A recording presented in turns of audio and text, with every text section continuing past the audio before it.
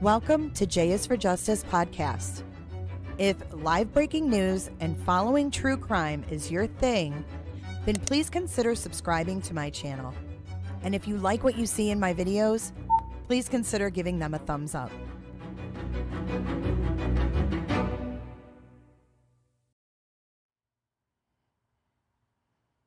Hey, what's up, everybody?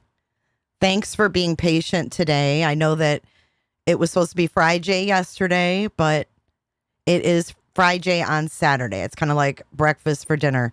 Welcome to J is for Justice. My name is Jay. I am your host, and I have a different setup today because we have a guest that's going to be coming up. Potato is going to be joining us this afternoon. So welcome, guys. I have an update before we get into the team. I want you guys to actually get your votes in. And then I'm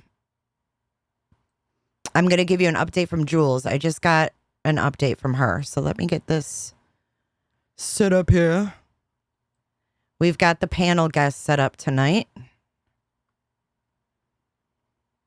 Okay. So let me read to you the latest from Jules in the canine search. Welcome in, everybody.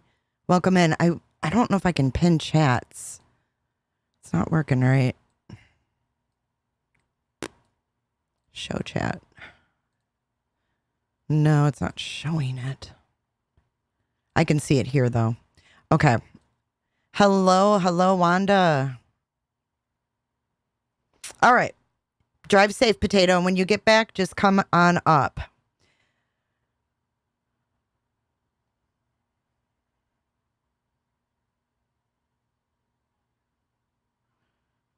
Okay, let me... So I don't know if you guys know this. You may or may not. I'm just going to give what I've gotten this week since Jules has been in Tennessee. Why does that keep changing on me? Okay.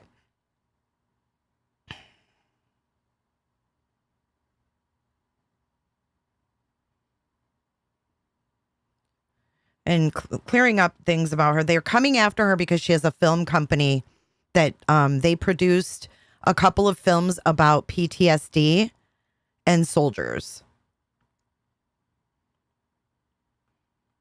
So that was what that was all about. But here's the details on what's going on there.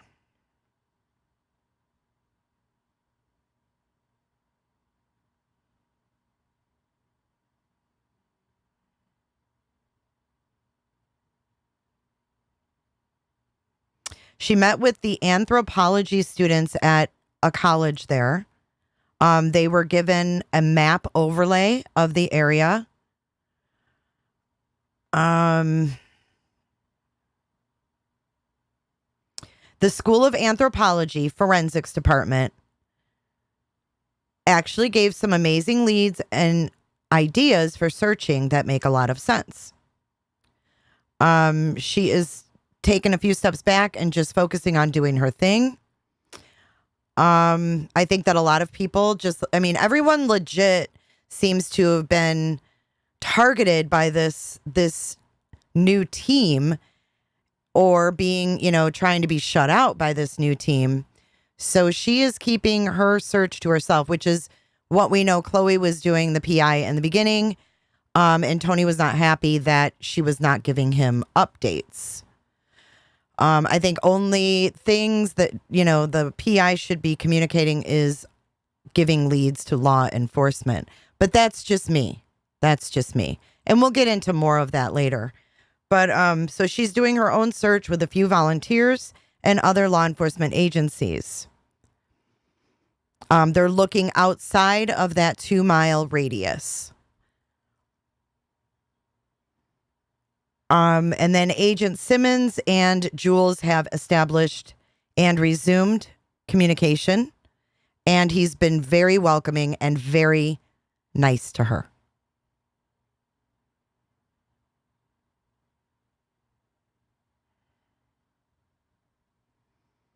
I asked if there was any consideration of searching the woods around Yogi Bear or the pond in Mississippi where the body parts were found.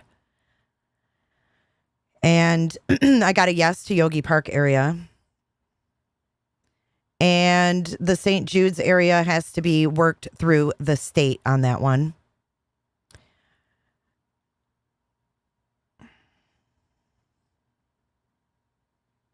Yeah, I don't know what Web Sleuth is doing. I see that here.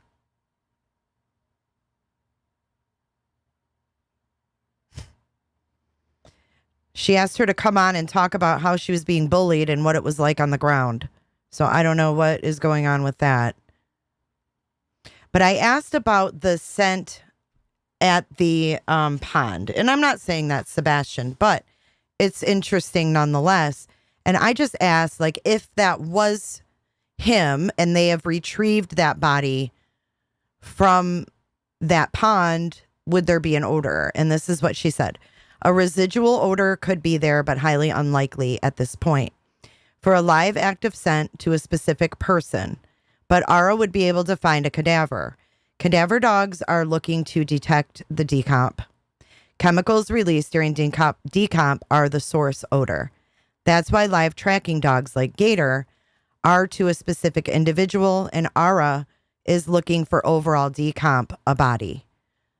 So I hope that that makes sense. I don't care what she calls herself. She can call herself, you know, everybody fuck off for all I care. She's out there looking for this kid. And the other one that I want to give props to is Terry Lynn. Terry Lynn has not sat down once since I've been following her. And these are the two remaining people that haven't been chased off.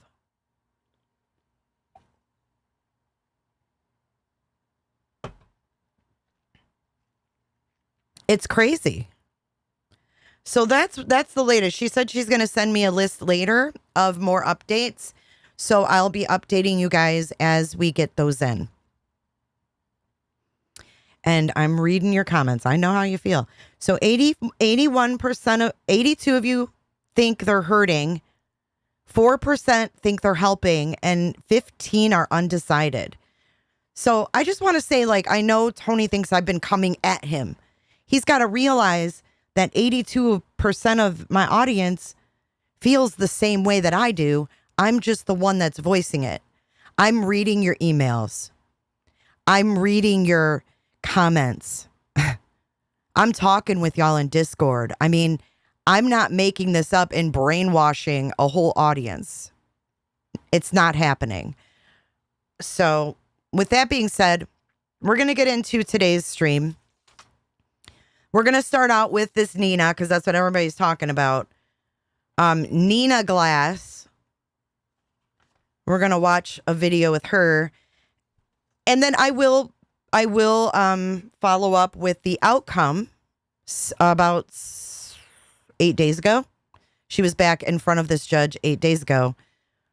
But first, we're going to check this out. And this is her being brought up on a plea deal. Now, I want to make it clear that she took a plea deal on this. Sherry, she's not asking for money. And that's another thing. She ain't asking for money. Terry Lynn ain't begging for money. You know what I mean? You've got to think about people's motivations in the things that they do, you know? And that's what we're going to talk about today. I'm going to present you with a lot of stuff today, but I want you to make up your own minds. But I'm going to start out by saying there is an official Find Sebastian Rogers Facebook group. And I'm I'm sad to say that they will not allow me to comment there. Shall we play a game? Why can't I comment there? Why are they not wanting opinions? Why are they not wanting round comments from other people asking the questions that are never answered. They turned off my commenting on the whole page. I thought it was just one post last night.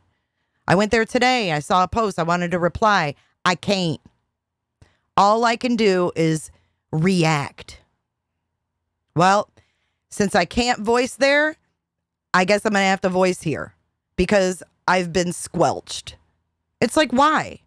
Nothing to do with a missing child should have restrictions. I'm not going in there saying anything, that anybody's not thinking. But to shut off commenting like that, that's messed up. And I've never even commented in there, I don't think. But whatever. All right, let's listen to Nina.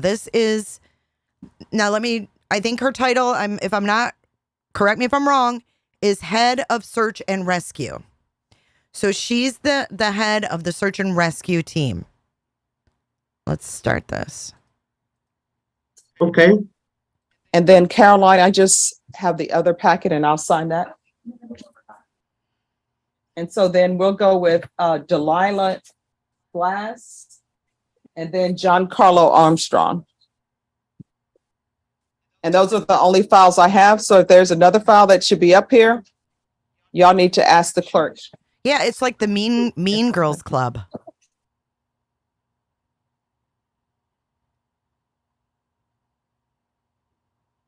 All right. And Caroline, I've signed that.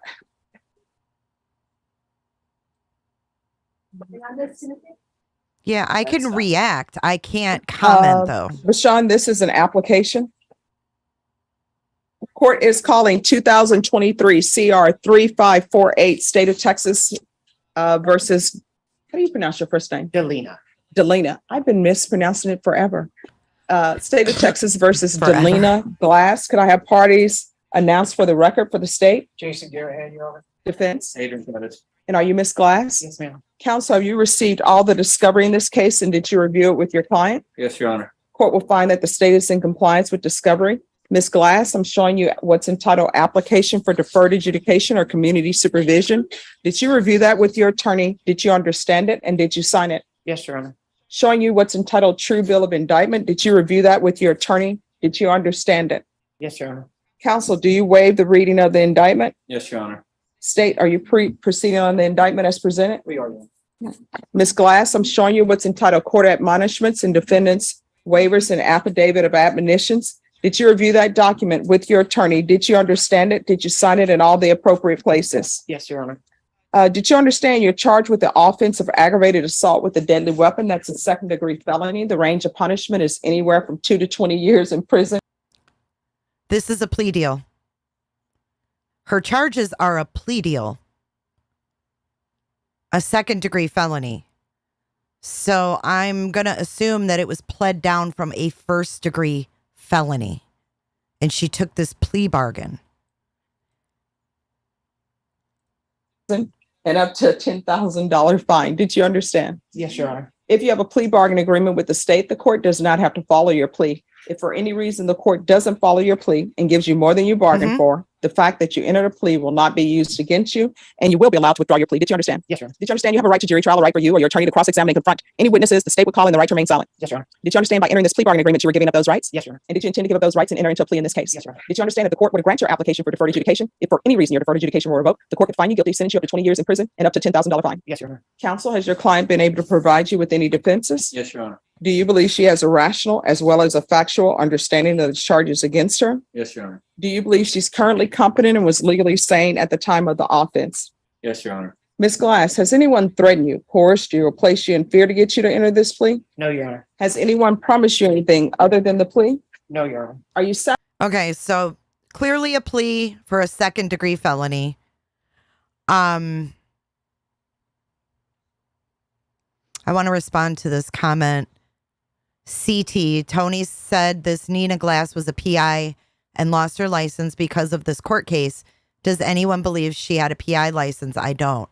She did have an LLC. There was something suspended in January. Her license or whatever it was suspended in January. Satisfied with the way you've been represented? Yes, Your Honor. Are you a U.S. citizen? Yes, Your Honor. Court will find that defendant has knowingly and voluntarily waived her right to jury trial. Showing you the plea bargain page. Did you review that with your attorney? Did you understand it? Yes, Your Honor. According to the plea, there's a $2,000 fine, affirmative finding of deadly weapon. State recommends deferred adjudication.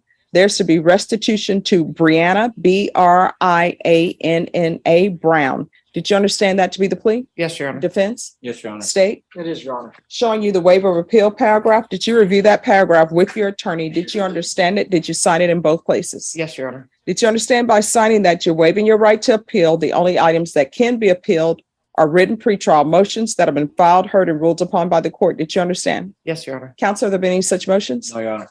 Next, I'm showing you outside the plea bargain agreement. State is requesting that your community supervision be for a term of 10 years. There be a 10 years probation. 10 years. She had a private security license that was actually ineligible in January. I'll show you right here. It says private security. See that? Private security disciplinary action report. She's on that. It doesn't say private investigator. And the other ones that are on here are like Allied Universal Security Services, Andy Frame Services, Countrywide Protection. It's like a security guard company. She had like a LLC for a security guard company. Let me find her business name. My eyes are bad and there's a shit ton of people on this list, so I'm scrolling. I don't remember what page it was on. Jammers, if you know what page it was on, can you put the name of her business? There's 6 pages of names. So yeah, it's security, and that's I think why she had her gun in her waistband. Let's keep listening. Oops. evaluation, 200 hours community service restitution, no contact with Brianna Brown or the family of Brianna Brown. Did you understand those are recommendations from the state and the court does not have to follow those recommendations? Yes, Your Honor. Then to the offenses charged, how do you plead? Guilty, not guilty, or no contest? No contest. State any evidence? Yes, Your Honor. State officer exhibit number 1 with all the attachments. Any No. objection? No objections. All right. And state, have you had a chance to speak with the complainant? We have, Your Honor. All right. All right. You may continue to confer. Ms. Glass, I'm showing you what's entitled waiver and consent to stipulation of testimony and stipulations. Did you review that document with your attorney? Did you understand it? Did you sign it in all the appropriate places? Yes, Your Honor. Again, did you understand you have a right to jury trial, a right for you or your attorney to cross-examine and confront any witnesses the state would call in the right to remain silent? Yes, Your Honor. Did you understand that today the state will be presenting evidence in the form of witnesses' statements and police reports, but most importantly, there will be no live testimony? Did you understand? Yes, Your Honor. Court will find that defendant has knowingly and voluntarily waived and consented to stipulation of testimony and stipulations. Court will accept into evidence states exhibits 1 and attachments and review the same. Diana, I'm sorry, I'm going to slow it down. I just realized that. Stephanie, you're talking too fast.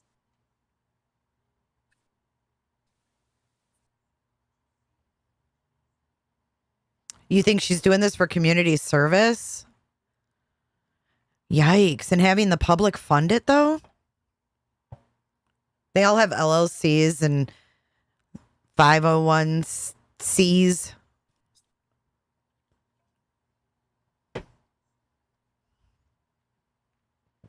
One Shot posted it. Let me see.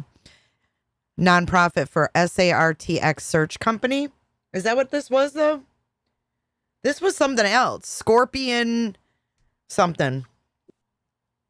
I'll tell you. I'll find it. Here it is. Delina Michelle Glass. Scorpion Investigations LLC. You're welcome.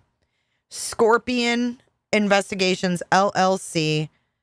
It was ineligible. It was suspended on 1/10/2024.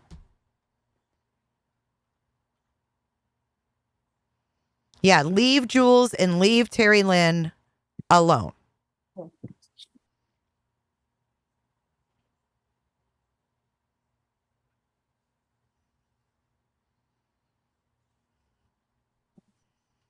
Everybody has a past, but this was just October of 2023.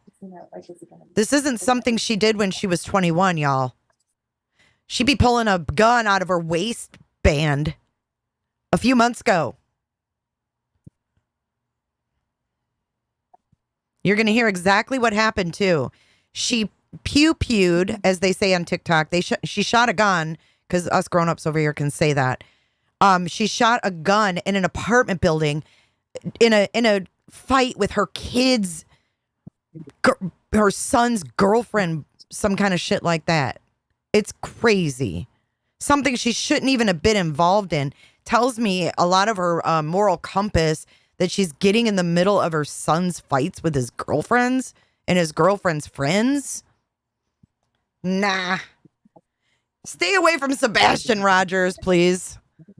This isn't the first time we've seen people that have sketchy pasts and presents get involved with kids' cases. All right, after reviewing State's Exhibits 1 and attachments, the court will find there is sufficient evidence to find you guilty.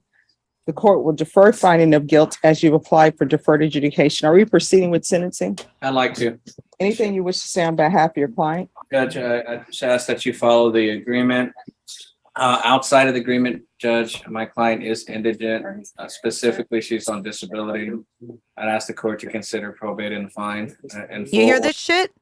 She's on SSI, Social Security, disability. Come on. Come on. She's the lead of search and rescue that Tony Mathis, the spokesperson for Seth Rogers, is bringing in.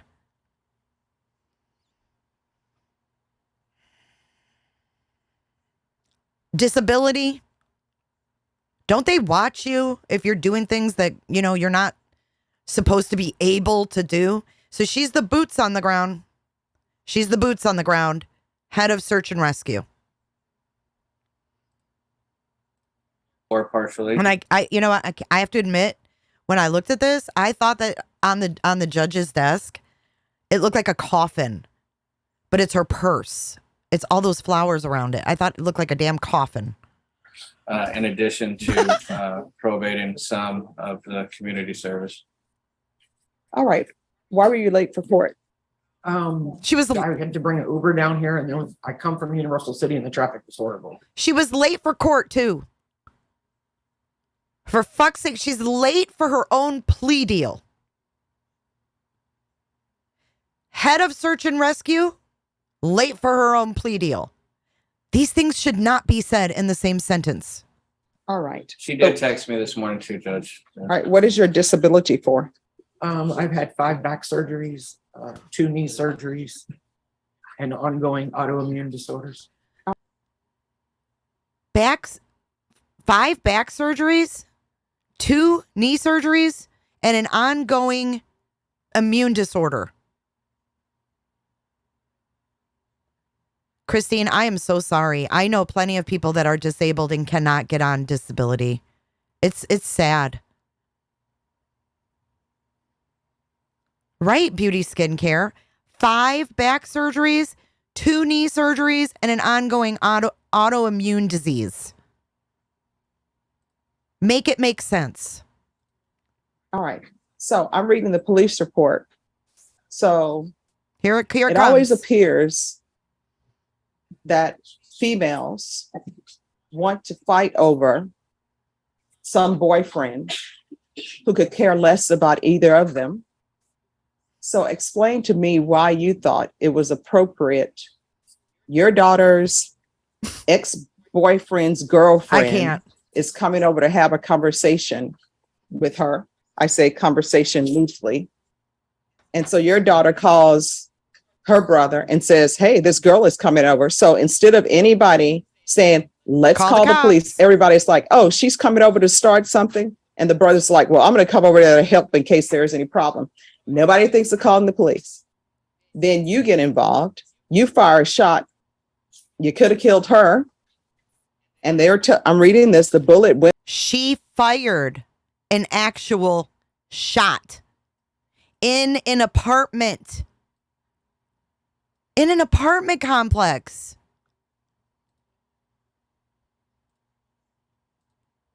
Went through a bedroom, went somewhere else. You could have killed some young child who's just at the apartment trying to enjoy his best life.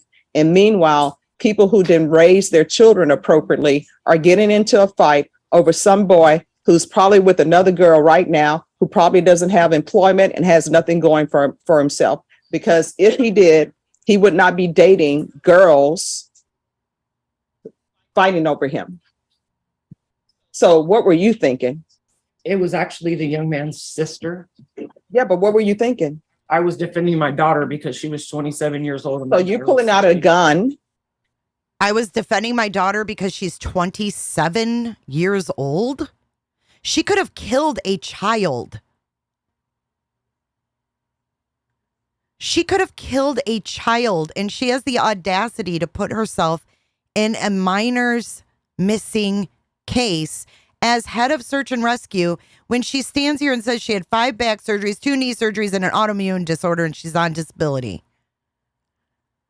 This doesn't make sense at all.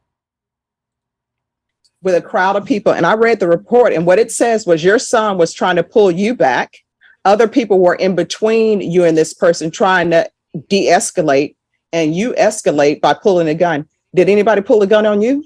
No, but I did know them to have weapons. No. Did She makes an excuse. Did anybody pull a gun on you for you to pull your gun out of your waistband? And she says, no, but I knew them to have weapons. You can't just go shooting because you know people to have weapons. This lady's a loose cannon. Would you want to be searching with her? She's got to take anger management classes. Would you want to be on a fucking search team with her? Her having a bad day? You might say the wrong thing. This is not kosher, man. Who shoots a gun when your son's pushing you off someone who's trying to fight your daughter? You shoot? Who does that? You don't shoot, Concetta. I don't care. You call the police. Either way. I don't care if they're 16 and 27. You are the adult. Ugh. Texas Ranger, I don't blame you. She's making excuses. No accountability. If you take accountability, you don't sit there and go, but she's still justifying it. She doesn't think she did anything fucking wrong. And that's why she's on TikTok going, oh, it was horrible. Don't fucking cry, lady. You could have killed a child. Someone's child that you don't even know who they are. Ugh. Did anybody pull a gun on you? So you're 2 steps away from being charged with murder and probably on trial for murder, looking at a life sentence where nobody's going to care whether you have a disability or not. Yes, ma'am. And then you're firing a gun, then putting it back in your waistband. People do watch too much TV where everybody wants to carry a gun in their waistband like this is Miami Vice or something. Exactly. Yes, ma'am. You taught your children nothing on that day, because guess what they're going to be thinking? Pull a gun. Guess what? It doesn't matter if there are 20 people around. It doesn't matter if we're in a crowded stairwell. Whoever gets shot, gets shot. And guess what? That bullet that went through somebody's apartment, because they say it went through somebody else's apartment who has nothing to do with nothing, their child, and we've had a case like that before, their child just standing in the kitchen, minding their own business, cooking, Shame end on up with her. a bullet in the brain splatter and brain matter all over the floor, and they have nothing to do with nothing. And then the defendant is up in here crying, which you would have been up and crying. I didn't mean to do it. Yes, Mm-hmm. ma'am. You know it. Pulling a weapon should not be somebody's first thought. You should have picked up the phone. And I understand that this started at a different complex, and then y'all took it to another complex. Wow. Everybody should have been calling the police. Yes, ma'am. Oh, you know People what? should not have been open. Okay, so for anybody who says, oh, the girl was 6, her daughter was 16 and the girl was 27, they went from one location to another when they could have fucking went home, called 911, and went home. This is nonsense. People like this don't belong in kids' cases. If you can't work with kids, don't insert yourself and take money from the public in the name of a kid.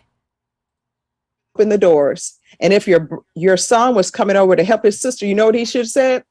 We're going to close this door. We're going to keep the door locked. We're going to call the police. Yes, ma'am. And that would have been the end of it. Now, guess what? You got a criminal case pending. Yes, ma'am. And you're going to be on deferred for aggravated assault with a deadly weapon. And you will forever be labeled as somebody who has a felony. There you go. When she heard that, she should have been thinking, look at her looking down. Oh, fuck. She should have been thinking about maybe getting another job. Because this is terrible. I mean, frauding, disability. How can you be searching woods and be out in woods on uneven terrain when you've had 5 back surgeries, even when you've had 1? If you're getting money from disability, I mean, I've seen people like not able to even cut their grass because they watch your ass. And now this is all out there. That check might go bye-bye because there's video of her searching for Caleb Harris out in the woods and shit there in Texas.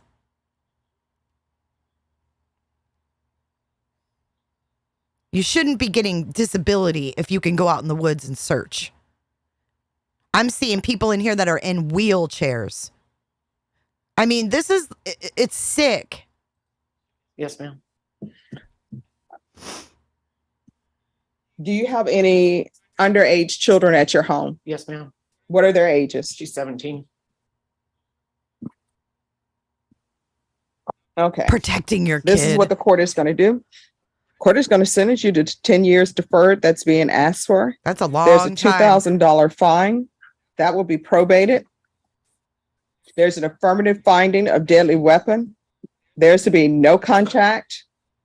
Her demeanor alone tells me that she does not think she did anything wrong. And you hear Tony enabling that. She was defending her kid. You call the police. Why does he not like the police? Everyone who's legit, he has put down. Jules, right? Oh, he gave her one good, you're on our team. And then Seth turned around and was rude to her. And then Chloe gone. And now we got this shit being brought in. And nobody legit wants to risk their licensure around people like this. Would you? If you were a legit private investigator or a legit search and rescue person, would you want to fuck around with the likes of this? Birds of a feather. Remember that, folks. With Brianna Brown or her family. And if Brianna Brown shows up to your daughters or shows up to your place because she still thinks she's got a great catch with this ex-boyfriend, you need to call the police. Yes, ma'am.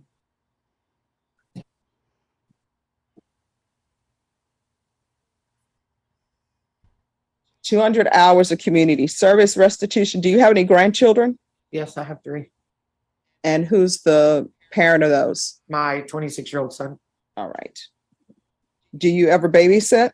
Yes, ma'am. 3 days a week. All right. There's going to be parenting classes. So wait, let me get this straight.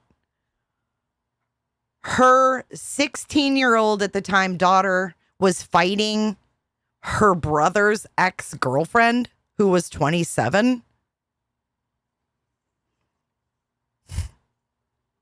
And y'all sit here and act like her daughter's a little 16-year-old little prissy thing.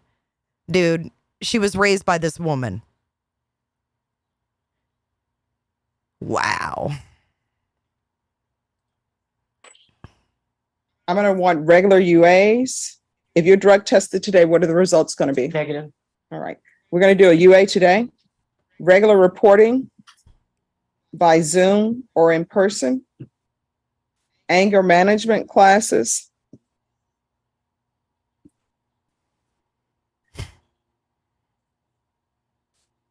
I'm going to want field visits one time per month for 3 months. If everything works out with the field visits, then probation, you can. Her son, she said, was 27. So it was her son's ex-girlfriend, who was the same age as him, or whatever, 26, fighting with her teenage daughter. I think they all probably need muzzles, if you want my honest opinion. Can do those as you see fit. And the MRT course. Probation, is there anything else she needs? Proof of disability. Do proof of disability or SSI or Yes. Proof of disability or SSI within Sweetie cake, you're 2 kidding. months. If not provided, then proof of employment Well, that's not going to happen. She definitely doesn't have a job, within right? 60 days. No employment as a home health care provider or with. Jane, this was October 2023. This was just in the last October. That's what's concerning. If this was 20 years ago, fuck it, whatever. This is recent. And after this happened, she got involved with Tony in the search for Caleb Harris too. Kathy, I don't know. Maybe I misunderstood. Either way, it's all fucked. With minors. No contact Anything with else, minors. probation? no, Your Honor. Is there anything else you need from the court? No, ma'am. I'm going to show you what's entitled Trial Court Certification of Defendant's Rights to Appeal. Did you review that with your attorney? Did you understand it? And Yes, did you ma'am. sign it? Yes, ma'am. Because this is a plea bargain agreement, because I followed your plea bargain agreement, and because you waive your right to appeal, you do not have the court's permission to appeal. Do you understand? Yes, Your Honor. And it goes without saying, you're not allowed to possess any weapon. Yes, Your Honor. All right, we can go off the record. Here's the thing. You shooting at her, almost killing other people who have nothing to do with nothing. She could have pulled a gun. And if your grandchildren are in that house and she wanted to fire a weapon and shoot, any one of your grandchildren could have been killed. And you know what? That would have been all on you. And you would have been on the news crying. You would have been in here crying. And everybody would have said, this is what you all brought to the doorstep. Yes, Your So you're going to have to do better. You understand? Yes, Your Honor. All right. Good luck to you. Thank you, Your Honor. You're welcome. I've seen this front row. John Carlo Armstrong. Right, Judge. Okay. So that's the end of that. So that was October of 2023. And then she was just there like a week ago. And the judge she did ask at the end of her hearing. They said she was doing good on probation. She was following everything they said. I'm being fair. I'm giving you the full story. And she did specifically ask if she could, in fact, search for missing kids and missing people, whatever. And I think she was talking about Caleb. And she said, oh, that kid hasn't been found or whatever. She said, there's people, they need help finding these people. But see, the part of the story the judge didn't get is the grifting aspect of it. The aggressive social media videos and live streams, things like that. I think the judge doesn't have a full picture of what was really going on, but that's just me. But the judge did, in fact, say, yes, go look for people. If you don't agree with me, that's fine. Why would you need to say, I gotta go? I mean, you can't handle listening to someone having a differing opinion. You have to say, I gotta leave. That's odd to me. Okay, so anyways, I got one more video on this and then we're moving past it. No, I don't think it's okay to shoot in an apartment building just because your 16-year-old punk daughter is trying to fight an adult. No, I don't. I think you call the police. So maybe it's best if you do leave today. All right, so here is a clip. This is from Granny's Watching, and this is Nina herself. the community involved. But it takes a lot to get, I just looked at it today. It's 985 miles. My truck is a diesel. It's about 130, 140 to fill it up. 400 miles to the full tank. I mean, it takes a lot from the community and surrounding members. Right. So We if have- we did like a fundraiser for it, that would help. 1,000%. Absolutely. Oh, and have you noticed they target, and there's no shade to the TikTok girls, but it's a different world over there. Like, they seem very gullible. I don't know if they're gullible or if they just are hoping that because Tony's with them, like, they're gonna get the first scoop and this and that, because they're really enabling a lot of this. And I think it's because they think they're going to do well. I mean, they're on social media to do well. I don't blame them, but I think they're a little naive to what the bigger picture is, and no shade to them. When I was their age, I probably would have been too. And I'm not trying to talk down, but I'm 50 years old. When I was 24 with a baby, I didn't know half the shit that I know now, especially after being on YouTube and doing true crime for 5 years. I've learned a lot. So I'm not saying I know everything, but I've been around long enough to see people like this come and go, come and go, come and go. They come and go, guys. They do this with all these cases that are unsolved, because you know why? The longer it goes unsolved, the more grifting is there, right? So like like Summer Wells, right? 3 years go by. I mean, the grifting could go on for years, essentially, as it has in a way, with the parents being put out there all the time. I mean, it's nuts where this is going and where it actually sits right now, in my opinion. And I can tell you this, that Stephen Crabtree is a very good friend of mine. I don't know if you ladies know Stephen or not. Yes. Yes, we follow each other. We'll get to Crabapple in a He's few. the salt of the earth human. Salt of And, the earth? I can tell you that once we get Nina to Hendersonville, she'll have everything she needs. But When we get Nina to Hendersonville, she's on probo, so she's got to get permission from her probation officer as well. But she's got some big-ass diesel truck that she needed to get fixed, and then she needed the diesel gas to drive from friggin' Texas to Tennessee when we already have search and rescue on the ground there. Why is this Tony and all of these people sitting from afar when we have people there and they're not embracing them? There's something wrong with that. just for complete transparency, she's got to have some vehicle work done. And if we could get somebody that would fundraise to get What her happened? out there, we're going to have lodging for her and her team. We're going to have them fed. We're going to have, if anybody wants What to happened? create problems or cause problems, we're going to have people there for that too. That would go. Texas versus Delina Glass. Could I have parties announced for the record for the state? What just happened? Defense. Adrian Pettis. And are you Miss Glass? Yes, ma'am. Did you understand Oh, you're this is charged with her the video. offense Hold of on. aggravated I was assault with a deadly confused. weapon? That's a second-degree felony. Okay, so yeah, anyways, he says they're going to have people there if anybody gets out of line. Did you hear that?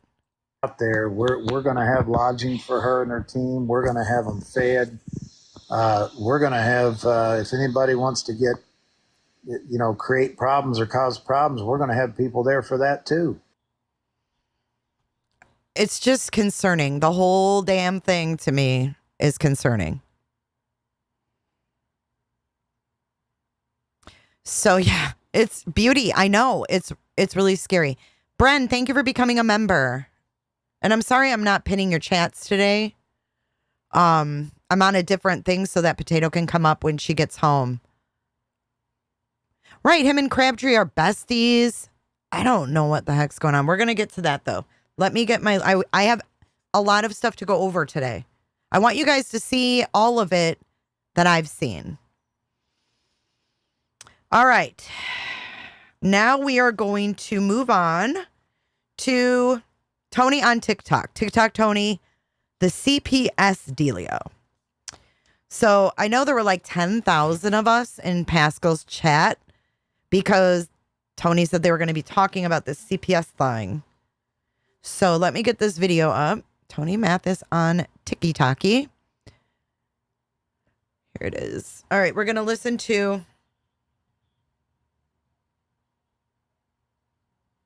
We're going to listen to this. It's just audio only. This is Tony on TikTok. Yeah, you can't control that. People are taking stuff off this platform, putting it on others, and vice versa. Yeah, because I also have Facebook, so now that you said that, I'll know not to share nothing over there. Yeah, Chase, you might want to just take it down. It's because coming. But people will go wild with this, Tony, and they will not listen, I can tell you now. They're probably already posted over there. Probably. Shots and posts. Yeah. They're talking about the baby pictures of Sebastian that Tony prematurely shared, I think. It seems like he prematurely shared them because then Seth says, I don't want them on Facebook. Listen. As I'm in, yeah, because they're probably, honestly, they're probably going to screenshot what I already showed and put it up. Can I ask you if he's going to put them out there, why specifically not Facebook?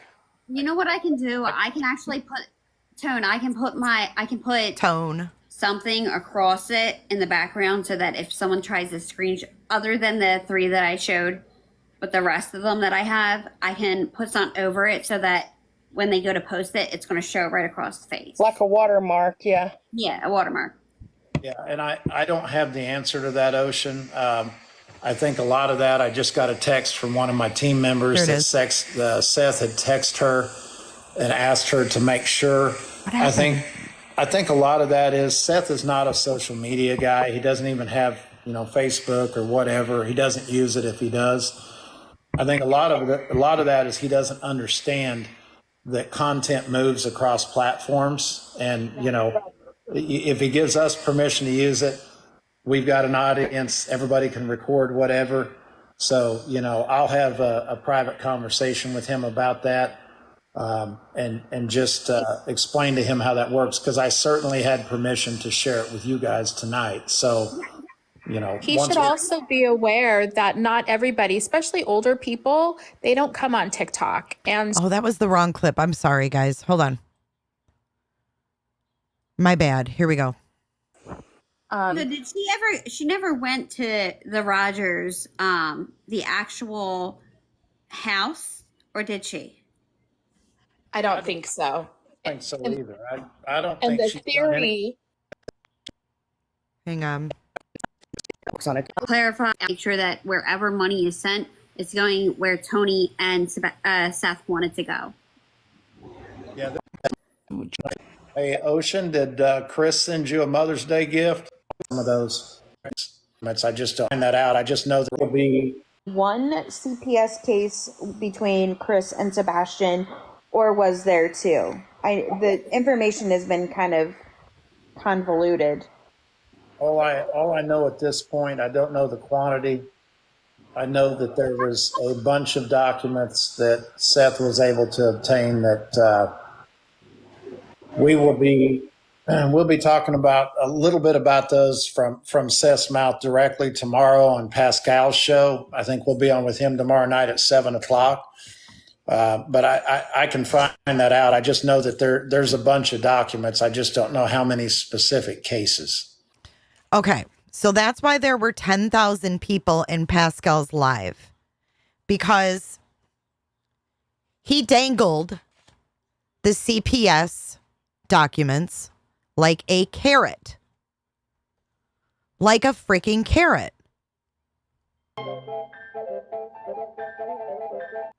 Oh, I'll find out for you because I'm the big man in charge. Let's hear that part again, okay? And then I'm going to play you Pascal. What happened there? Put it in the comments. Was there only one CPS case between Chris and Sebastian, or was there 2? The information has been kind of convoluted. All I know that at again. this point, I don't know the quantity. Welcome, I know that Scorn. there was a bunch of documents that Seth was able to obtain that we'll be talking about a little bit about those from Seth's mouth directly tomorrow on Pascal's show. I think we'll be on with him tomorrow night at 7:00.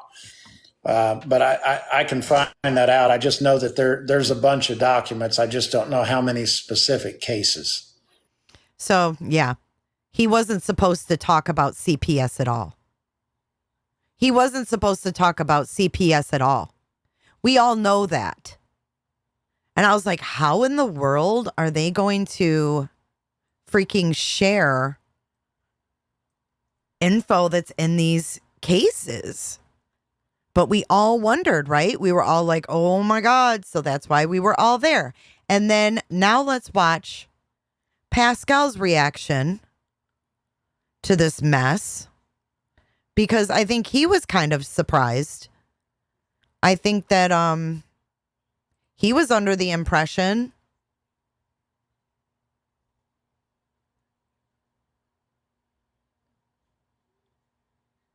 that this was going to be talked about. So here, let me pull this up.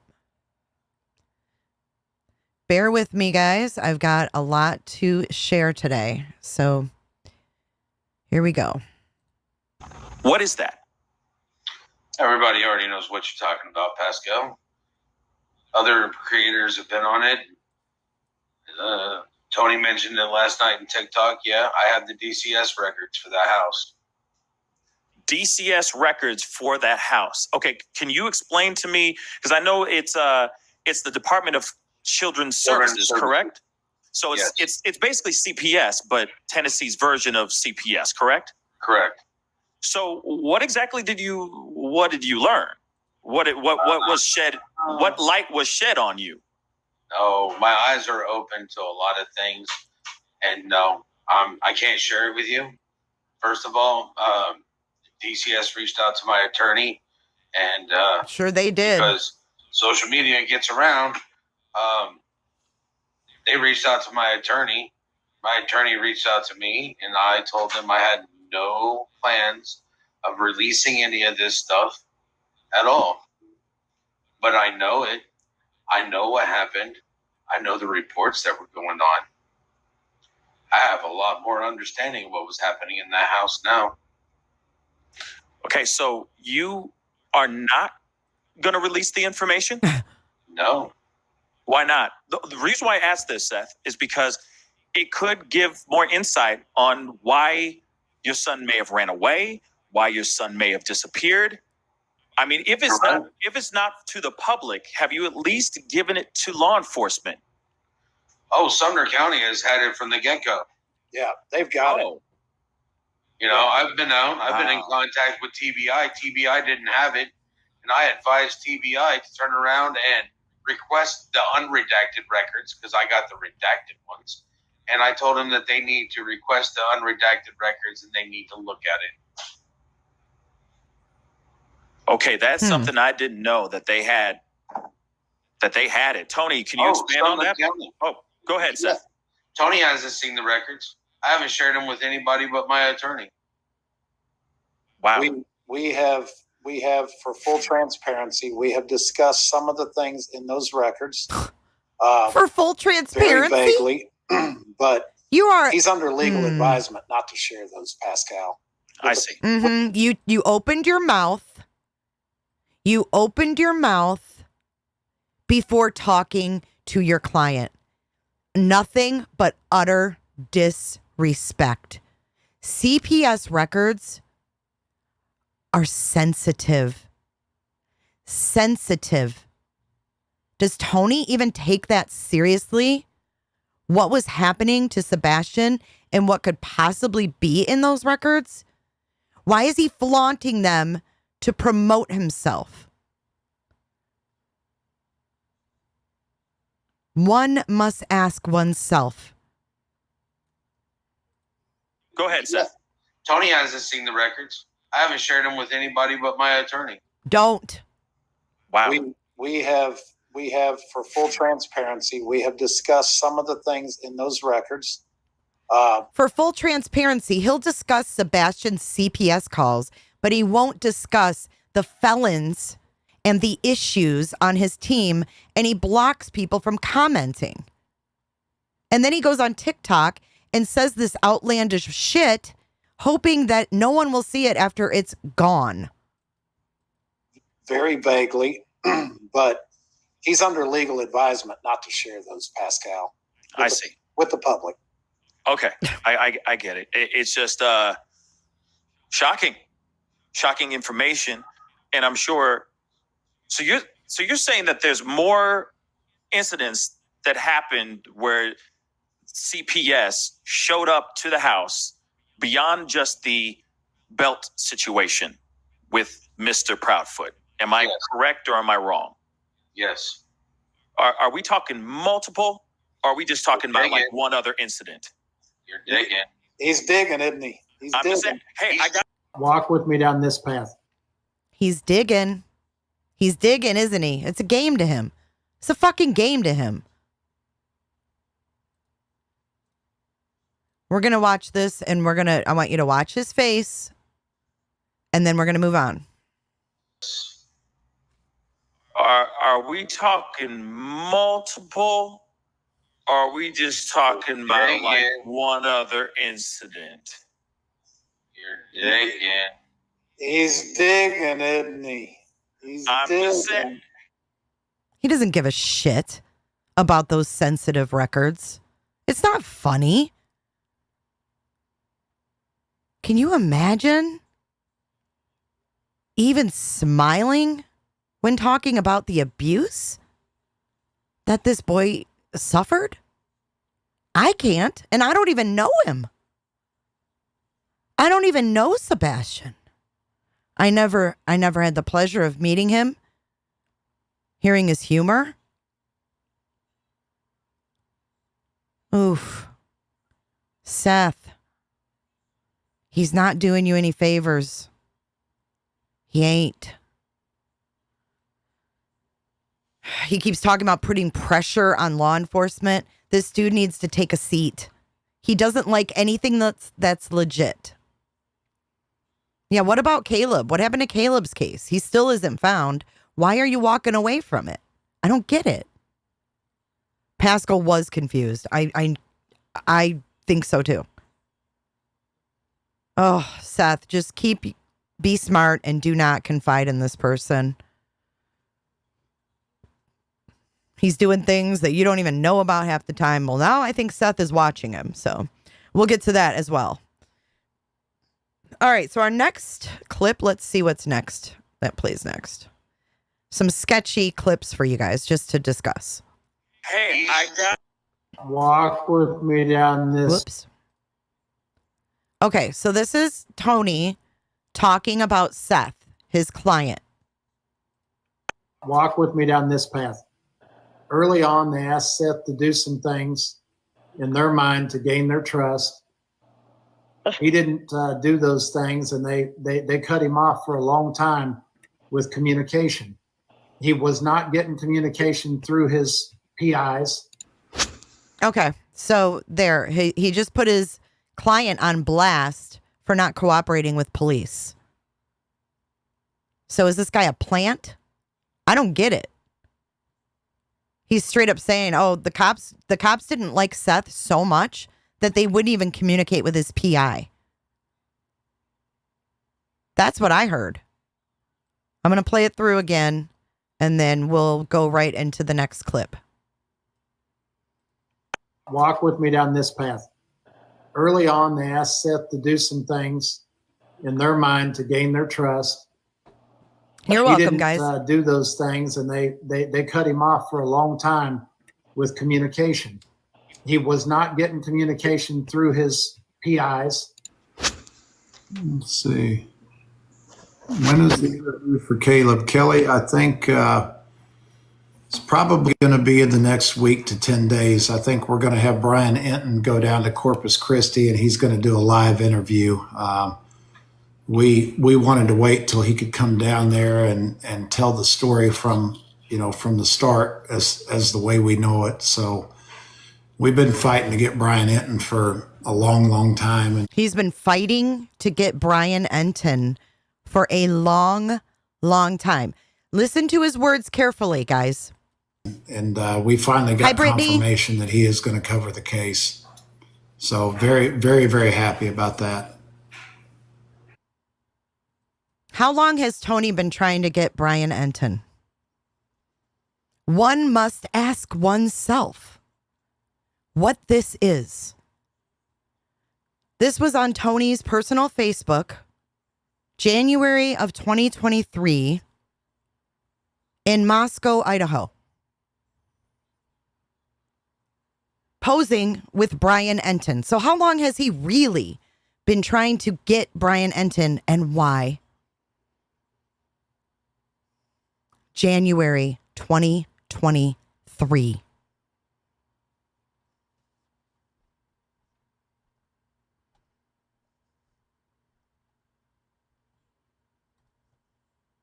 Weird. Wake up.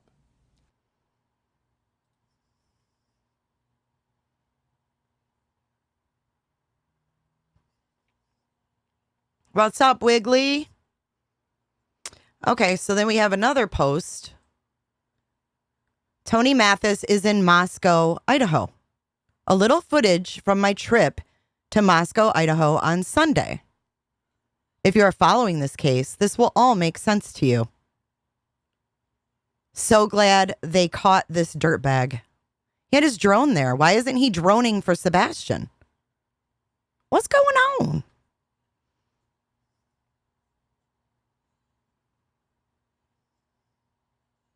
Tony, sorry, I wanted to address something real quick with you, if it's okay. Okay, so here is a clip from last night. Let's see. Hold on. Yeah, we're going to have to go back to this other recording too. Oh, this is before we get off Brian Entin. Let's go back to Brian for a minute. He's been trying to get Brian for a really long time.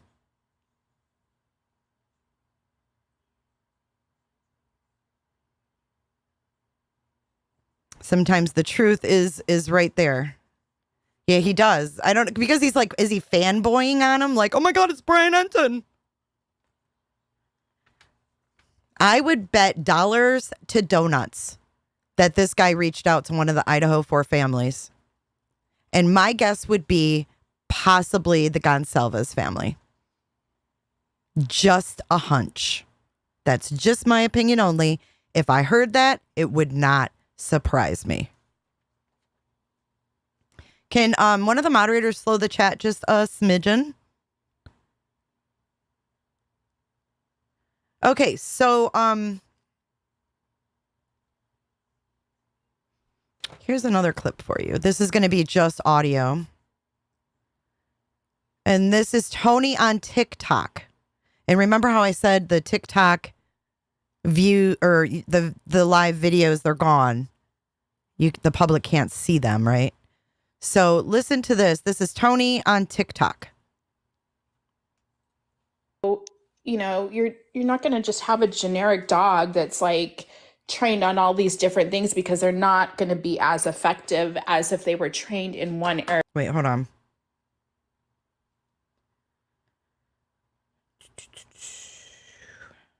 Oh, 104. Okay, hold on. I got to get to the right timestamp. 104. Okay, this is he's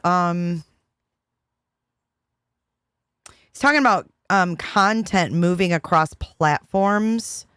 Like Seth didn't know that if something was on TikTok, that it wouldn't be shared on Facebook. Like you could keep it off one platform. I don't think Seth ever thought that. I think Tony thought that. I think Tony thought that it was safe in his naive boomer mind to go on TikTok, do these ridiculous streams where he's sitting there with a bunch of 20-somethings, and it does not look good. And he thought it would go away. I think he's the one that didn't know how cross platforms worked. He's trying to create something. He's got drones and I don't know. With this, Tony, and they will not listen. I can tell you now. They're probably already posted over there. Probably. Shots and posts. Yeah. As I am yeah, because they're probably going to screenshot what I already showed and put it up. Can I ask you if he's going to put them out there? Why specifically not Facebook? You know what I can do? I can actually put I can put something across it in the background so that if someone tries to screenshot, other than the 3 that I showed, but the rest of them that I have, I can put something over it so that when they go to post it, it's going to show right across the face. Like a watermark, yeah. Yeah, a watermark. Yeah, and I don't have the answer to that. Watermarking. I think a lot of that, I just got a text from one of my team members that Seth had texted her. Sexed? Did you hear that? We've got pervy. We're not pervy to it. And sexed. Oh, Tony, step away from Sebastian, please. Thank you so much for the super sticker. I just missed it. Listen to this again. In the background so that if someone tries to screenshot, other than the 3 that I showed, but the rest of them that I have, I can put something over it so that when they go to post it, it's going to show right across the face. Like a watermark, yeah. Yeah, a watermark. Yeah, and I don't. Y'all, if anybody ever put a watermark on my missing kid's baby picture, you better look the F out. Like, oh my God, gag me with a freaking spoon. I don't have the answer to that, Ocean. I think a lot of that, I just got a text from one of my team members that Seth had texted her and asked her to make sure. I think a lot of that is Seth is not a social media guy. He doesn't even have, Facebook or. He's not a social media guy. He doesn't even have Facebook. Why do they keep insulting our intelligence? Or whatever. He doesn't use it if he does. I think a lot of that is he doesn't Crimson, understand thank you. that content moves across platforms. And, if he gives us permission to use it, we've got an audience. Everybody can record whatever. So, I'll have a private conversation with him about that. And just explain to him how that works, because I certainly had permission to share it with you guys tonight. So, He should also be aware that not everybody, especially older people, they don't come on TikTok. You think that Tony don't know this? You think that she's telling him something he didn't already fucking know? And that's why he's pulling the shenanigans on TikTok? Just a thought. Just a little thought. Older people. Does she know who she's talking to? He's older than me. Older people don't really come on TikTok. Like, oh my God. And so you were exactly right when you said you want to kind of pull at the heartstrings, of America again. You want to pull at the heartstrings of America? What? Ooh, that will scare somebody. This is not what missing kids cases need. You want to pull at the heartstrings. So in other words, you want to dupe the people. Just say it. Tony, you want to say the shit that dupes the people. Thank you for becoming a member, Lady Red. I appreciate you. Like, oh my God. Tony's not old. He's a stud muffin. Again, and put him out there and, get people back engaged. And you're going to miss a whole lot of people that are on Facebook that, You're right, Ocean. A lot of the elderly people. You hear this? It's another world over there, guys.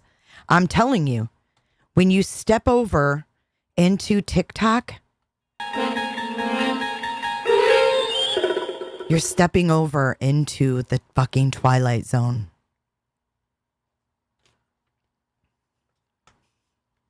Tone low.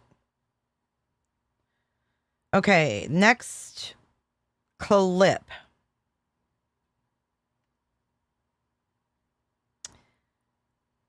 We're going to play that the sext. We heard that the sext. Yeah. From Seth to sext. And that he doesn't understand. Seth doesn't. That content moves across platforms. I guess Seth has been under a rock while he's been gaming and on YouTube, et cetera, even before Sebastian went missing by his own admission. He was on YouTube. He was on gaming. So yeah, he doesn't understand that content moves across platforms. Do you guys think that's photoshopped? Damn, I didn't even think it was photoshopped. I was just like, why was he there? I didn't think that. Do you think this is his drone footage? He says this is his drone. Here. I'll play that part about Entin again. Here you go. His PIs. Let's see.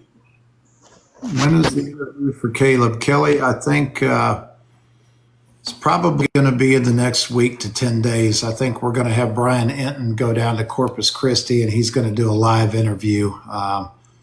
We wanted to wait till he could come down there and tell the story from the start as the way we know it. So we've been fighting. Wait, as the way we know it? That doesn't even make sense. To get Brian Entin for a long, long time, and we finally got confirmation that he is going to cover the case. So very, very, very happy about that.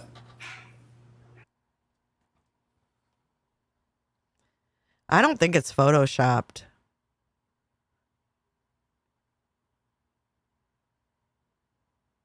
A little footage from my trip to Moscow, Idaho on Sunday. If you are following this case, this will all make sense to you. So glad they caught this dirtbag. And it's drone footage. So I'm assuming he's some hotshot with a drone.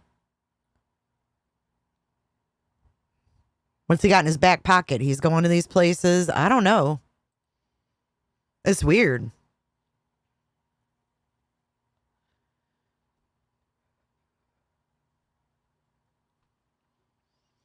Yeah, so here's a little more from the butthurtedness. Let's see. 521. 521. Here we go. Listen to this. We'll get to that in a minute. Here. Say something for the people that might be recording this and might be doing it for nefarious reasons. If you would simply run a good platform, you would be able to get myself, Seth, and other people involved to come and talk on your platform and allow your viewers to have a conversation, just like you're doing. And if you have to record somebody else's content to have content, then you're not a content creator. Okay, that's not what this is about, Tony. Tony, this is about you being on TikTok on a platform where your little powwows with your little girlfriends disappear at the end of the night. He said in his own mouth, he said, my TikTok time is 8 to 2 a.m. That's his TikTok time. I mean, are you kidding me? And half the time, they don't even talk about Sebastian. This is just clips of when they do. So if you're going to put yourself in the position of the spokesperson, you should expect to be recorded every fucking thing you say. It's not about not being able to create your own content. At this point, Tony and I have gone back and forth in email. He just wants me to call him. I don't want to talk to this man on the phone. So there it is. But I guess if you agree with him, you get to have him on your platform. If you don't question him, you get to have him on your platform. But he's going to sit here on a platform where the damn videos go away and no one can see it or hear from the spokesman because we all care about this case. That's the only reason that I watch it. I don't go in there with fake names. I don't go in there with anything myself.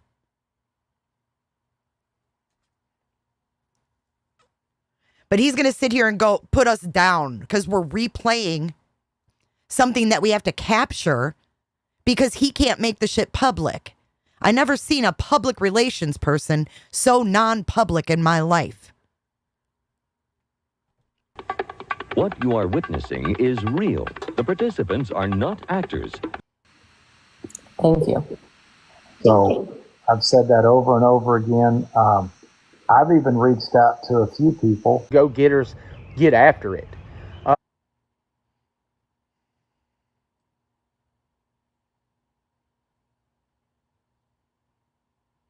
So here is another screenshot from Help Find Harley Morris. This was a case I never heard of. But I did a search on Facebook and I typed in Tony Mathis and this came up. So he's going in other groups, throwing that line. Throwing that line. It's in the water. What the f? I am the spokesperson for the family of Caleb Harris.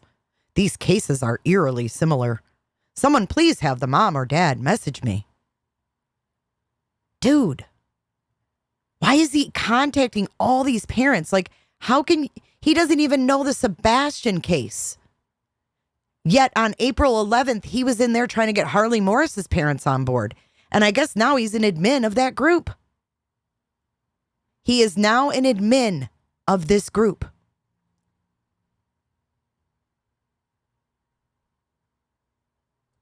Flung. You're what the French call les incompetents.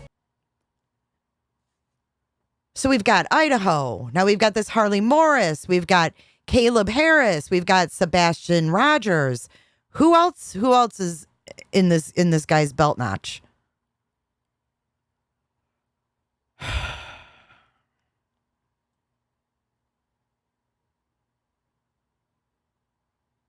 Listen to this again. For the people that might be recording this and might be doing it for nefarious reasons. Oh, and what you hear is the creator's husband sawing logs in the background. In the bedroom with this girl who has, she's young. She looks young to me, 20s.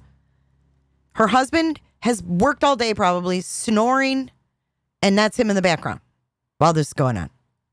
And this dude sitting here, oh, people that are recording here, he's about to teach us a lesson. Listen up, YouTube. If you would simply run a good platform, you would be able to get myself, Benny Seth, Keys, and other people involved to come and talk on your platform and allow your viewers to have a conversation, just like you're doing. And if you have to record somebody else's content to have content, then you're not a content creator. Thank you. So I've said that over and over again. I've even reached out to a few people. Go getters, get after it. Okay. So that was that. This is another weird thing that happened last night on TikTok. Let's go to 4 minutes, 20 seconds. This was extremely odd. I'm just going to play it and then we'll talk about it. Tony, sorry, I wanted to address something real quick with you, if it's okay. Sure, hold on just a second. Let me get these other two guests up here. I'm going to be the voice of reason, Tony. It's time to go to bed. Yeah. Blue Knight, you're always the voice of reason. You've always got my back, too. Yeah, it's getting late, buddy. I think everybody appreciates what you're doing. They know you're doing a great job. Let these two ladies finish it out. And then after that, call it a night, please, sir. And then that's it. And Chase, you can kick me out.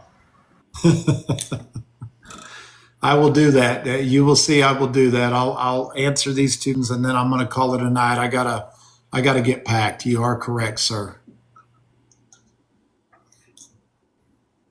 Henrietta, go ahead. There's a lot of things in the comments, and Okay. Was that not effing weird? And after the next two people, he damn sure got off here. He damn sure got off after that. Listen to it again and then It's going to play again, and then it's going to play another time. And I slowed that person down because whoever that blue knight is was using a voice changer. Listen carefully to both sets of audio that I'm about to play. Listen to Blue Knight. Sure. Hold on just a second. Let me get these other two guests up here. I'm going to be the voice of reason, Tony. It's time to go to bed. Yeah. Blue Knight, you're always the voice of reason. You've always got my back, too. Yeah, it's getting late, buddy. I think everybody appreciates what you're doing. They know you're doing a great job. Let these two ladies finish it out. And then after that, call it a night, please, sir. And then that's it. And Chase, you can kick me out. I will do that. You will see. I will do that. I'll answer these students, and then I'm going to call it a night. I gotta get packed. You are correct, sir. Here it is, slowed down. That person talking. Henrietta, go ahead. There's a lot of things in the comments, and Actually, not slowed down. I messed with the Uh-oh. Uh-oh. Where is it? Oh, maybe it didn't save. Hang on. Well, when I messed with the audio for that, because sometimes when people use voice changers, here's a little clue for you. Sometimes when people use voice changers, they if you mess with the audio in like an app, like an editor app, you can get it to where you can kind of hear, you know, who that person really sounds like. Let me see. I could have sworn I slowed it down and saved it. Dang it. Okay, let's just try it this way. I don't know what this is going to sound like, but... Hold on just a second. Let me get these other two guests up here. I'm going to be the voice of reason, Tony. It's time to go to bed. Yeah. Blue Knight, you're always the voice. That's not going to work. Fuck. Hold on a second. Let me save it on my phone. Because I did, and I was like, oh my gosh, I need to see what you guys think. I don't want to tell you who I think it sounds like. I just want you guys to hear it first. Hold on a second.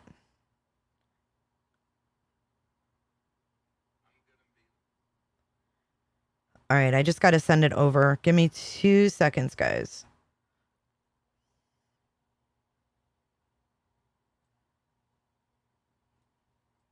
I'll play it again for you while I do this. quick with you if it's okay. Oops. Sure. Hold on just a second. Let me get these other two guests up here. I'm going to be the voice of reason, Tony. It's time to go to bed. Yeah. Blue Knight, you're always the voice of reason. You've always got my back, too. Yeah, it's getting late, buddy. I think everybody appreciates what you're doing. They know you're doing a great job. Let these two ladies finish it out. And then after that, call it a night, please, sir. And then that's it. And Chase, you can kick me out. I will do that. You will see. I will do that. I'll answer these students, and then I'm going to call it a night. I gotta get packed. You are correct, sir. Henrietta, go ahead. There's a lot of things in the comments. That Henrietta sounded a lot like, what was the PI? Heather? She sounded kind of like, yeah, Bama. Yeah. Okay, so I've got a new video. Hold on. I had to save that. I never did save it, so I'm sorry.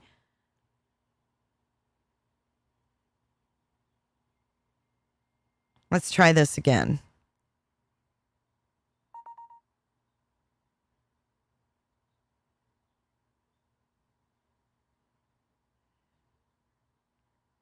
Credentials, he doesn't have any. I mean, he says he doesn't. He says he doesn't.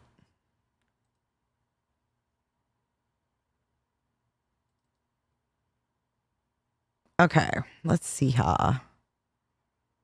As the way we know it, so. Okay, let me share this screen instead.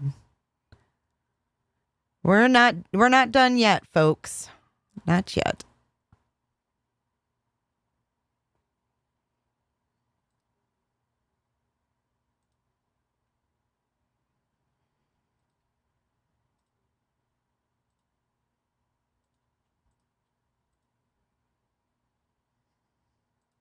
We've been fighting to get Brian Entin for a long, long time, and we finally got confirmation that he is going to cover the case.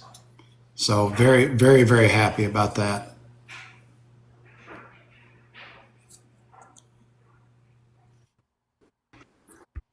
Buddy. Thank you so much, Brianne. Certainly appreciate that. No problem. Be safe. All right. Good night. You too.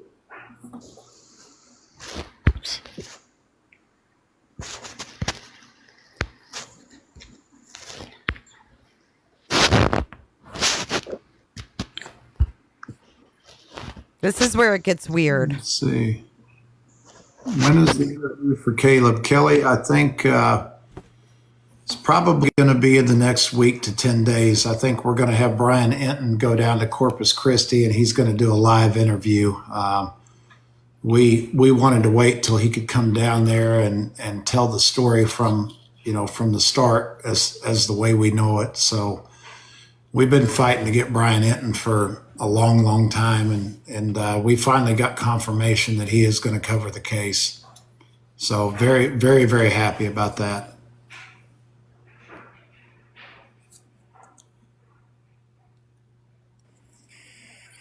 Tony, sorry, I wanted to address something real quick with you, if it's okay. Sure, hold on just a second. Let me get these other two guests up here. I'm going to be the voice of reason, Tony. It's time to go to bed. Yeah. Blue Knight, you're always the voice of reason. You've always got my back, too. Yeah, it's getting late, buddy. I think everybody appreciates what you're doing. They know you're doing a great job. Let these two ladies finish it out. And then after that, call it a night, please, sir. And then that's it. And Chase, you can kick me out. I'm going to be the voice of reason, Tony. It's time to go to bed. Yeah. Blue Knight, you're always the voice of reason. You've always got my back, too. Yeah, it's getting late, buddy. I think everybody appreciates what you're doing. They know you're doing a great job. Let these two ladies finish it out. And then after that, call it a night, please, sir. And then that's it. And Chase, you can kick me out. All right. Who do you guys think that sounds like?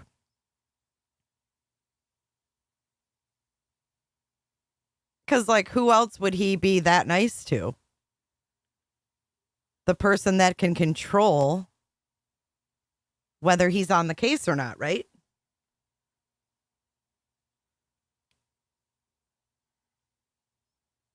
It's weird, right? You thought it sounded like Randy, Caleb's dad?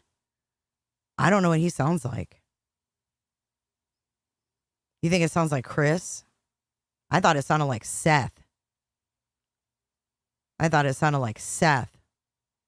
Telling him it's time to get off, sir, and then saying, you can kick me. Like, he always has that dry kind of humor, like, you can kick me out. He's very, very dry with his humor. Here, listen again.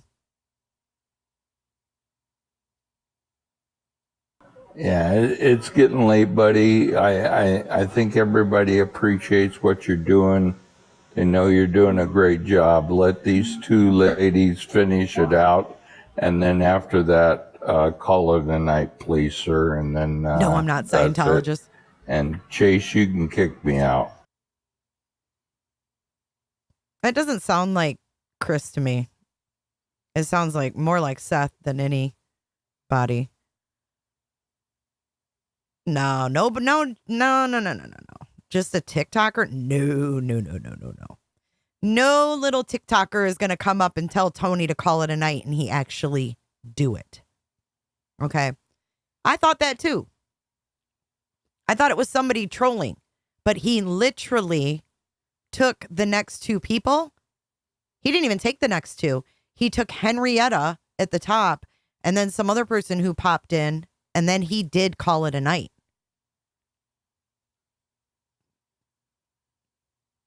He called it a night. Here, I'll play it again. It's the voice of reason. You've always got my back, too.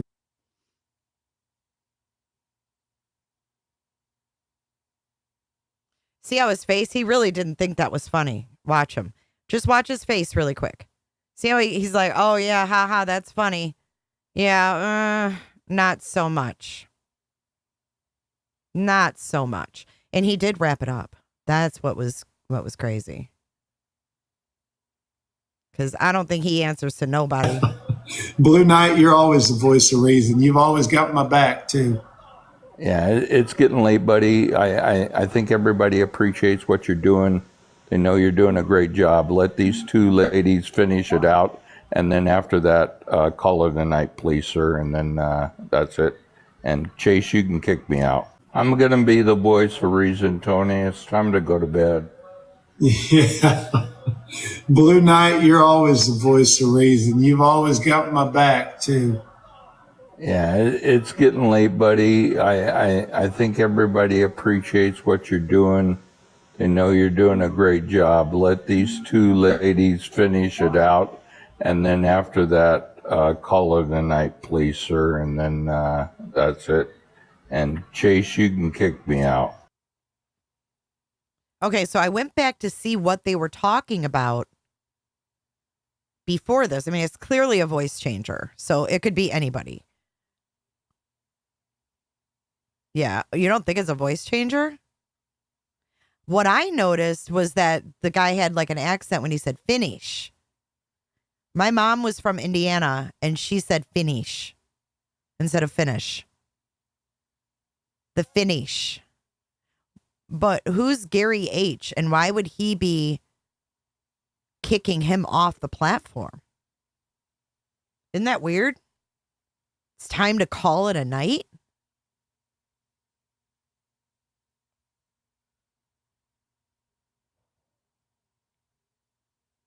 No, I didn't cut it off. That's all I have. I'm sorry. It's all I have. I apologize. I have the whole video on my phone. We can play that. We can play that another day. Because I've still got a few more clips to show you guys today. Blue Knight.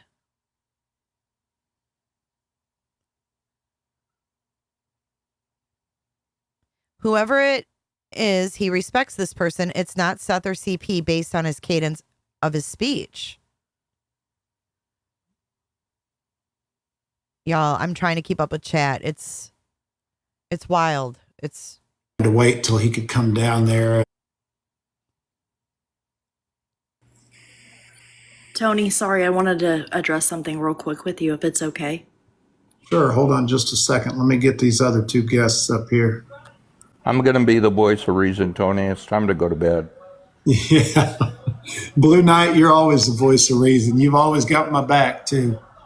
Yeah, it's getting late, buddy. I think everybody appreciates what you're doing. They know you're doing a great job. Let these two ladies finish it out. And then after that, call it a night, please, sir. And then that's it. And Chase, you can kick me out. I'm going to be the voice for reason, Tony. It's time to go to bed. Yeah. Blue Knight, you're always the voice of reason. You've always got my back, too. Yeah, it's getting late, buddy. I think everybody appreciates what you're doing. They know you're doing a great job. Let these two ladies finish it out. And then after that, call it a night, please, sir. And then that's it. And Chase, you can kick me out. He's Tony's mod. He's on every night. So why is he's a mod is telling him to call it a night? Chase is the person's platform they were on. It's Chase and Crime on TikTok. Well, I do play the unaltered. I play the... Okay, this is the unaltered right here.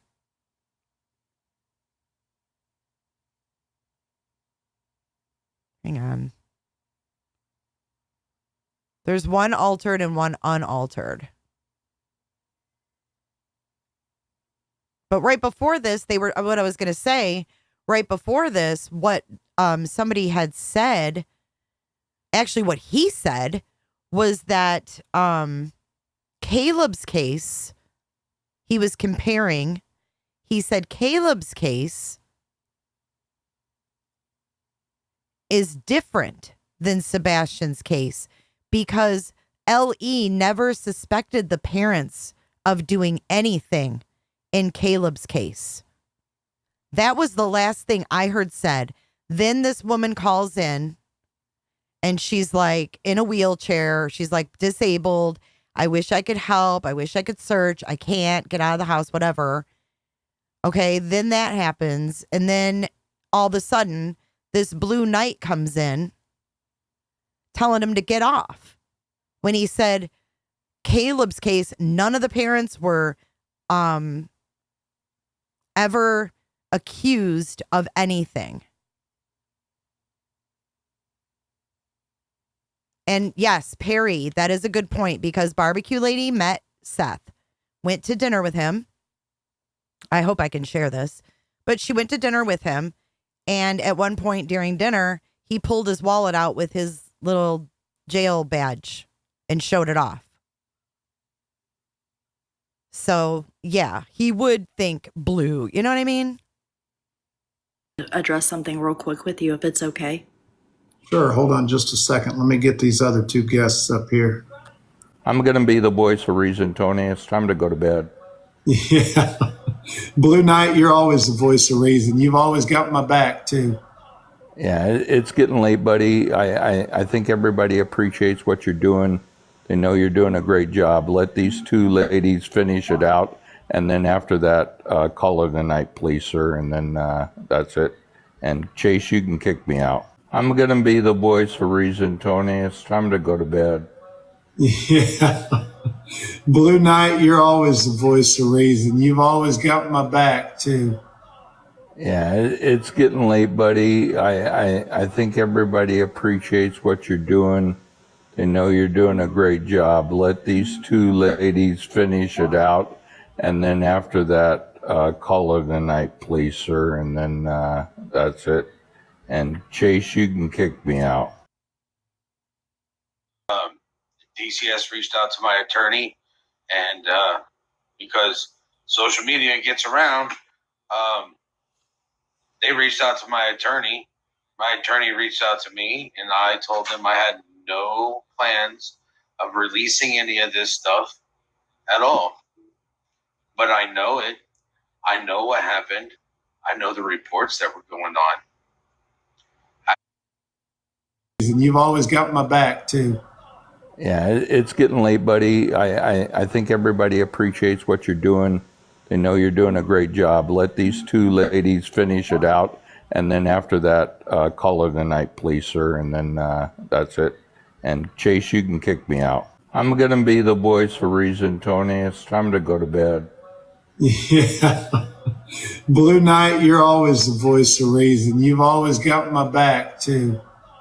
Yeah, it's getting late, buddy. I think everybody appreciates what you're doing.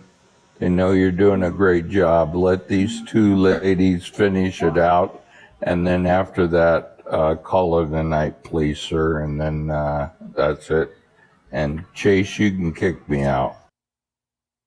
As the way we know it, so. All right. A lot of you. I'm reading your comments, y'all. Let's do another poll. I don't know. I mean, it could be nobody, but who does this dude take orders from? Who does this guy take orders from? Not many people.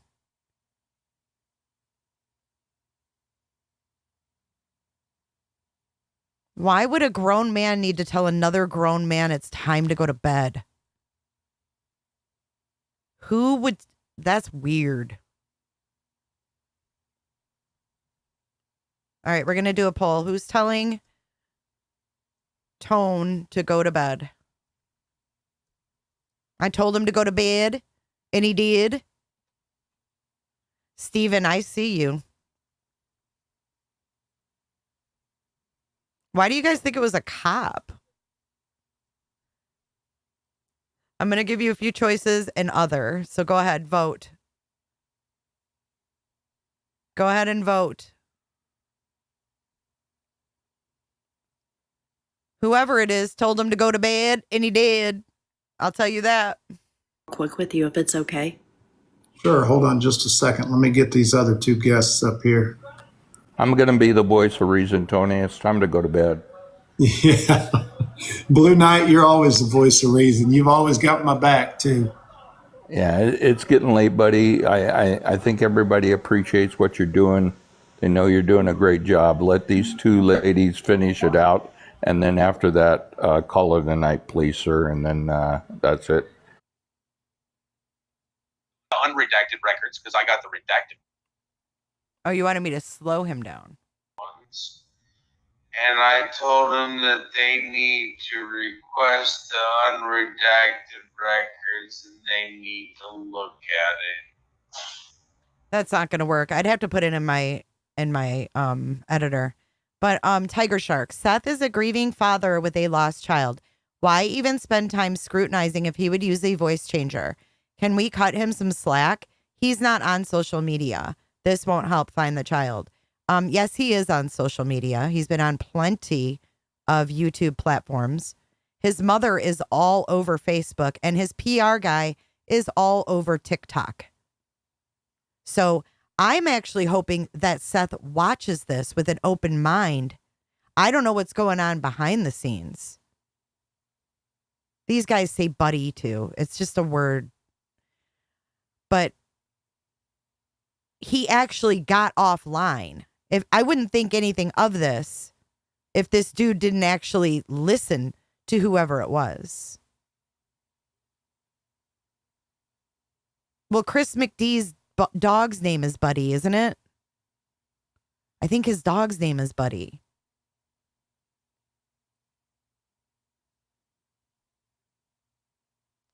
Okay, so that was just some weird shit that happened last night.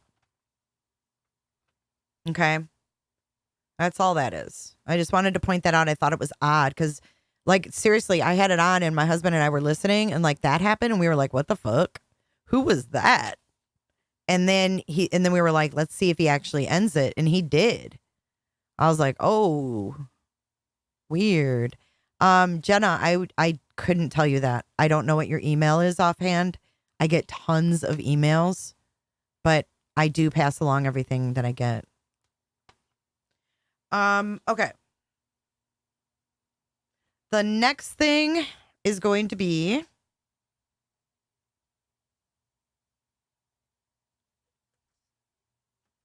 Crabapple and Nick Beres. That's going to be our next focus.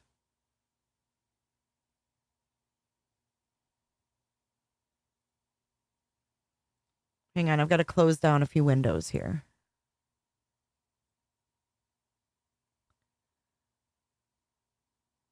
All right, so we need... It's hard keeping all this ish straight, you know what? Okay, there's that. And where's Potato? I went on this platform just for her. Is she in chat? Is she having trouble getting up here or something?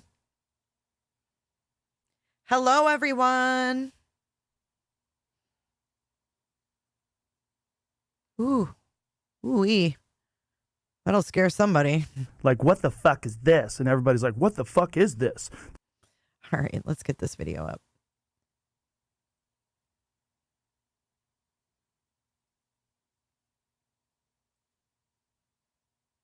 The people that use these streaming things, I envy how good you are at it because I'm not. Okay, here we go. We're going to go to the end here.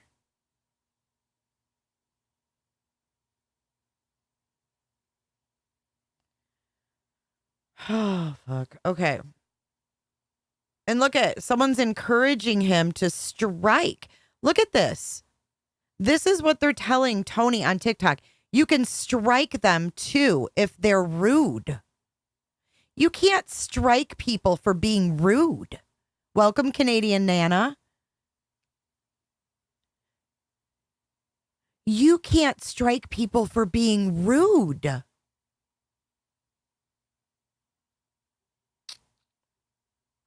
Shame, shame, shame.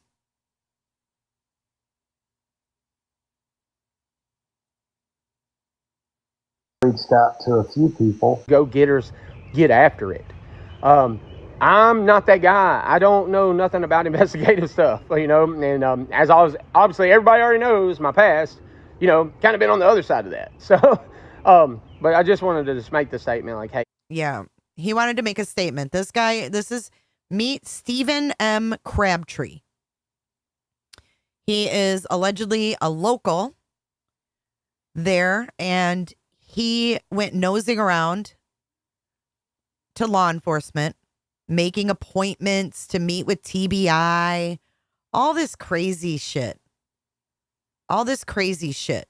And then when he got the information that he got from the sheriff and the TBI, which was all stuff we already knew, then they did that the 3 points that are supposed to be, you know, the groundbreaking news that was put out about,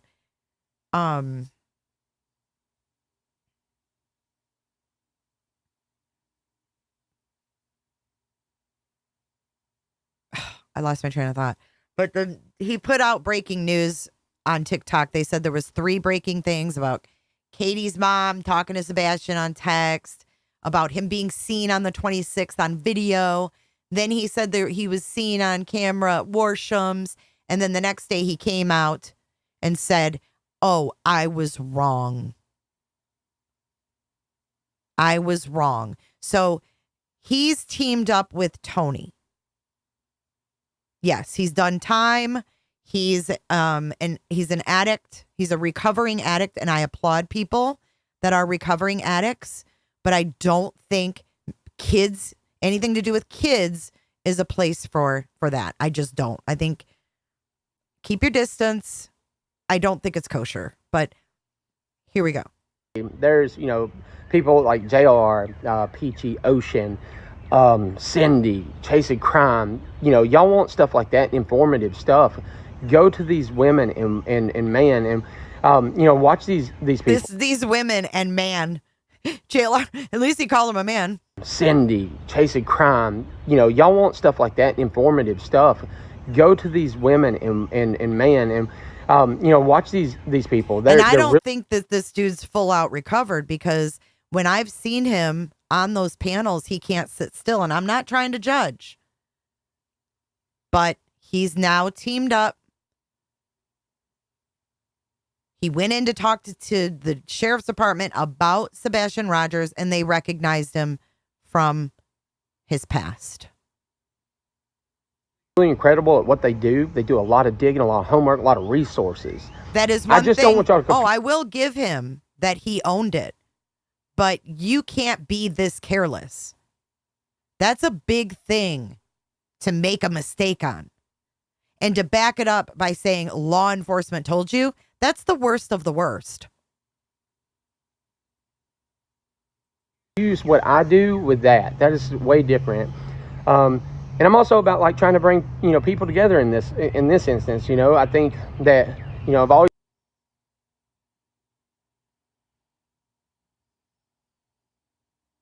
So here's some comments. Now we have some people that are bashing him.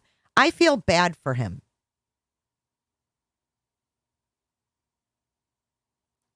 Steven said he talked to the lead detective, but another detective named David, and the detective said evidence said last seen on the 26th. That information is on the missing person report. I believe the texting information came from someone else, not Steven, because Tony said between the information he got from Steven and another person. I don't think Steven said anything about knowing the texting at the Texas Roadhouse. Just my opinion. See how muddy the waters are? And who's the common denominator? Tony. He reeled this kid in to go do his dirty work. Unbelievable. Potato joined. Oh, Potato's here. She must have heard me. Did you hear me cursing you? Oh, I wasn't. I'm just kidding. No, I was just like, where is she? I'm like, I opened up this platform just for her. And then like 5 minutes later, you came on. That's funny. Well, hey. So you heard most of it?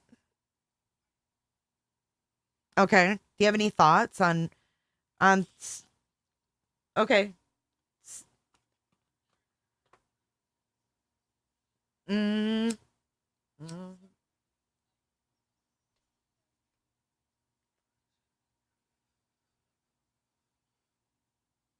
Yeah. Yeah.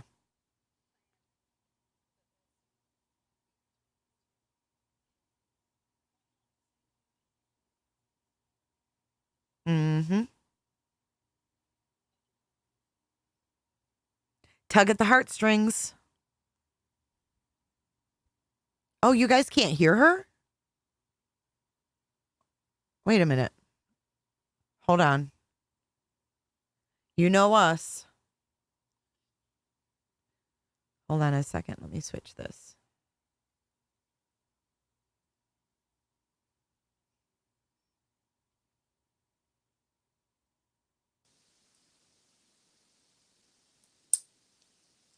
Okay, try now.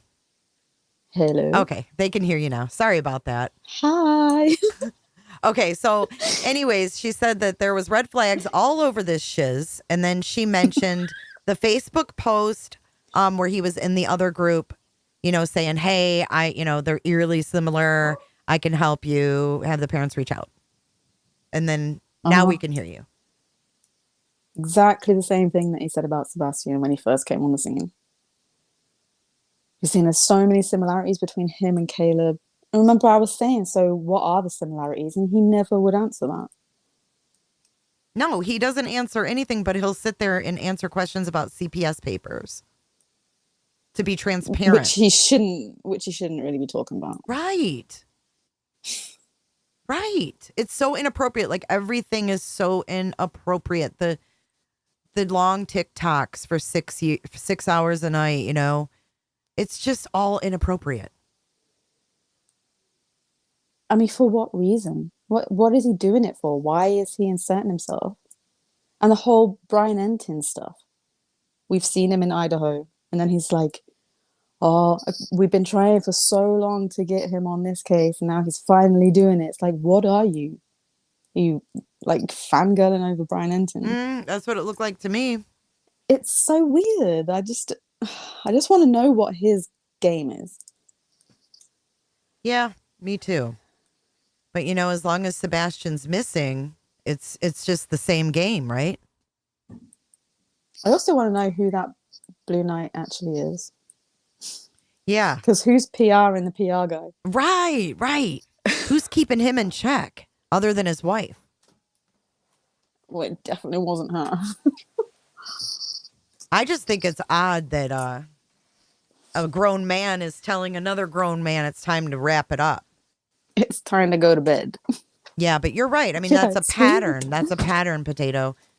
Saying, trying to get the foot in the door, like Cheryl said. Tony says similarities to get his foot in the door on another case. Yep. Mm-hmm. That's what I mean. I mean, what are parents going to think when they see that? It's going to give them some kind of hope that, there's other people that are going through the same thing that maybe they can relate to. And then find out that not really. It was just to get him in. Yeah, I mean, I think someone just said, I don't even think he'd listen to Seth. And, I think he would tread lightly, but I think he has pushed his limits. And I thought he pushed his limits when he dangled the CPS records like a carrot on TikTok, which in turn made, a lot of people tune in. But sadly, they didn't talk about Sebastian. That whole stream turned into a nightmare. Yeah, that was bizarre. I don't know. The whole thing is just so strange. And his team as well. Like, yeah. I don't get it. It's just not good. I mean, knowing what you know, would you feel comfortable going and meeting up with these people and going on searches with them. Or I see that the people that are legit are not aligning themselves. Can you blame them? No. There's absolutely no way I would want to associate with them. You got someone doing ground searches who's on 10-year probation. God, What? I know. And what are their credentials? Where are their credentials? They don't have any. I just hope to God that Jules gets somewhere being out there, because if that, if him being found is what it takes to shut this nightmare down, but then, it's just going to go to another case. Exactly. We've seen these people come and go on YouTube, Yep. Well, Caleb Harris hasn't been found. He hasn't been found. And yet they're on to the next one. Moving on. And they've tried to be involved in another one. And I think you're right. When he was in Idaho, maybe he was trying to get involved with the families there. This is Potato, guys. Someone said, who's Hi, that? guys. It's the incognito Potato. Yeah, leave Barbecue alone. Barbecue is talking truth too. She may deliver it in a different manner, but she's talking truth. I haven't listened to her. I need to. Well, she's a TikToker, so her lives, I think, go away. You know what I mean? Mm-hmm. You got to be there. You got to be there. Yeah, you got to be there. But I mean, for real, like, why are we attacking Barbecue Lady? Why are we attacking Nick Beres, which is what I'm getting to right now? We're ready. My God, we're ready to get to that, because I know that fires you up. So I was just going through this post here, but we're gonna go to Nick first, and then we'll come back to that, because Tony was replying to people about Nick Beres coming out and clarifying things, and I just wanted to show a little bit of Nick's credentials. I mean, everybody wants Tony's credentials, and he doesn't have any except selling cranes. This is the reporter that he is encouraging people to dislike and not believe. Unbelievable. Okay. Nick Beres, not only does he work in Nashville right now, but let's look where he used to work. Okay. He's been around the block, I would say, in his career. He's been to West Palm Beach, Cincinnati. He worked at Channel 7 in Detroit, Southfield, Michigan. That is my home station. KNXV in Phoenix.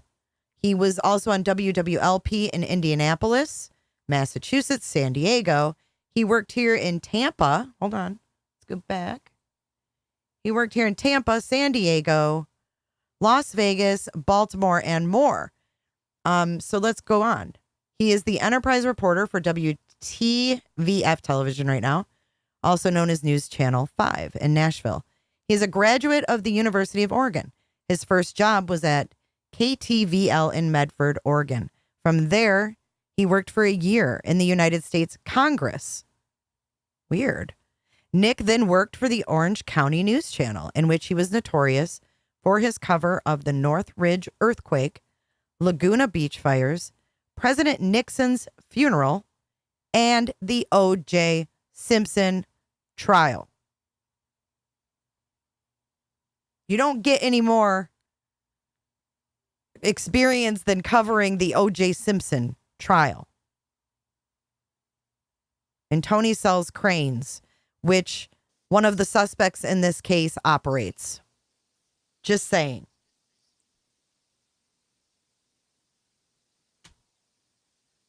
What do you think of Nick's experience, Potato? Well, he's legit, isn't he? I mean, he's legit. That's all there is to it. Just another person that Tony is discrediting that's legit. Yeah, that's one hell of a resume. I agree. Yeah, he's been involved in some high profile stuff. Very. And he has the experience and everything to back it up as well. And here we have Tony again, which we talked about earlier. I'm sorry, I didn't mean to cut you off. It's okay. But he's again throwing Seth under the bus by letting everyone know that LE will not communicate with Seth. Now, that is not good news. Your kid's missing and they're not communicating with you. That's not a good sign. But why, as a PR guy for him, is he putting that out there for everyone? I don't know. That should be the kind of thing that he is trying to stop going out there. Right. It's opposite. What is going on? He's doing PR for who? Tony Mathis. That's who he's doing PR for. He's doing it to get his name out there because he definitely is not doing anything positive for Seth or Sebastian. No. So this is just today. Okay, so Nick Beres came out and debunked his ass while he was live last night, and they went on to bash him. I mean, on TikTok, they were bashing this man. This legitimate reporter with, 30 years under his belt. They were bashing him, and he's encouraging it. So here he is on the Find Sebastian Rogers page that, by the way, I can't comment on because they turned commenting off for me. So here... Just you? Yes. I thought it was one post. What? They had comments off in one post, but today I tried to comment. All I can do is like or share. I can't comment.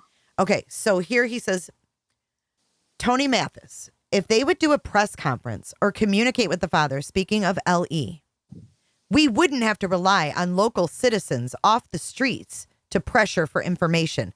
So this was him putting heat on LE, sending this Crabtree into this mess that he doesn't know anything about investigative stuff.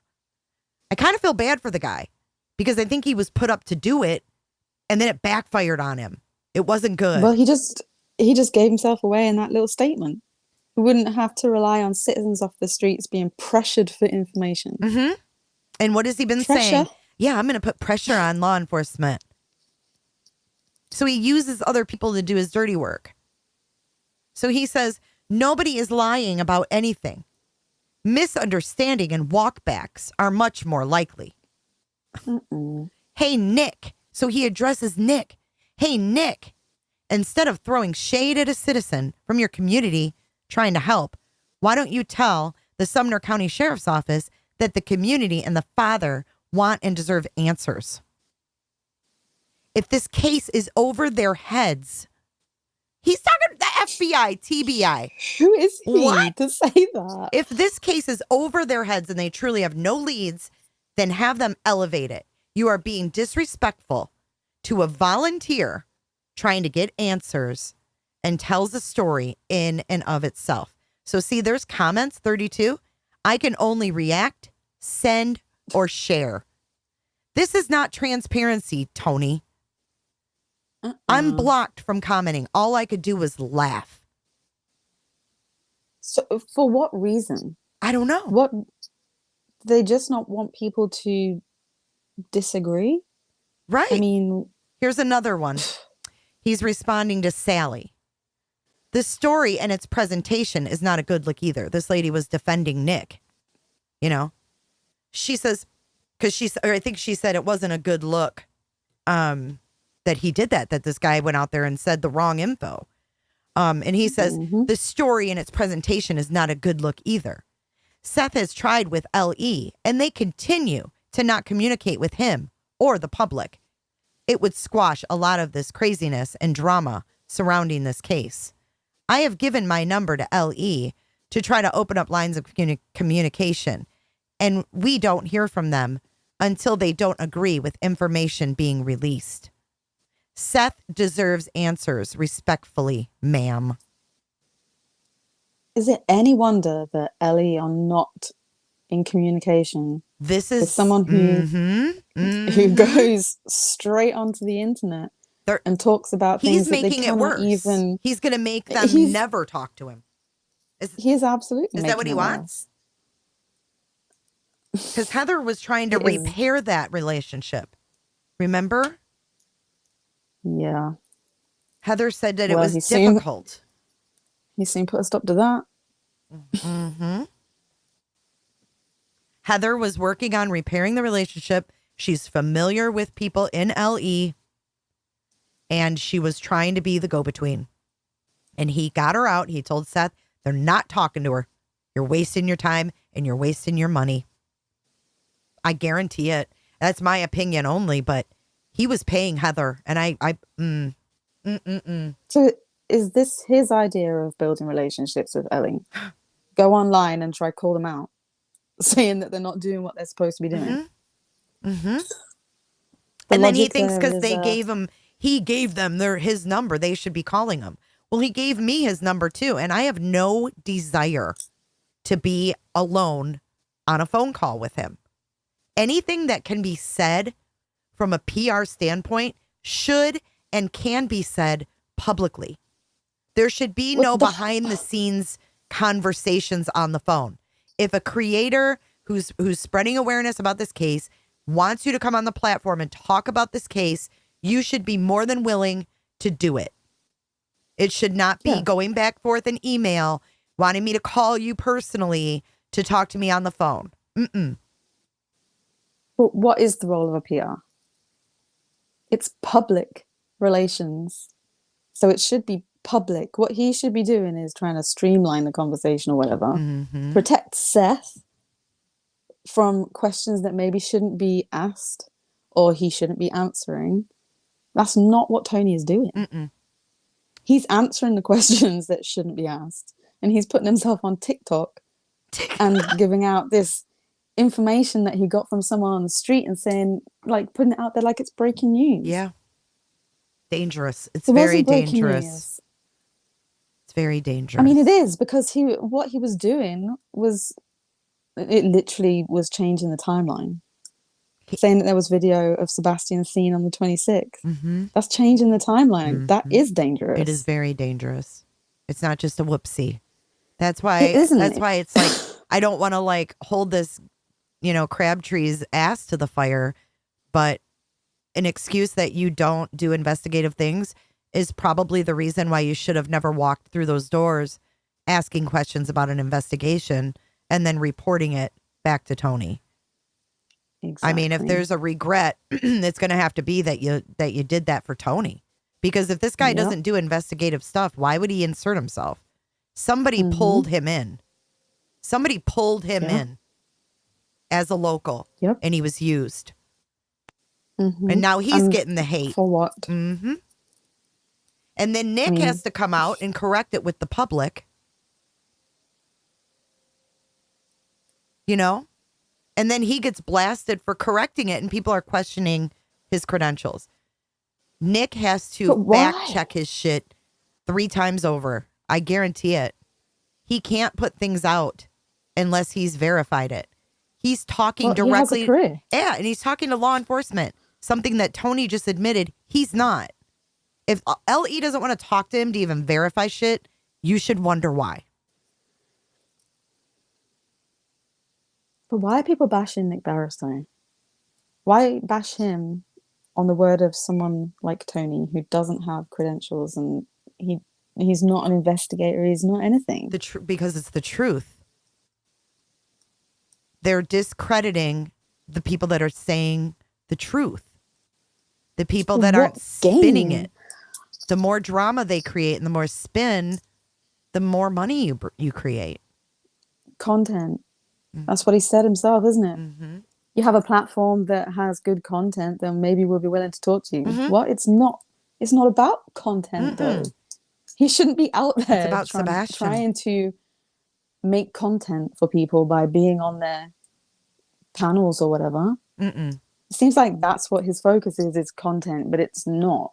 It shouldn't matter if someone's taking what he says from another source and putting it out as well. It should be like, yeah, great, please do that, because the more people that hear this stuff, the better. Yeah, that's what I was saying. I'm like, that's why I was questioning, like, why would you go somewhere where the videos disappear? I mean, that's not getting, the word out there about anything. And if he's the spokesperson, of course we're going to follow what he says because he's working directly with the father.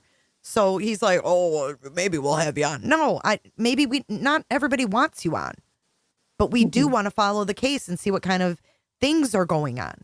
You can't ignore Tony Mathis and follow Sebastian Rogers, which is Well, unfortunate. he's put himself out there as the person to listen to. Mm-hmm. So why on disappearing lives? Why? I'd love to know. Because the things he's saying he doesn't want to be repeated? Like, it's gonna be anyway. And not only that, but to get butthurt that people are recording these lives. Like, right. Make it make sense. It doesn't make any sense. Crabtree is on Tony's team. This is Majestic Peacock. Crabtree is on Tony's team. He said it to himself. He has a 501c3, I think. And then Pine Needle said, you know what I wonder? How does Caleb Harris's dad feel watching this shit show with Tony? That would be interesting. Yeah, I thought it was interesting that Tony said that him and Crabtree were really good friends. So everybody's they've known as each other good. a while. I think everybody's his good friend when they'll do what he wants them to do. I mean, how manipulative? Very, very. And, you know, I mean, let's face it, too. You know, these TikTokers and YouTubers alike, I mean, everybody wants to grow. Everybody wants, you know, to have a scoop. I mean, that's why we do what we do. And it's just like this is being dangled out as, you know, a carrot for the creators who will follow his narrative. But for those who won't follow his narrative, there shouldn't be a narrative. It should be every time we see him, Sebastian Rogers poster right here in his fucking hand. And we don't. But you know who does? Smiley. Every time she has that. And I need one. Shame on me, you know? Smiley, every time she's got that poster. He's not even read it because he thought that him being seen on the 26th was big news.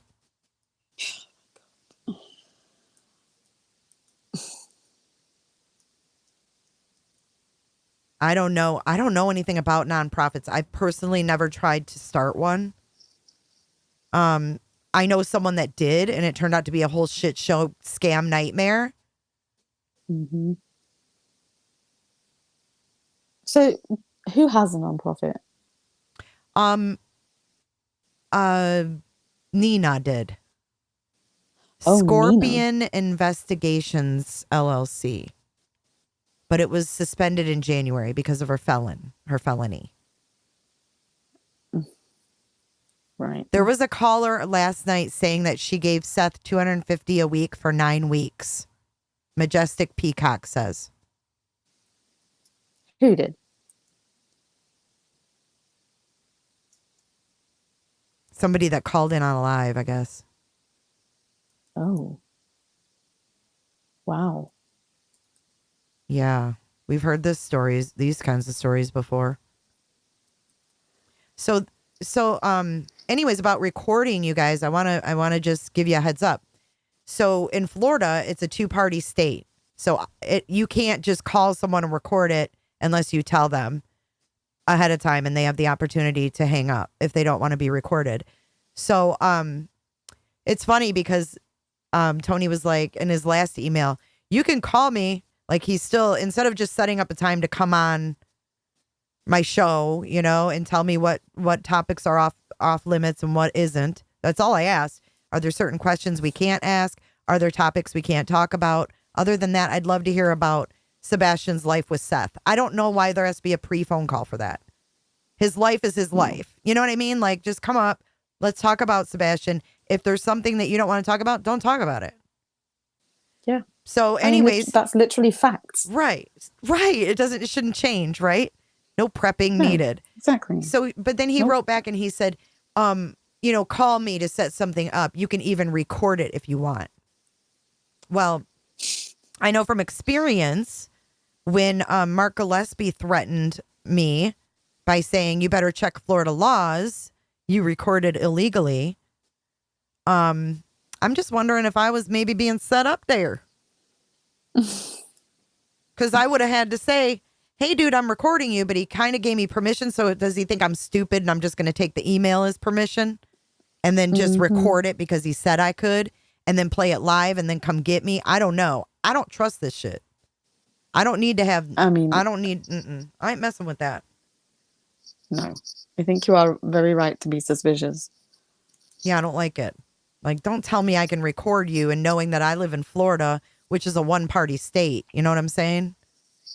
Hoping I'm naive or something.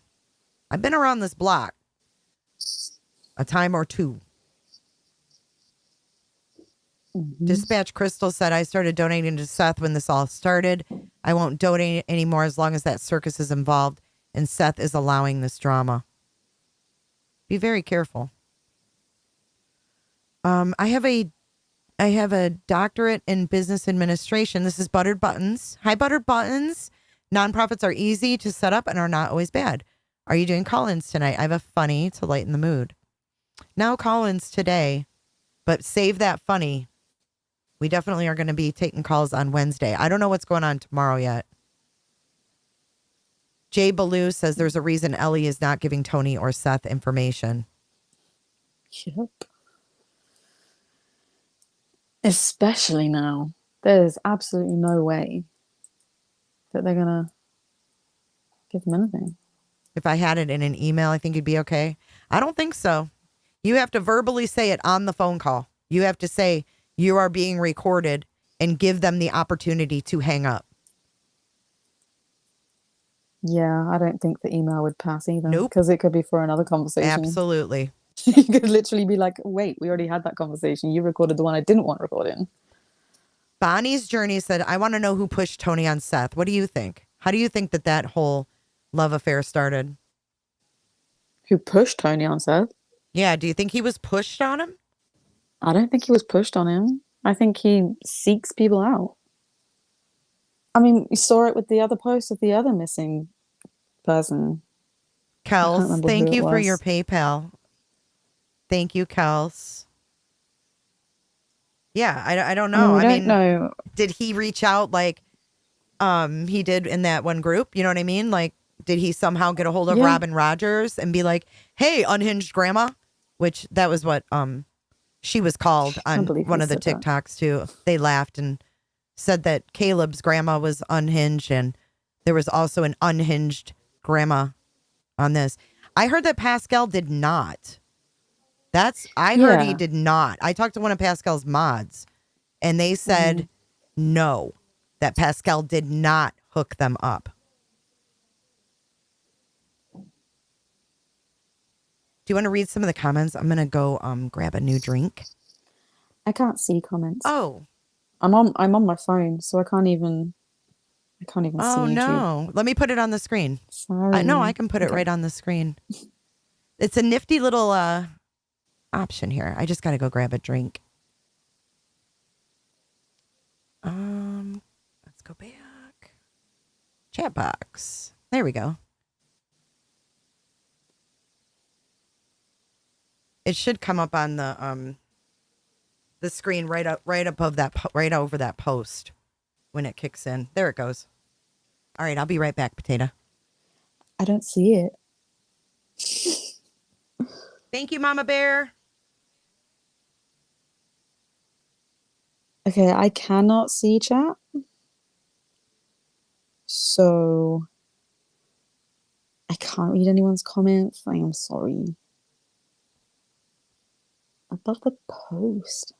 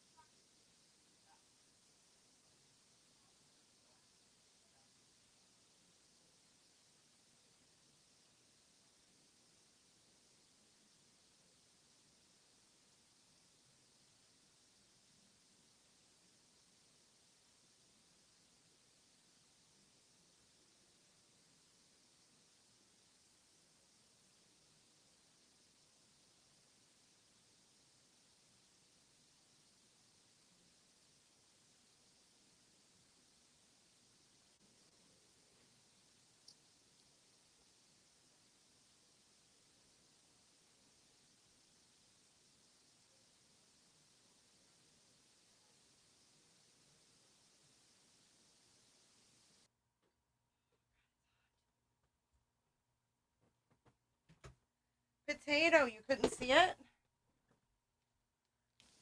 Potato, you can't see it? Oops. Potato, you can't see it? I cannot see anything. That is so weird. Like, I can see it. It's like maybe it'll pop up in a minute, but I cannot see any Oh, that's chat. so weird. I was I'm even looking sorry. through the little. I just left her the little hanging, didn't menu I? thing. I'm sorry. Like, I really don't want to leave dead air, but Oh my I God. can't see a thing. It's okay. Here, let's read some of the comments. Pascal said he did and set up. Pascal said he did and set up where Seth talks to the other kid and his missing father. He said it on his show. Blue Knight has been on He said it on TikTok his show. a long time. Blue Knight. Oh, weird. He's been on TikTok a So long maybe time. we're making a bigger deal out of that. Maybe it's more like he wanted to put a limit. Okay, so I think they're trying. Okay, so my thoughts on last night's stream are that they tried to keep it toned down, so to speak. And I'll tell you why. They kept it at, I think, 40, like maybe an hour. Not much longer than that. And that person, like, actually, told them to wrap it up. So maybe they were trying to keep it shorter, more to the point. Like, I think they were making a conscious effort maybe to appear more professional. What's up, barbecue? Yeah, maybe. I was saying how much I love you. She said, was someone talking about me? I was summoned. These streets, they don't play. Summoned. They don't play. You find out real quick if someone says your name. That is the. It's so true. There's always someone watching. It was Justin on TikTok. What was? What was, Beauty? Ain't nobody talking shit about barbecue over here. I think Tony was set up by Chris Brown, but I really think CP is paying him. Really? I don't like that. I don't know about that. Why would he go to those lengths? Yeah. He doesn't say anything good about Chris Proudfoot. Well, he wanted to team up with him, didn't he? Wasn't that what his original plan was, to get everyone working together? It didn't go well. Yeah, the wheel goals have been met, so we get to spin on the next Friday. Yay. You guys are awesome. Thank you so much. Let's get some turkeys. Yeah, I don't understand the whole Black Knight thing. Kelly J says TikTok battles is how they make money. Look it up. So they go against each other on purpose? Against each other doing what? Fighting? What are they battling over? The battle of the missing kid? I mean, what? It's like freestyle battles? Icky. Oh my God. Sweetie Cake said Crabtree and Tony just met a couple nights ago on TikTok. Oh, but he's man. really good friends. I mean, oh man, what does friend mean anymore? Oh man, that just shows like the level of fakeness. You know? Yeah, I don't like that kind of thing. It's so disingenuous. Thank you, barbecue. She says Tony is a vile person. I got a message from him last night. Ooh, about what? Chris wanted Tony to shut Seth up. He also wanted the private investigators gone. I mean, he stopped Seth from talking, but he's doing a whole lot of talking himself. Yeah, what did he say, barbecue? Tiger, I respect you too.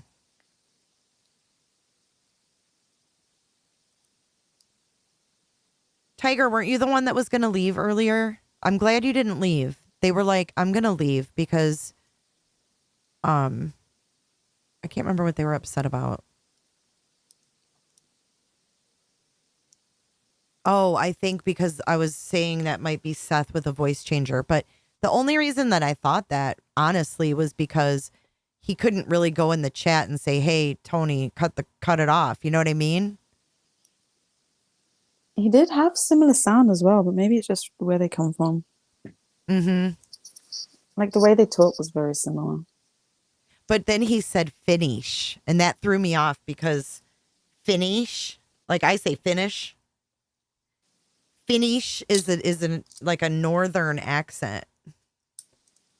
I don't know. It was a weird voice to me. But I appreciate you guys all thinking, outside the box and taking it all in. I don't want to sit here and say, hey, don't, listen to them or anything like that. But I just want to show you what's out there, and putting it all together, it's pretty concerning in my opinion. Yeah, it is to me as well. Right. Someone just said, J is for justice. We don't need Nina coming here to search. We have Jules here with her canine. Right, exactly. Jules, There's already she's been going to be people searching by there. boat too, Jules is. And she, Really? Yeah, she asked for a professional drone operator as well. Oh, wow. Yeah. See, she's already there doing this stuff. So why do they need to bring in someone else? To push her out.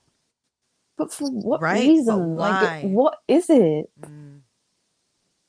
It's so frustrating because it just doesn't make any sense.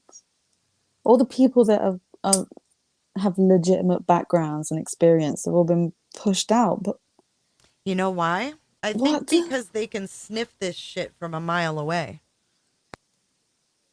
I mean, think about LE. They've seen these kind of people over and over. Think about TBI. Oh my God.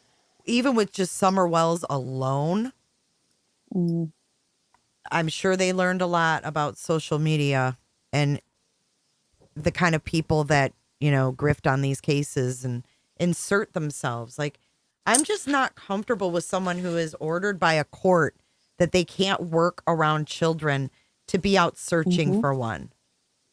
Nope. I mean, That it's not who I bothers would me. want looking for my child.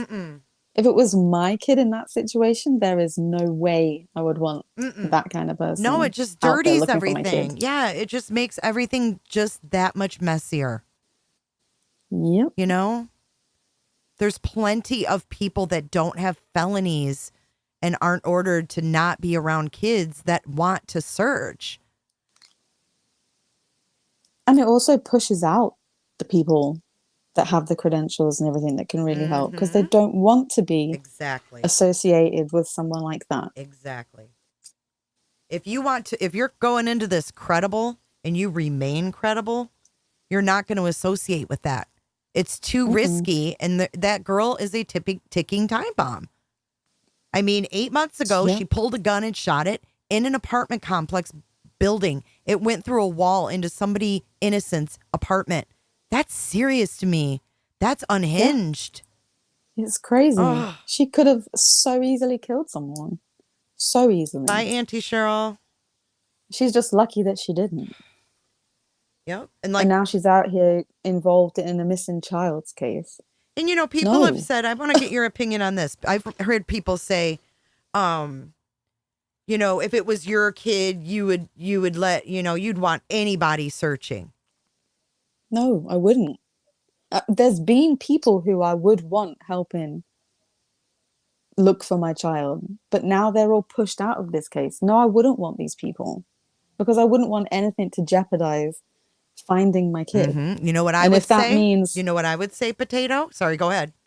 If that means what? Turning them away? I don't know what I was going to say. I'm sorry. I had a thought pop in my head to piggyback off that. Is, if it was my kid, I would want someone who is speaking for me to be someone who law enforcement will talk to. Yes. 100%. 100%. Yeah. Barbecue wants to call in. All right, let me put the link in chat. We are set up for a call in today. It's Barbecue It's your lucky day because I never have this up. But it's perfect timing. She had me up in a box last night. I heard. Hey, Melly. I know. I jumped in a box on TikTok and I was like, what? How do I get out of here? There you go, barbecue. Yeah, and I mean, what if they make an error? You know, there's evidence. What if they find something and it's tampered? I mean, you've got to be careful. Mm-hmm. And they're the exact reasons why you don't want people that know what they're doing to be pushed out. Potato. Hello? Yeah. Listen to this one. Oh shit, I forgot what I was saying. I forgot. I lost my thought. Dang it. Let me scroll back up in chat. It was somebody put a thought in my mind.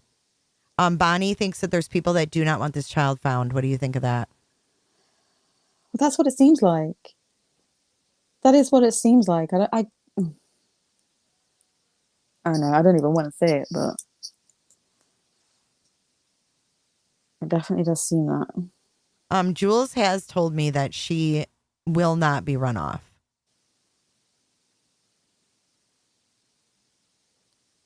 Yeah, I just hope things don't get crazy. Nick Hummer. I think if you want to search, it shouldn't be limited to the circle of trust. It's hot out there. There's alligators and snakes. Be careful with evidence. Mm-hmm. Pine Needle got kicked out of the whole Tony TikTok. For what? Having an opinion? Having an opinion. So I guess the battles are over gifts. Barbecue, here's the link. I just put it in the chat. Here it is again. Olivia, that's funny. I just pinned it. So who's telling Tone to go to bed? 28% say Seth. 15% say Chris. 9% say LE. And 48% say other. And they're saying it's the dude, his moderator, I guess. So his moderator. Yeah, I think maybe they were like, okay, cut me off at make sure I get off, keep track of this, get me off at an hour's time. I got to pack. I don't know. Was it his own TikTok? Yes. Oh. Ben. See, I don't know anything about this TikTok stuff. TikTok. I'm asleep when all this goes on. TikTok. Tony TikTok. That's his new nickname, I guess. But yeah, the Nick thing, I wanted to kind of put that to bed too. That I just can't with discrediting credible people. I don't know how he can say what he said was unprofessional anyway. Oh, yeah, that's what I was showing. It's unprofessional. No, it wasn't. Penny Walker says, maybe I missed it. This is in the Facebook group as well. Maybe I missed it. I didn't read anything in Nick's report that was disrespectful. He simply put the two latest rumors to rest by going directly to LE and asking himself. Tony responds. Exactly. The whole attitude was unprofessional. I've probably gotten 50 messages regarding it. He didn't get no messages. I know. What a chick, though. Oh, my God. Like, gag me with a spoon. I got like 50 messages backing up what I'm saying. Don't tell me. The whole attitude. There was no attitude in his post whatsoever. It's literally factual. Just the way that he's taking it. It was literally like bullet points. Literally. He probably, you know what? He probably didn't like that he said nope. Because the nope, that's probably what it is. The nope was kind of like, okay, this is fucking ridiculous. So nope and nope. You know? Yeah, but it's fair. Because seriously, no. Okay. Just stop. Diana. Who's Diana? That link is for barbecue, lady.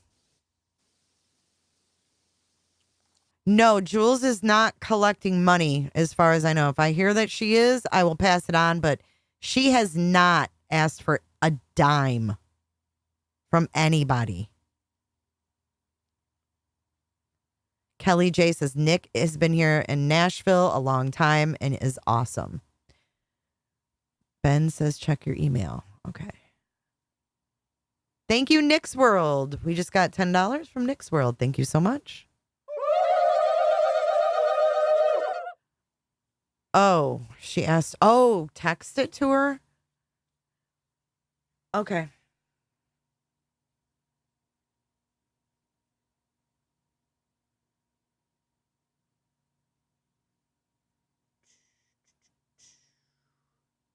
It would be the same one I sent you, right? Yeah. Yeah. Oh, I emailed it to you. That's right. Mm-hmm. I'm getting it, barbecue. Barbecue's gonna call in.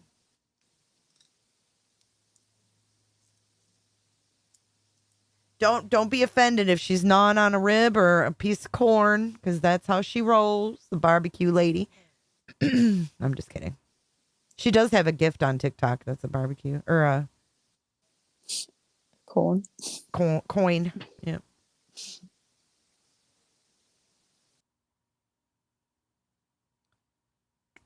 I can't find the email I sent you, Potato. Can you? Hold on. I got it. All right, I'm going to text it to you.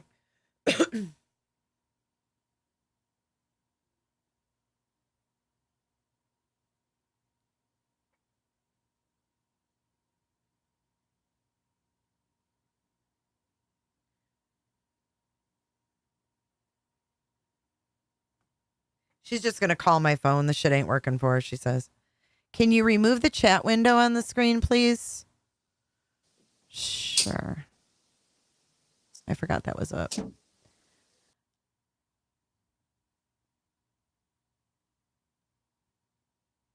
right, she's just going to call my phone, and I'll just put it up to the mic.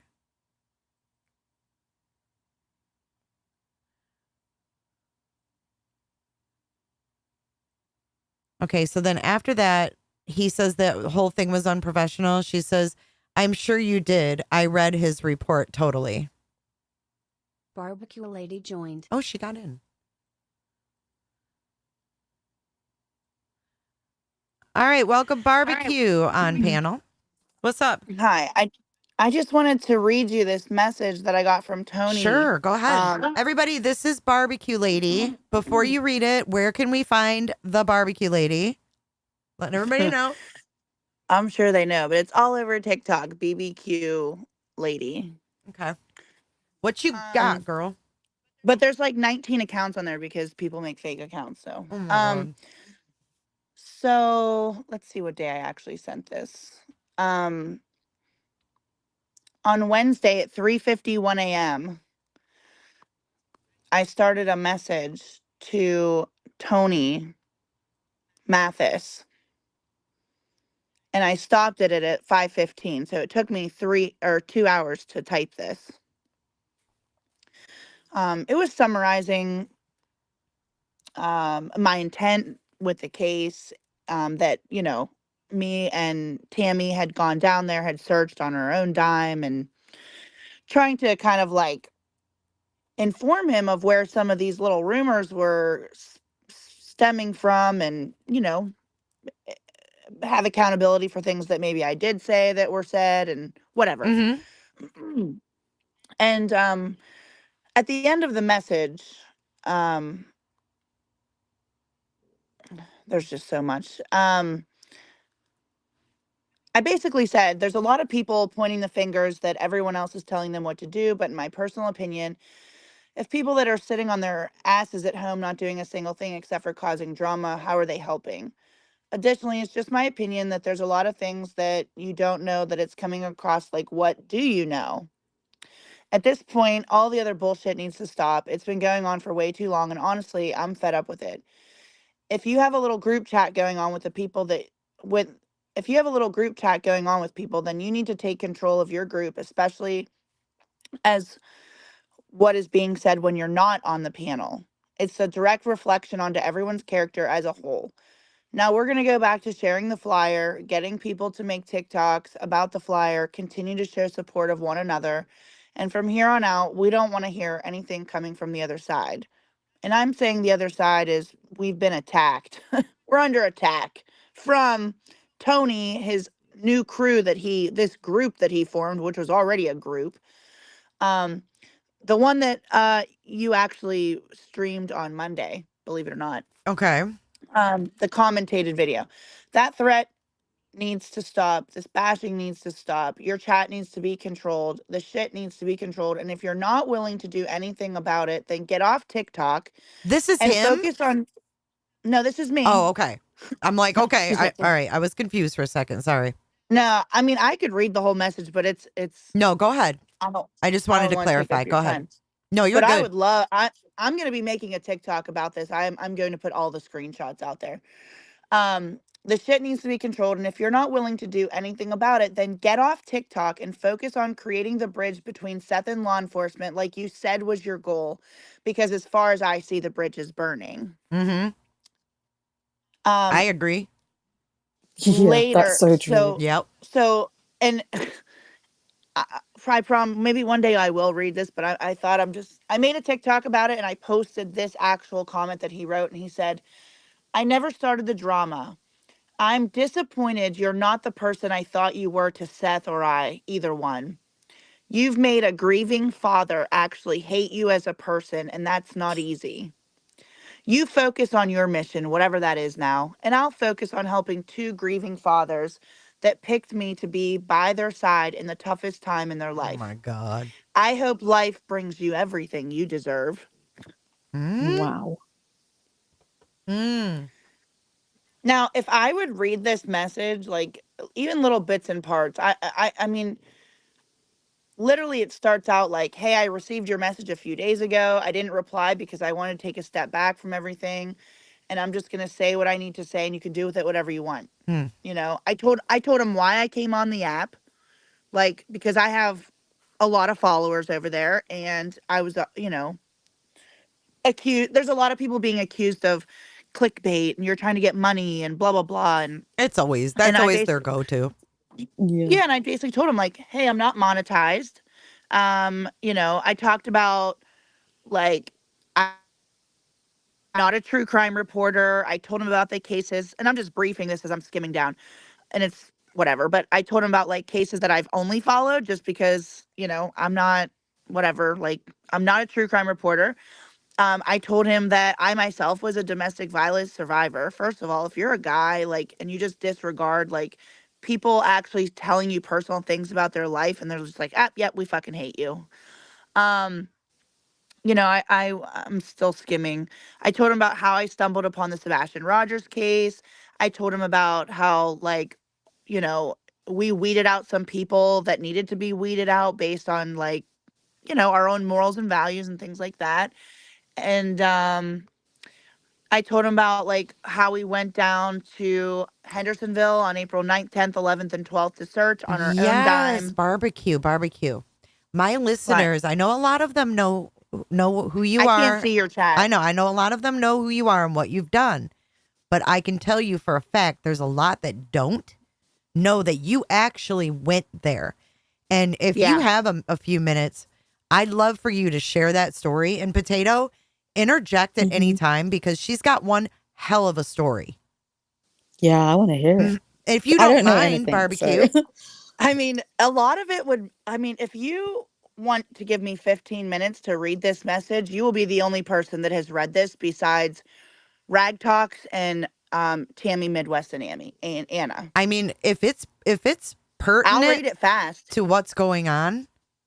Yeah. I mean yeah. I mean, from my own perspective and how he treated people, I was blocked from the Sebastian Rogers page last night. The one on on Bookface?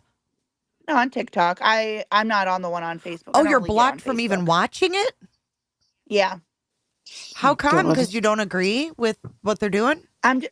But I'm just saying, like, if you're the PR person and you're the only one basically putting out factual information, don't you want everyone to have factual information, especially if you know that every day that we're going live and talking about Sebastian, we want to put out factual information? Yeah, exactly. Especially if you're so involved that you've actually been there and you've been helping. Mm-hmm.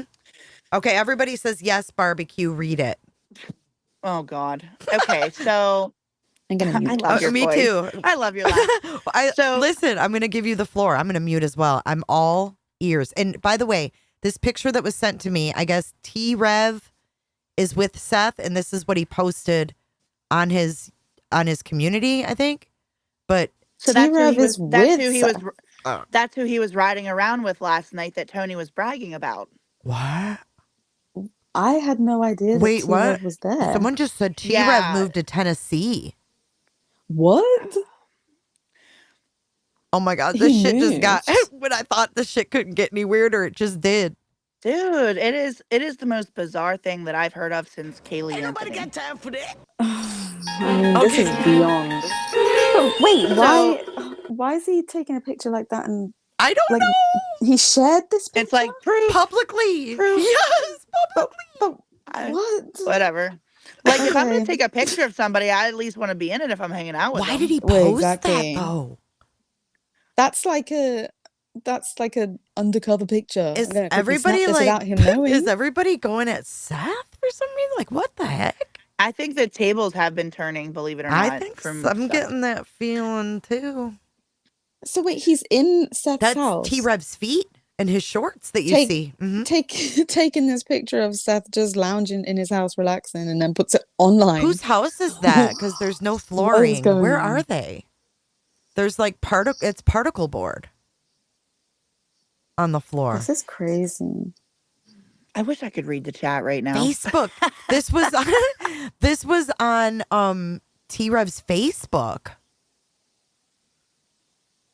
Okay, chick, go ahead with your email. We are all ears. I mean, I don't want to talk trash, don't but I'm wanna just see going you to again say for that the if rest of this my is whole Seth's life. house, it wouldn't put me past it that this is particle board, because all the times that he's gone live, he doesn't even have a refrigerator light. So anyway, Well, I'm he sorry. had carpet, I thought. Maybe he's getting... Who knows? Oh my God, Whatever. is he getting new carpet? Why is his carpet ripped out? He rents a place, and according to what he said the other day, his rent just went up $500. I know, but why would they tear out his carpet? Like, his son just went missing 3 months ago. Like, why would your That's kind of weird. Hold up. Wait a minute. Suspicious. Something ain't right. Okay, go ahead, barbecue. So I'm going to preface this by saying that Tony, when he came onto the TikTok platform, his very second live that he came into was a group of us. And the very next day, you know, we were on there, we talked to him. There's people that come up, ask him questions, yada, yada, yada. I was very kind of reserved with my thoughts because I am not taking anybody's side in this. Like, I am spreading awareness, but I'm also, whenever I talk about theories from both sides. Like, I don't blame one person or the other less than more than the other. Anyway. Okay, now that you got that out, I have to say one thing about this picture and the carpet. Does anybody remember when Nancy Grace asked the Proudfoots if any carpet was taken out of their home? And the Proudfoot said, no, ma'am. Why are we looking at Seth sitting in a room with no friggin' carpeting? I don't like it. Go ahead. I just wanted to throw that out there because if I don't say shit when it comes in my head, I forget. I'll forget it. Same. Well, girl. That's why I interrupt. I hate interrupting, but that's the reason I know, why. sometimes I do too. I know. Go ahead. I'm going to mute for real now. No, you're This good. is Barbecue Lady. She wants Sebastian found. She's going to read us an email that she had with the PR guy, Tony. And some of this, you know, is personal. So, you know, I'm trying to show that my intentions are good here by not just, you know, whatever. But so the very next day after his first his second day, whatever, I got a phone call from somebody in Hendersonville who told me to immediately disassociate myself with Tony immediately. Do not let him up on our platform. I trust this person wholeheartedly. And honestly, I actually told people on my platform and the other people that I go live with that I don't care what they do, but I will not associate myself with Tony because of what they had told me. And I can't share that here, but it is what it is. So word got around that I had said that, obviously, because like Jay said, everybody's listening. Somebody's always watching. He had sent me a message on Monday that said, "Did I do something to offend your group? I thought I was respectful to you guys. I didn't answer it." That was 1:40 a.m. At 2:48 a.m., "I'm sorry all you about you guys beef, but I want you to know that I don't have criminal pending charges. I'm disappointed to hear you say that." Now, this is just a rumor. I didn't say that he did. "I'm open to talk to you on the phone." Now, um, after that, him and Seth went on Pascal's platform, and somebody wrote a comment regarding, "Oh, I have $10 to spend," something about my daughter's prom dress. And Pascal only read half the question and was like, "Nope, we're not talking about it." Well, Tony decided that he was going to laugh. And then Pascal's like, "Yeah, I'm just going to keep going. We're not going to talk about that. I don't even know what that's about." And Seth was like, "I do, I do, I do, I do." And he's like, "Prom dress, prom dress, prom dress," crying about the prom dress. So he basically was like mocking that my daughter was having a prom dress emergency the day before prom, which had nothing to do with Sebastian, but somebody decided to go tell them or whatever. So whatever. So I sent him a video that I made because I'm not going to stand down with people harassing me. Okay, so then yesterday at 3:51 a.m., I'll try to read this as fast as possible. "I received your message a few days ago and I did not reply right away because I really wanted to take a step from all the crap. I'm going to take this time to say everything that I need and want to say to you, and you can do with it whatever you want. First and foremost, my platform on this app started in 2020. I gained my followers because I took a DNA test with 23andMe and was waiting for the results to find my biological father. I did find him, shared my story on here during the pandemic, and I used this platform for entertainment and just made it about everyday life. My dogs, travel, places that I adventured to, food, as I am a foodie, and that's pretty much it. I have a business that I've owned, and based on what I do, I have a lot of free time and I don't have to work a 9 to 5. I work 1 day a week, April through November, and I'm okay with that. Before the pandemic, I was always involved with my friends, going on who own businesses, going to different parts of community events. And since the pandemic, I felt like, okay, retreating and staying in my home, in my little safe place in my home is what I want to do. I TikTok for fun. It's not my source of income. I'm not even monetized on this app. I've had way too many community guideline violations, and really, I didn't care to make money on the app. I think it's a complete ripoff to people that encourage gambling like behaviors, which is why I've always said and still continue to say that I don't want my followers gifting on my lives. I just wanted to put that out there. And basically, the reason I put that out there was because people are saying, like, I want clicks and views. Um, I have watched publicized missing person cases on the news in the past. Kaylee Anthony was one of the first cases that I watched every single day. I faithfully watched Nancy Grace. Just horrific to even think that someone could have done that to a sweet baby. I followed the Gabby Petito case, again, faithfully. As a domestic violence survivor, I was drawn into that case because of my observations of Brian Laundrie, and it made me sick. I knew he did it. It wouldn't If it wouldn't have been for people searching live, it is quite possible that her body would have never been found. Based on where she was at and bears being in the area, she was found and before anything happened with animals regarding her body. I've watched a few other cases over the years, and then I heard about Riley Strain. I don't watch the news, and I haven't for some time. Ever since my son entered the military and the pandemic was happening, I was seeing how people were looting and destroying cities, and I just couldn't watch it. And that's why I don't watch the news. But a lot of people were using TikToks as a news source per se because it's real time, and let's face it, most of the time the news is just creating a narrative based on what news outlet you watch. Riley Strain overpowered Sebastian's case on the news. In the middle of March, I started to see some videos and content about Sebastian on TikTok, and I just started sifting through the videos. I had come across a few creators who I started watching and talking with. Granted, the only way you can really make an assessment about someone is to listen and observe, and then see if what they say and all that aligns with you somewhat. There are two particular creators, and I'm not going to say them here, but blank and blank, that were kind of showing up. And to be honest, I'm not really a true believer of that stuff, but hey, to each their own. One of the ladies that I did meet, Tammy, and I talked off the app and talked a little more in depth about what I thought about blank and blank.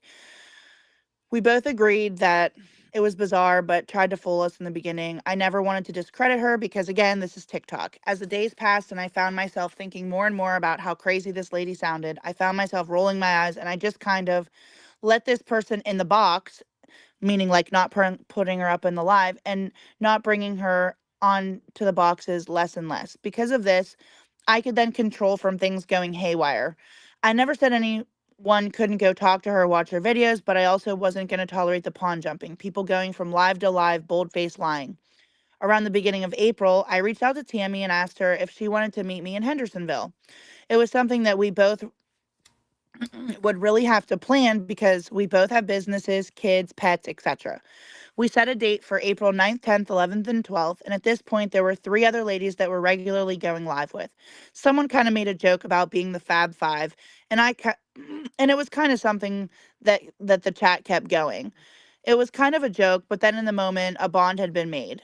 I can only assume people started laughing about it. I got a message the one day saying like, "Hey, did you know the Fab Five was a gay music group back in the day?"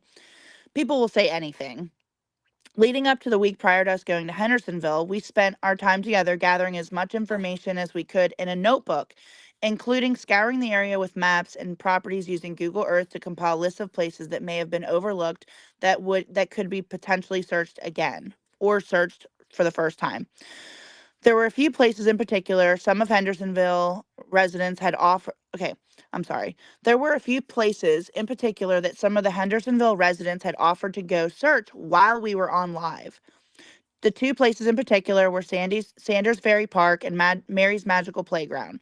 There were public locations that the 2 individual girls that were searching were fairly young, and we believed it was for their best interest and safety that we hung with them on live while they searched for an additional set of eyes for any potential clues or evidence, or if anything would have happened to them, that maybe that Sebastian had been at any of these places. While I understand that some people will be completely against public searching or live searching, I'd like to reiterate that Gabby's Petito's body was found because someone saw something in the distance on a live video and it was double checked. Our intentions were never malicious. As the days got closer to when Tammy and I were leaving, we made a decision out of respect that we were not going to go searching live because we would be searching together and we felt confident enough in each other that we would be okay. We still continue to have people beat it in our heads that they better not find us searching on live and that it was highly disrespectful. It was unwanted. The family didn't want us searching. Again, this is also coming from chat, so I really don't know for what language was used. Tammy and I ventured to Hendersonville on our own dime. Mind you, my daughter had to go stay with one of her best friends for a week. I have 3 French bulldogs that I had to kennel. I had a 10-hour one-way drive just to get to Hendersonville. Tammy and I refused every and all donations, with the exception of one person on our box channel who wanted to call ahead to Staples and have additional colored flyers printed and ready for us to pick up when we got there, which they paid for. This money for the flyers was sent to me via Cash App, and I sent them the receipt as proof of pickup. For approximately 3 weeks, Tammy took detailed notes in a notebook, and we had a good understanding of the layout of the town, but also wanted to reach out to Seth, which she was given his phone number, and I think one of the YouTube creators actually gave it to her. I forget. It was either Justin, Pascal, or T-Rev. I'm not sure who gave it to her, but somebody credible. Which she was given his phone number and basically talked to him about getting him lined up with someone who could take the lead. Now, mind you, this is April 9th, okay, that we went there. Someone that could take the lead and take charge with some of the organized search groups. She even offered to purchase a table herself and get all of the information set up, but also wanted to recommend someone out there getting on the forefront for speaking for Seth and the family versus them having to do with it. Some creators on the app decided to come up with a story that we were trying to record Seth, which was kind of upsetting because we had and have pure intentions.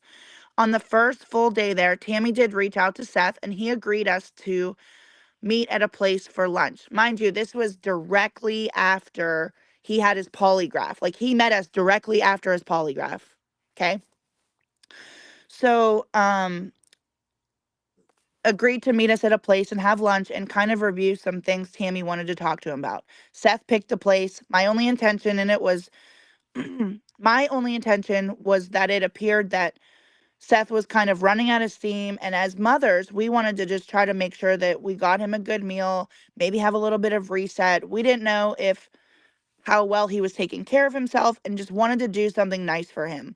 When we got to the place where he picked for lunch, I, of course, found out that it was a barbecue joint and had talked a little bit with the owner until Seth got there. Everybody came inside, but there was not one single person inside beside the workers. It was the owner, the waitress, and the cook. When Tammy sat down, she specifically showed him both of her phones and said, "I just want to let you know I'm not recording." And I showed him my phone as well. And Tammy and him had their discussion because this was kind of like Tammy's thing. Like, she arranged it. She's a better speaker than me. I'm a writer. She's a speaker. Part of my lunch, I was talking with the owner of the barbecue place because obviously I'm a foodie. That's my kind of thing. We ordered some Southern food. I don't remember every single detail that was said, but I do know that Tammy was kind of spearheading the conversation, and that was her thing. One thing I will say, and we were a little shocked, but our food bill was $160. That's near nor there, but respectfully, Seth ate lunch there and then ordered food to go on our check. I just figured, hey, what the hell? It's the least that we can do. He's getting something to eat. We specifically asked him if there was anything that we could do. Basically, he told us just hang flyers. Now, granted, we had already gone down our own homework of places that we wanted to search and had already made connections before we got down to Hendersonville. So we did our own independent searching and hanging flyers while we were there. We never met with Seth again. We went to several people's private property after reaching out to them directly.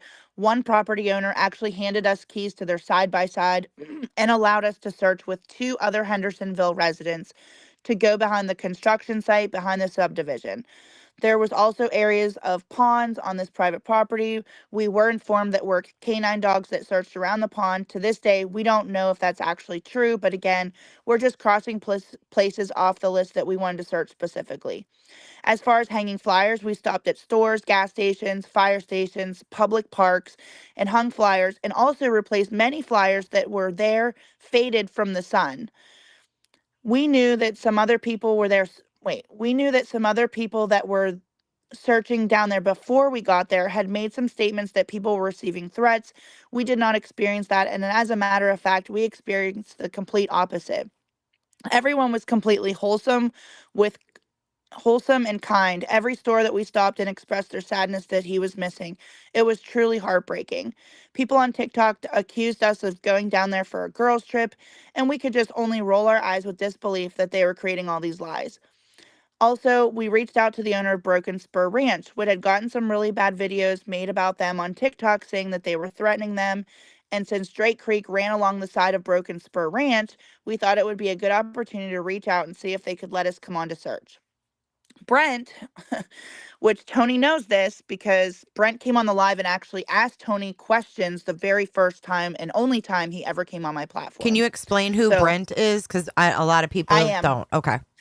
Okay, so Brent is the owner of Broken Spur Ranch, and there was some TikTok videos made prior to us going down there that he was threatening people of the United Cajun Navy for trying to come on his property. So this is the story of, like, I mean, I told him everything I needed to say. Like, when I said this, like, this is it. Like, I'm done talking about this shit after this.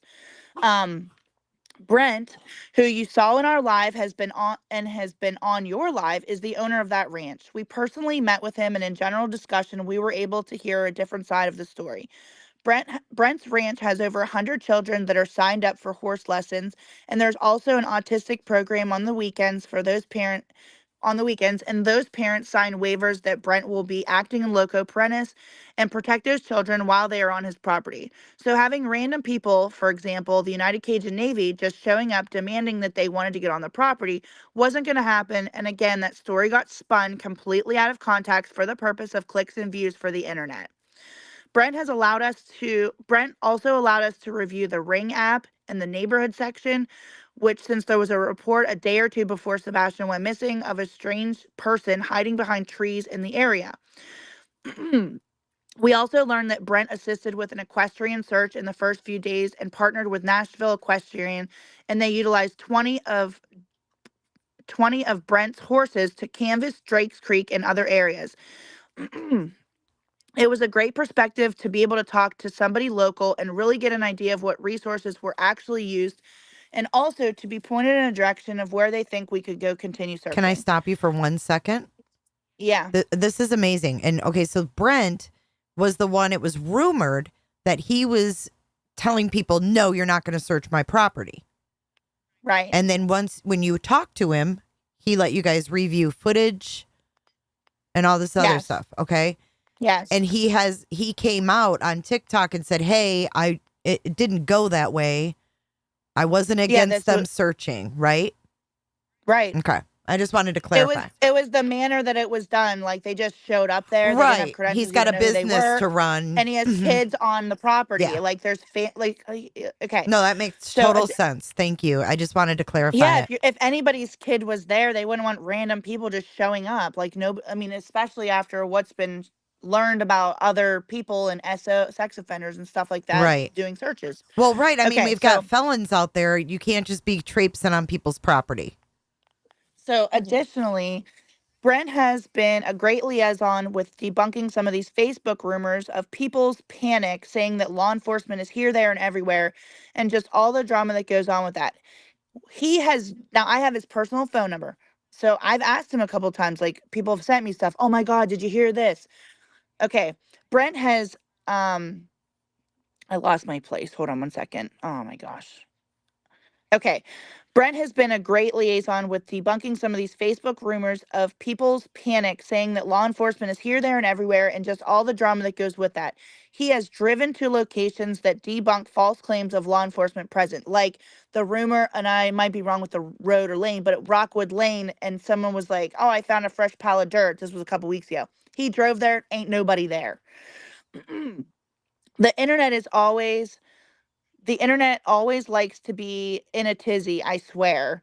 Additionally, we did do some searching in regards to some of the sex offenders in the area, one in particular. Since one of the girls in the group was able to get some really good mapping images, and I've never told anybody this, so you guys are literally the first people to hear this outside of my group text off of all social media. So since one of our girls in the group was able to get some really good map imaging, we realized that there was a shed about 500 feet behind one of the sex offenders' houses in the woods, and also that both homes on either side of his house was completely vacant. This man also is a sex offender for a child under 13. He is red flagged on the sex offender map, and he lives at a 15-minute walk through the woods from Sebastian's house. Okay, both homes on either side of his house are completely vacant. We also did deed searches. Like we did our homework, guys. Like we weren't just out here like bullying people. We did call that into law enforcement and TBI. We were told that because we had pictures and we're down there through a third person, that somebody would call us and get back to us. And let me just tell you, it's been nearly 6 weeks and that has not happened. Nobody has called me. I have called Detective Carter's phone and left him 4 messages on his voicemail. Okay, so obviously we cannot confirm whether this location has to this day been searched. Now, what I will say, I'm going to pause my thing. What I will say is that all sex offenders in the area did have their homes searched. Every person was looked into. That has been confirmed. But what we found with both neighboring houses being vacant and this weird shed being in the woods, you know, it's not impossible. So anyway, like if anybody's watched the Netflix true story, The Room, I mean, the guy had his shed out in his backyard and he had neighbors so close by, and a woman lived there for years that he impregnated and had a child with, and all that. So nothing's impossible in this world. Okay. Obviously, we cannot confirm that location to this day has been searched. However, it was rumored that Sebastian, quote, told a student in school that he couldn't wait to go back to the door in the woods. There's a lot of sickos out there. There's plenty of sources of missing persons who've kept properties in underground bunkers and things like that. So it's not inconceivable that it could possibly be a credible tip. After we spent our time down there, we reconvened back to TikTok to review and discuss what we did, but also still discussing theories. I will tell you that I have never searched for anyone's child in my entire life, and the sadness that it brought me is unbelievable. And I mean that. Like, it is fucking horrible. Like, really is horrible. I'm I couldn't sorry. imagine my kid being missing for this long. I would probably kill myself or be severely depressed that I would never be able to leave my bed. I'm sorry. I'm just really invested in this, and It's I just okay. find it really fucked up that this guy acts like I this when at the understand, end. girl. I understand. You were actually there. Wow. Take your time. Once we got back, our plan was to utilize the platform to really get people to start sharing the flyers more. We had hundreds of people in our lives every single day. We talked about how people could make their very first TikTok. We told people how they could find the Amber Alert flyer on tn.gov and that they could download it and email it to their local departments and local news stations and police departments to help get the word out, because there are people that live in Tennessee that have never even heard of Sebastian and never received an Amber Alert. We believe that the alert system failed the state of Tennessee, and honestly, we also believe to this day that they should have sent out a second Amber Alert message. I truly believe that, respectfully, the Riley Strain case superseded news coverage, and Sebastian's case has just not been given the same spotlight. Along the way, there's been plenty of drama, which, by the way, let me recap this and say, I put this on Tony for homework. Maybe you should reach out and talk to them about a second Amber Alert, okay? Never heard nothing about it. Along the way, there's been plenty of drama, which I'm not really going to dig too far deep into that, but I have been accused of giving false information. I personally have been bullied, made fun of. I've been called a monkey, a window licker. I need to put my helmet on. I must have inhaled too much barbecue smoke. I could go on and on and on and on. Once we returned from Hendersonville, we came to the realization that someone in our group was just not aligning with some of the things that we wanted to be associated with. For the entire week following, we dealt with her harassment, bullying emails, TikTok videos about us, indirect bashing. And this was the same person that I gave my Cash App to then turn around and plaster it all over YouTube with my name on it. I had to report this to YouTube, which thankfully it was taken down, which is hard to get something taken down off of YouTube, by the way. We made a decision to completely sever We're ties not with this person, snowflakes. grab the bull by the horns, and just keep pushing forward. What I will say is that a few people from the platform boxes that you participate in the evenings has asked me to come live with them during the day and kind of sort through some of the rumors and bullshit that was being talked about. I am all for a decent, non-abrasive, woman-to-woman conversation, and that's exactly what happened.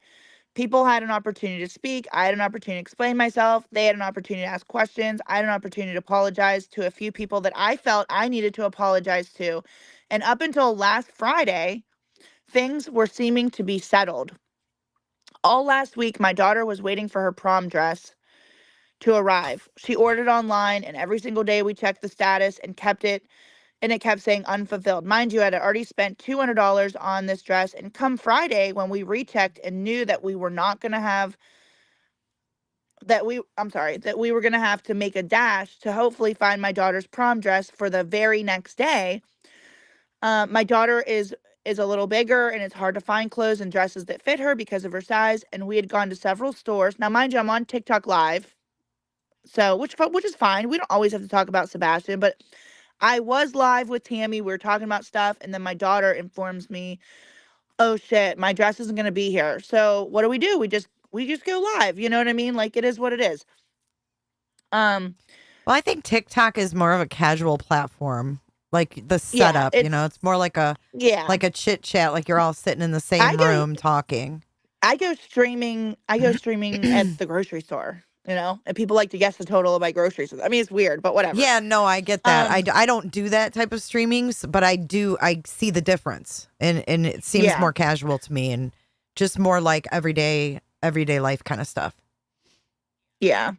So, we had gone to several stores and nothing was fitting properly. She was absolutely upset because she was really looking forward to prom. Mind you, this is my daughter's first prom.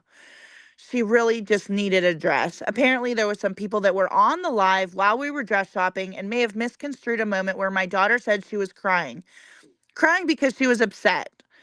Additionally, we were at David's bridal. Additionally, I didn't want to spend $500 on another dress, which limits the options. It had nothing to do with being able to afford the dress because I can afford to take care of my daughter no matter what. But apparently, like I said, it was conveyed somehow back to him, to other people, that my daughter was made to cry by actions of myself, which is completely false. Fast forward. She found a dress at David's bridal, and the next morning I went and picked up flowers for all of her girlfriends that she was going with, and I had to go to work. My dad ended up picking up my daughter and meeting me at the prom where they were having prom, because where it was held up, because on my way back from work, I had to go pick up a couple of her friends and I didn't have time to run home, blah blah blah, whatever. And then we took pictures. The girls were really grateful. Like, out of all of the girls that she went with, not one single of the girls has their mother in life. One of the girls' mothers committed suicide a few months ago, and the other two girls don't live with their mother at all. I wanted to make their day special, which is why I bought them all bouquets of roses. And after prom, we went to Chili's. I was the chaperone, and 7 of her other friends all enjoyed a meal, which I paid for the entire bill. I just wanted to let him know, like, it wasn't about the fact I couldn't afford my daughter a dress, but like I had So other yeah, I mean, that's why I intentions. said everybody kind of hear her out with the dress thing. So that was another thing you were attacked about, was not getting your daughter a dress, I but couldn't afford a spending money dress, on and I made my daughter cry. That was basically the right. So that's just summarization. stupid. That's drama, dumb, stupid shit. They ain't got nothing better. Yeah, so I paid for the bill. The next day was Mother's Day, and you guys had your live, which is the one, Jay, you streamed and commentated perfectly. The next day was Mother's Day, and you guys had your live, and somebody came and sent me a message saying that you guys were talking about doing a boat search, and that Stephen Crabtree was in the live talking about places that they thought they needed to go search. Apparently had some maps pulled up, and I wasn't blocked on the platform, and there were people from your panel that were coming into my live and chatting over the last couple weeks. Again, referring back, I thought things were squashed. I wanted to share a few locations that we were unable to search while we were down there.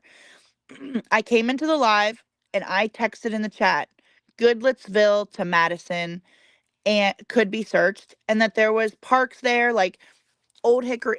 I'm sorry, I skipped ahead. There were some parks there, and also Old Hickory Bridge. Am I allowed? Should I say someone's name? Whatever. The host of the live, I'm not even going to say it. The host of the live decided to single me out in the chat and said, how dare I come in her chat after I've been talking shit and spreading lies about her, and that I owed her a public apology. I said in the chat, I wasn't apologizing because I didn't think that I owed her an apology for anything.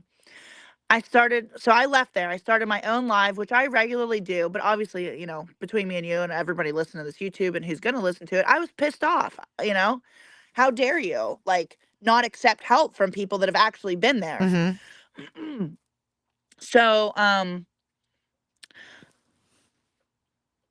started my own live, which I regularly do, and apparently after you were done talking on their platform, someone came back into my chat and said that this host was asking me to come in her box. Now, I had already tried to do this 2 times. They never let anyone talk or explain themselves or have a decent... Don't ever come in anybody's box. Yeah, no. Yeah, right? Thanks for the laugh. Anyway, That's so funny. I have already tried this 2 times. They never let anybody talk or explain themselves or have a decent, rational conversation. It's always, I'm just going to say it, it's always Ocean muting people and yelling and provoking and talking to people like they're in kindergarten. And I just cannot and will not be a part of being degraded and bullied and cornered. I thought it would have been productive. I would have gone over for the, I thought it would have been productive. For the next 3 hours, this host decided to talk shit, taunt me, call me names, call me a pussy. I don't know if I can say that here, but whatever I did. Call me a pussy, which, yes, I do. We got screen thick skin over recorded. here. We can even say Facebook. Okay. How about that? Oh, good. Oh, we good. can say Twitter Okay. too. Yeah. So, and I said, which, yes, I have it all screen recorded. So that live that you commentated, I have the other half of it. The horrible version. Ocean is one to habitually watch my lives, and personally, I don't really care. If you're going to sit there and talk shit about me, at least say it to my face. Personally, I just feel like some of the people over there lack integrity. One thing that I noticed was that Chasing Crime absolutely did appear to be under the influence of anything. I don't care if she was or wasn't, but the comments made about her eyes looking demonic, and I made a statement that her pupils were huge. Apparently, it was misconstrued that I was attacking her alcohol sobriety or something along those lines, which I didn't do. I just said her pupils were bigger than her cornea. My chat, said a lot of things, but whatever. I've seen that a time or two on these well, not just on YouTube, on all of these platforms, man. It was completely out of line, to say the least. Additionally, all I wanted to say is that this evening I went live at the grocery store. So this is where I'm live at the grocery store. I don't have to always be talking about Was a it missing Aldi's? No, I was at Walmart. Oh, fuck. Go live at Aldi's. I do like Aldi, though. Oh, I'll watch. Let me know next time you go. Okay, keep going. Okay. I always make a couple quarters whenever I take my cart back because I return other people's carts. That's what you make more money returning an Aldi cart than you do on TikTok. For reals. Okay, so I have went live zero at the grocery qualified store. views over there on the TikToks. I was live at the grocery store. I don't always have to be talking about a missing person, which a lot of people have sent me ignorant message stating how dare I do other things than be talking about Sebastian on my platform. And what's my platform being used for, et cetera, et cetera. But let me reiterate, I do have a personal life, and my life doesn't stop, and my platform is not designated to Sebastian. So I'm checking out at the grocery store. Someone comes into the chat and says, you guys should go to Beach's live because Tony is making a huge breaking announcement, which is breaking. It's breaking news. Like, I'm not obviously watching the news, so I want to know. Yeah, Because everybody does. Mm-hmm. Yeah, because we can all attest to how so many things have been misconstrued, like the telephone game. We, meaning me and like my 500 some people that were in my live, we wanted to listen and hear it straight from the horse's mouth. And let me also reiterate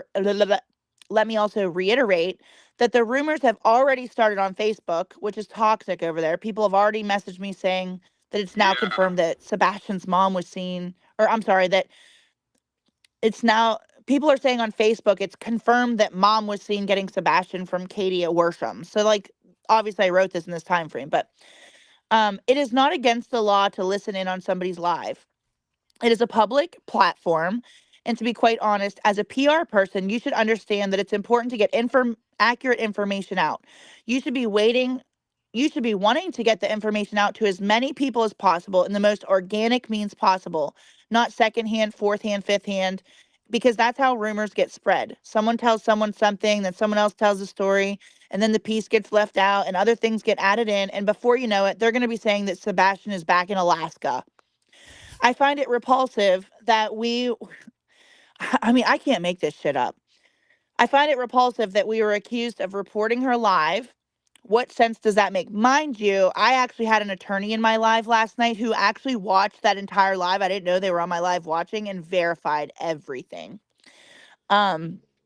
What sense does that make? If you're trying to listen to the new update by reporting someone's live is beyond me. Like, that didn't make sense. Why would I report someone's live to get it banned so that I couldn't listen to the update? Like, does that make sense? Mm-mm. Okay. If we're trying to listen to a new update by reporting someone's live is beyond me. It would be my best assumption that there are trolls over on the internet, and whether you guys like it or not, whether you like us or not, we are not reporting. When you started your live on Sebastian's page again, because like they left Beach's live and then they started over, we were not reporting that live either. We wanted to hear the information. What I will say is that it sounded like there's conflicting stories with what you informed and released and what Stephen Crabtree confirmed. So I think that does need to be confirmed again, because it understand that there was an implication that there was a recording for proof. Understand that there was a recording at Understand that there was a recording at Worsham's, but a lot of people in your chat and my chat, which combined was probably nearly 3,000 people, were led to believe that Stephen Crabtree had a recording with police. And that is completely true. I have all of it on screen recording. Wait, say that again? This is where Crabtree comes in? Yeah, people were led to believe that Stephen Crabtree had a recording with police. So that's what the chat was screaming. Just play the recording. Just play the recording. Because Yes. he alluded to the fact that he recorded Yes. it. Gotcha. Yes. Okay, and I want to say one thing. Y'all, Yeah, you're good. calm down. If you listen, she's getting an opportunity to tell her story from beginning to end, because I just heard that you were muted. Someone brought you up in their box and muted your ass.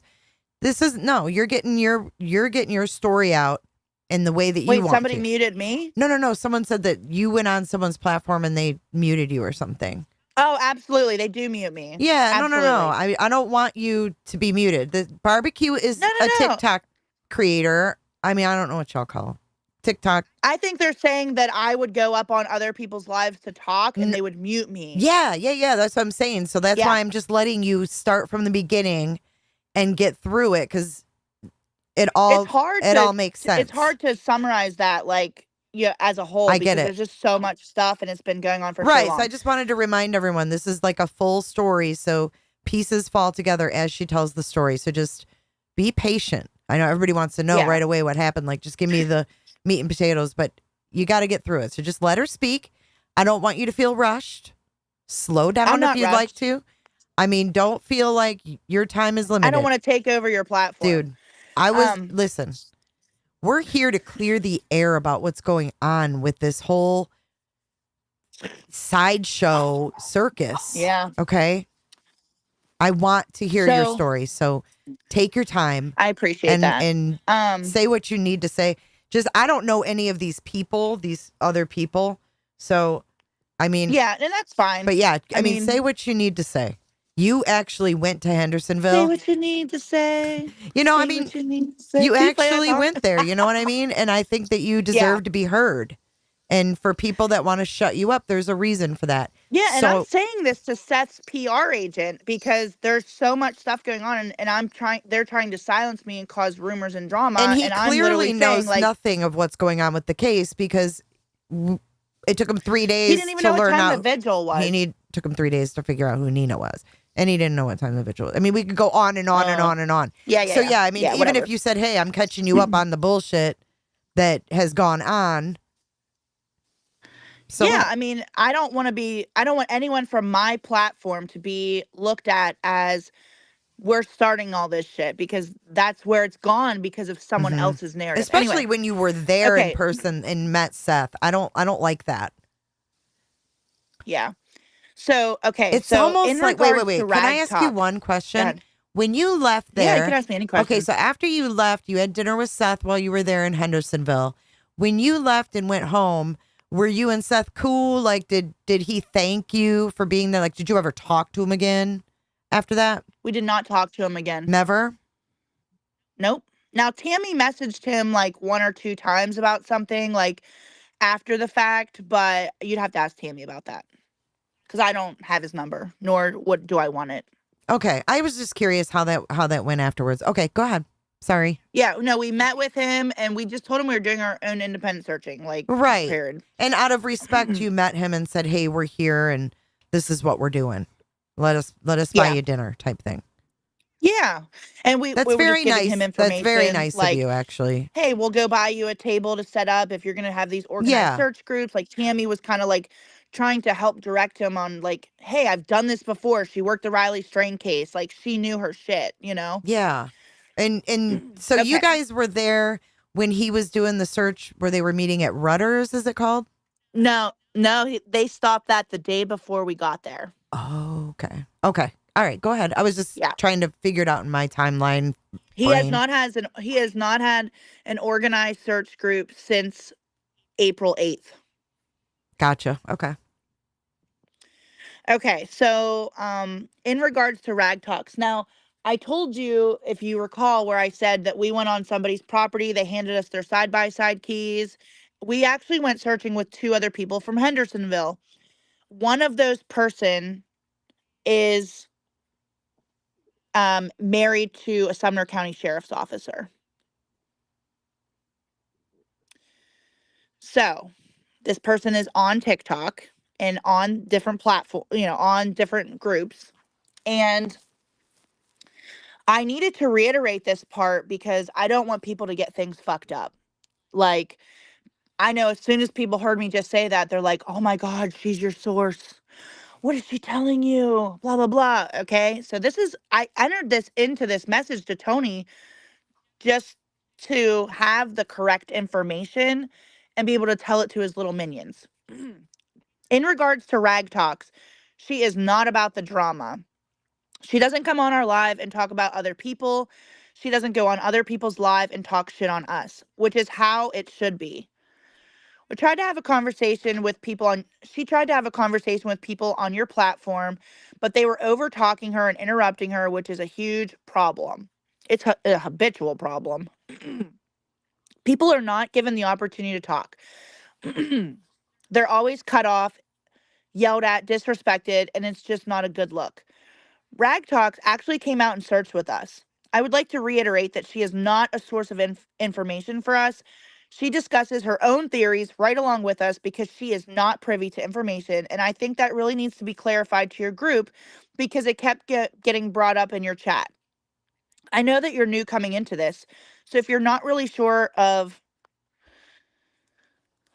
all the dynamics and bullshit that we have already had to endure, but Rag Talks would do anything for anyone, and honestly, anyone in my panel and chat would probably do the same. Now, I will admit, I'm a very bold, direct, and sometimes abrasive, but one thing that I will say that I can absolutely hold myself accountable, but other people need to do the same. I don't appreciate you guys going on Pascal's live laughing. Tony, you basically laughed at my daughter, taunted her, and Seth taunted her about crying about her prom dress. That's just my personal opinion. And also, I did not even encourage my daughter to make a video on TikTok until she came into my bedroom and said she was absolutely pissed off at what she found. Wait, that was your prom dress was brought up on Pascal? Yeah, the live that you comment. Yeah. Oh, I guess I on. didn't know it was. Oh, I guess I didn't catch what they said. I thought it was just people in chat. What did they actually say on panel? I missed that because I didn't know anything about it. Do you want me to share my daughter's was it just video that she made after the fact? That's you can play right. it? Yeah, I have it. Go ahead. Yeah. Okay, keep going. Okay, so laughed on Pascal's live, just my personal opinion. I didn't even encourage my daughter to make the video on TikTok. She came in. Uh-oh. She gone? She gone. I wonder if her phone died or something. Crazy town. I can't believe what I'm hearing. Mm-hmm. I mean, just her getting that story. Okay, my cat's name is Karen, said, I owe Barbecue Lady and her fans a huge apology. I blocked her early on in a chat. I'm so sorry. You know, sometimes when you just hear people out, you get a different perspective of them rather than just people wanting you to hate them. And it's almost like she was writing this to say, you know, we're legit. We're not what, you know, is being said about us. And it seems like everybody who's gone there with good intentions has ended up on the bad side of Tony. And I don't get it. No, it doesn't make sense. And I think it's Barbecue Lady disgusting joined. that they're on someone else's live panel and they're laughing about something like that, the prom dressing. That other people aren't going to have a clue what they're laughing about, but I have the but she video. does. Mm-hmm. Let me send it's on my phone. I have the video because her daughter heard it. That's just it's so icky. Cool. Mm-hmm.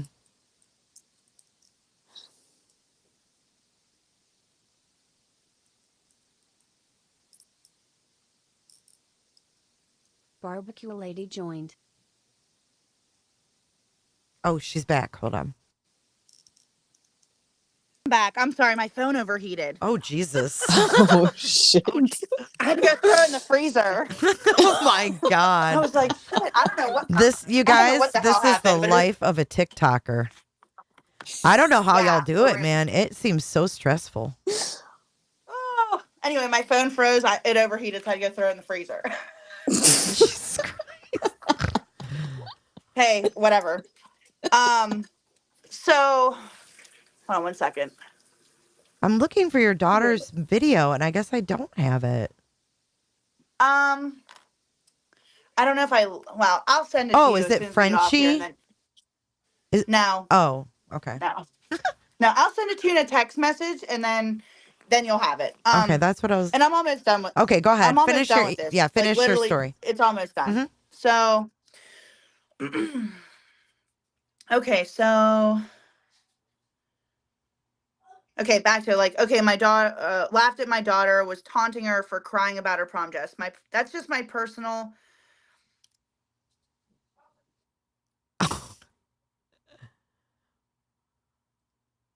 Uh-oh. Can you hear her, Potato? No, looks Pissed like she off. Oh, she's froze. back. Oh, Am I frozen? You were. You aren't anymore. Okay. Am I there? yeah. Okay. She said she came into my bedroom, said she was absolutely pissed off what she found out. After she said that, I said I wanted to see the video because she said she made a TikTok. I honestly can't blame her one bit for anything that she said because she was completely embarrassed in front of a live of 10,000 people, and everybody might have known. I don't even know what I must have had some typos at 5 in the morning. This is the first time I'm rereading it, but everybody might have known there were plenty of people. Anyway, it was told to me that you were on someone's live apologizing to me, but yet I wasn't even on the live to even listen. There are a lot of people invested in this on the platform. There's a lot of people emotionally invested. There's a lot of women who stay up all night long with pure sadness about this case. Each platform has their own following and group of people that have been trying to lean on one another for support while still trying to spread the word. And I don't think that that has been recognized. And I mean that, like, there's a lot of people, like, and I'm just going to interject Mm-hmm. here. Like, I've received messages about people who have literally messaged me and said, you have helped me from killing myself by giving me something else to think about, like deep dark shit that I know people, like, they're writing me books, so I know that they're really genuine. Like, there's people really emotionally invested in this. Like, Oh, it's I it's believe sad. you. I think that they're very easily taken advantage of because of their And they're kindness. like, thank you so much for just, even just being up in the middle of the night when most people that might be experiencing mental problems, Mm-hmm. wouldn't be sleeping and having anyway, just it's sad. Mm-hmm. um But anyway, there's a lot of people who lean on each other for support while still trying to spread the word. I don't think that that's been recognized. We have been completely portrayed by many creators on the TikTok app and cited by a panel that you're on. A lot of people are pointing the fingers that everyone else telling them what to do, but in my personal opinion, it's people that are sitting on their asses at home while not doing a single thing except causing drama how they are helping. Additionally, it's just my opinion, but there's a lot of things that you don't know, and it's coming across like, what do you know? At this point, all this bullshit needs to stop. It's it's been gone on way too long, and honestly, I'm fed up with it. If you have a little group chat going on with people, then you need to take control of what your group is saying, as well as especially what they're saying while you're not in the box, because it's a direct reflection of anybody's character as a whole. Like, if someone's saying, I work for Seth and Tony, now we're going to get back to sharing the flyer, teaching people how to make TikToks about the flyer and continue to be supporting one another. And from here on out, we don't want to hear anything else from the other side of the platform. The threats need to stop. The bashings need to stop. Your your chat needs to be controlled. This shit needs to be controlled. And if you're not willing to do anything about it, then get off TikTok and focus on creating the bridge between Seth and law enforcement, like you said was your only goal. Because as far as I see, the bridge is burning. And he replied, I never start the drama. I'm disappointed you're not the person I thought you were to Seth or I, either one. You've actually made a grieving father hate you as a person, and that's not easy. You focus on your mission, whatever that is now, and I'll focus on helping two grieving fathers that picked me to be by their side in the toughest time of their life. I hope life brings you everything you deserve.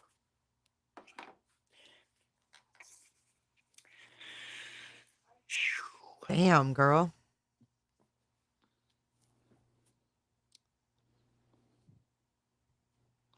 I'm gonna send you that video, and then I don't. Is there anything you want to ask me? Because I want to come back into the chat too. Because like I'm nosy like that, and I know that there's haters everywhere. But I mean, I'm sure that even though I just read what I wrote that to Seth or to Tony, Seth's PR, it will still get misconstrued and talked Are the about in a honey negative pots for manner. you good? Is that like? Yes. Oh, okay. Yeah. Yes. Don't delete the. I thought it was, but my So mods and thought that you were being trolled, so they deleted them. let So I just let clarified me it. tell you this, which is like since I wrote that message the other day.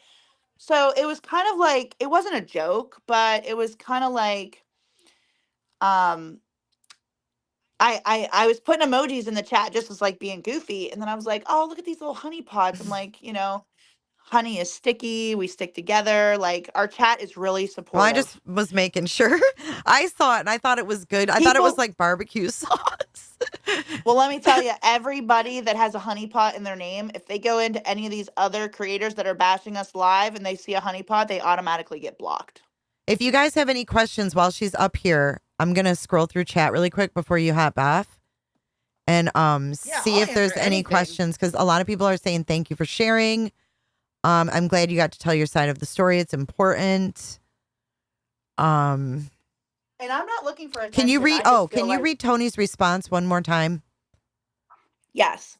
So after she wrote that entire story, like filling him in, this is his response. I never started the drama. I'm disappointed you're not the person I thought you were to Seth or I, either one. You've made a grieving father actually hate you as a person, and that's not easy. You focus on your mission, whatever that is now, and I'll focus on helping two grieving fathers that picked me to be by their side in the toughest time in their life.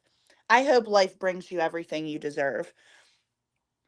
Wow. And I take that as like, when I want to be a see you next Tuesday, I'll tell somebody, I hope you have the day you deserve. I mean, it's a rude comment, first of all. Oh Like, yeah. I mean, I mean, I none of know that this it's is rude. PR. You know what I'm saying? No. And they picked him. Yeah. Yeah, they kicked out two PIs for Tony, who hasn't done a single thing, by the way.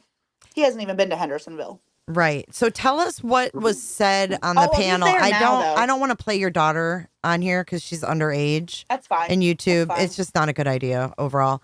But I want you to tell us, like, just give us a rundown, because that whole live just went south. And I think, part of it was that Tony dangled this CPS Carrot on TikTok the night before. And therefore, on Pascal's live, that was clickbait. And he was like, "Oh, we're gonna talk about this tomorrow on Pascal's live." Da da da da. So there's 10,000 people there, and then you get slammed. I'm getting slammed. I'm getting slammed for my little wheel on my screen. I mean, what is going on? So tell us what happened with you in the prom dress. I can't with the prom dress because I've always heard this. I've always hated the saying. When men say, and you may have never heard this, but in my age bracket, I'm off like a prom dress. That's always made me want to throw up. I just had to say that. Go ahead, babe. I never heard of that, but now that I hear it, it's actually disgusting. It's fucking gross. Yeah, it's gross. Which would kind of go into some of the actions that Seth allegedly may have been involved in, with Katie when she was younger. Anyway, so somebody had messaged me and said, hey, Tony and Seth are live on Pascal. Obviously, I'm going to tune in just like everybody is. Sure. 10,000 people over there. Like, no, stay on your own platform, girl. I mean. So I was streaming a replay of your commentary live of Tony on that chat box from TikTok.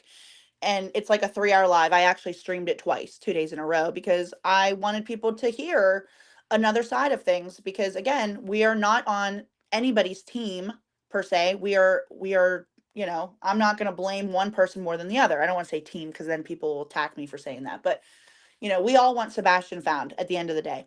But so someone came into my chat and said that they were live. So I went over on my burner phone, which they make fun of me. I call it my burner phone. I have another phone.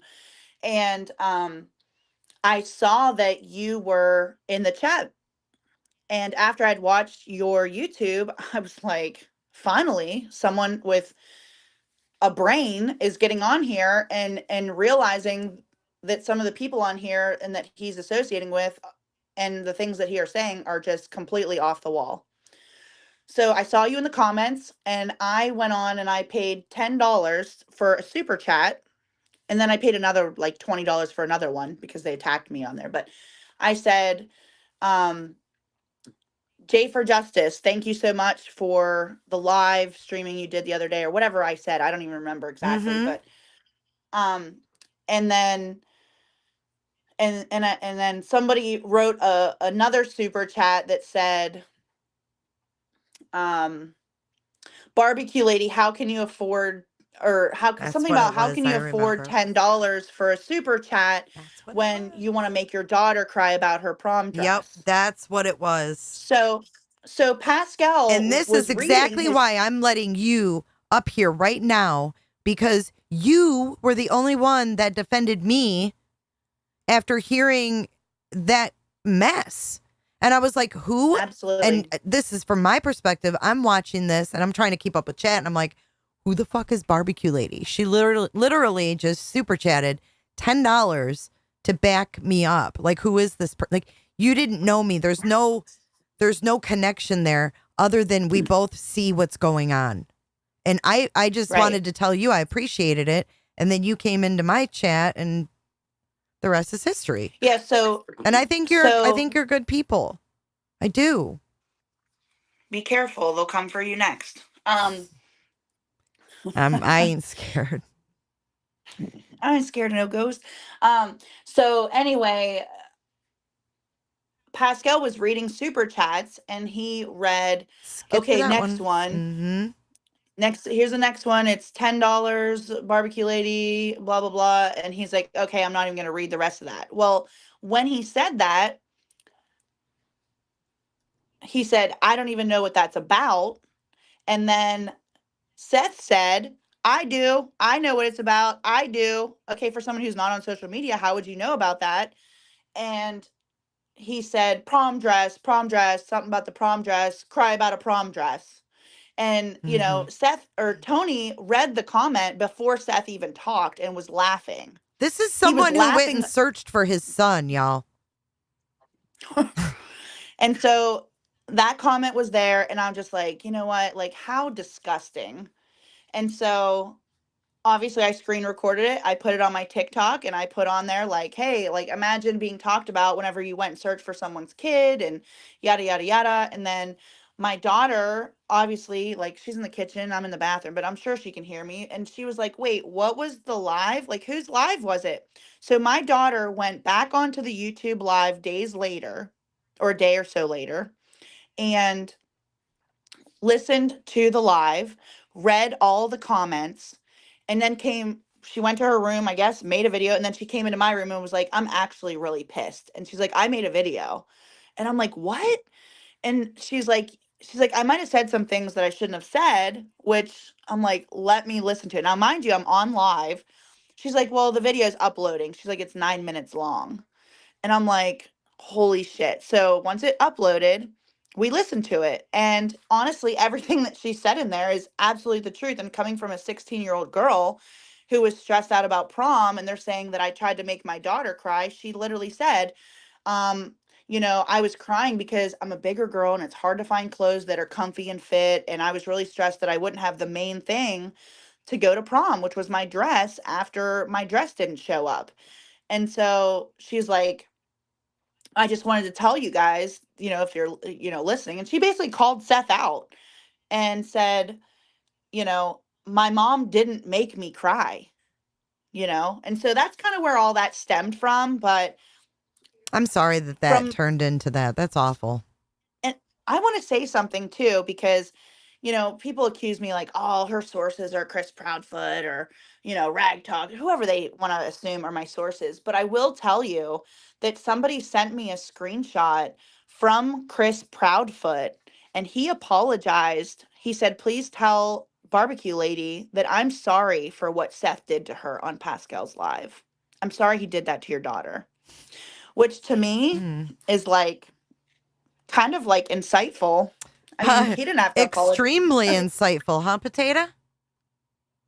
Very. Oh my It's God. it's very disturbing that two grown men go on a panel and are laughing about a 16-year-old who's upset about a dress. Everyone knows how important prom is to young girls. I mean, of course, if your dress that you were expecting to get wasn't coming, and then you can't find another one, that's gonna upset anyone. That's like the end of the world at that age. I mean, it's normal. Like, there's nothing wrong with being upset about something like that. And for grown men to be on a panel and laughing about it is disgusting.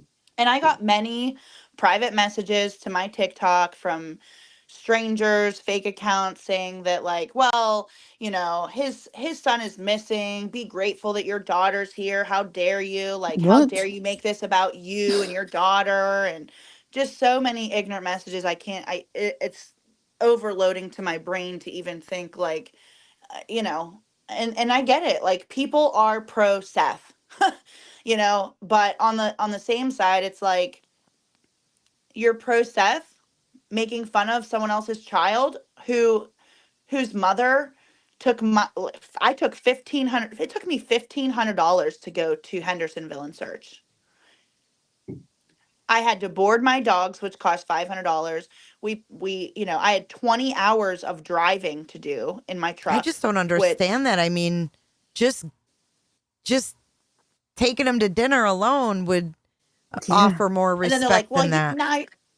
now you're trying to get attention because you spent money. No, I'm just letting you know that I didn't do this for donations or attention. I did this out of the goodness of my I have a heart. question. But now you're turning around and throwing it in I have my a face. question. And it's like, Was he cool with yeah. you before Tony came on the scene? Like, was everything kosher?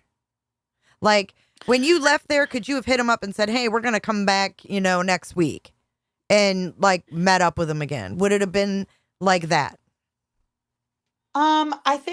I think possibly, because Tammy did message him after we came back, after we had left there, and had asked a couple like follow-up questions, but then within a week of us coming back, all hell had hit the fan. Okay, because I just wondered, because it seems like everybody who's actually tried to help, you know, is being pushed away in some way, shape, or form, whether it's, you know, publicly humiliating you and making you look like this POS in front of 10,000 viewers, or, you know, it's sending nasty messages or putting someone on the wrong path, or whatever the case may be. I mean, he's trying to turn people against law enforcement by sending this joker to go get info and then putting out wrong info. Why everybody legitimate? So if Tony doesn't like you, I'm looking at you going, I want to talk to you. Which is why I sent that message, because I just felt like whatever was being said behind the scenes was not accurate. And there was a clear, deceptive picture of our intentions. Stephanie By the way, Hollerton, I was good until you started bashing Seth. I'm out. Stephanie, you might want to take a little breather. That's way too emotionally connected to somebody that you don't know. Just saying, you don't know these people. We don't know the Proudfoots. We don't know Seth. We don't know shit. We know what they've shown us. How were we bashing him? That's what I want to know, because people Questioning, like to throw I the word guess. out there. Questioning, I guess, is bashing. I don't know. I don't get it. I don't. They're all suspects as well. And I know everybody wants to say, he works at the jail, he's on camera, da da da. When I hear it from law enforcement, then I'll believe it. And let's talk about that. Did he pull out his badge? Because that wasn't in your email. I forgot to say that. Yeah, that wasn't in your email. Yeah, I forgot to say that. Yeah, so tell us about that little thing.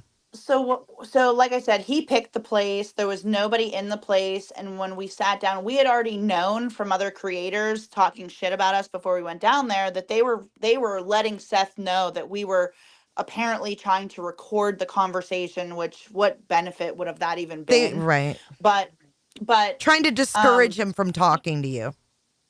Yeah, so when we sat down at the table, Tammy had two phones. She had her work phone and her personal phone, and I had my only phone because I didn't take my other phone because I didn't even start using it until after I got back and realized people were talking shit. But we sat down and Tammy was like, I just want you to see my phones and let you know, like, we're not recording. I showed him my phone and he whipped out his wallet and slapped down his gold badge from probably the prison and said, I don't care. To me, it was kind of like an intimidation in a sense, like, I'm law enforcement. What are you going to do to me? Yeah, I thought that Or was interesting. I'm a deputy sheriff at the prison. What are you going to do to me? Very yeah, he strange. did. Very, I mean, all these things, tell about a person, their character and their behavior. Like, we can only learn from people like you who have met these people, I'm not going to tell you you're wrong or this is bashing. She's sharing her personal experience. And if you can't listen to someone share a personal experience on meeting another person without getting, oh, I got to go, then you may want to step away and take a little breather, because that's way over the top, in my opinion. Jeez. Yeah, nothing that I said has been bashing. It's literally just telling my experience. Right. Well, thank you for sharing your experience. I don't have any other questions. Potato, do you? Awesome. I don't. I'm just dumbfounded. Yeah. I just want to say thank you for what you're doing and just being able to see a different perspective, because I think a lot of people look at this and they automatically want to blame Katie and Chris because they're not out searching. They haven't seen them searching. They're doing this, doing that. And honestly, nobody knows. Like, I'm not saying Chris and Katie are innocent or guilty, and I'm not saying Seth is innocent or guilty at this point. It's just all of the other drama that they kind of incite in themselves. Like, they're hating on people for searching, but not a good look. Not a good look, especially with your PR guys sitting on panel. Not a good look at all. But thank you for letting me come up You're here. welcome. I'm sorry I took up so much. Don't much apologize. of your I'm time, glad that you got your story out, and I'm so glad that we got to hear it tonight.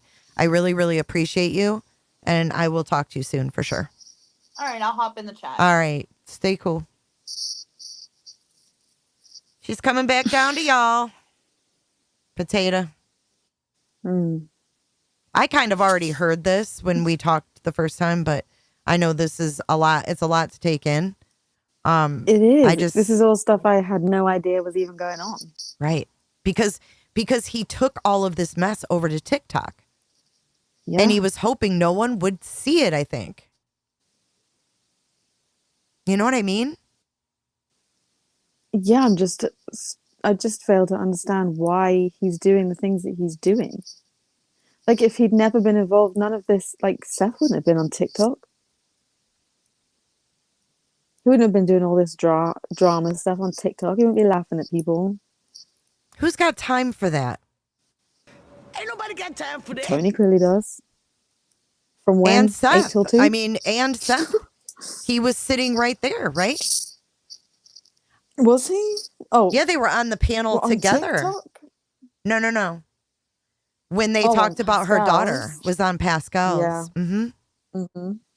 Yep. And the reaction to that as well isn't even bashing.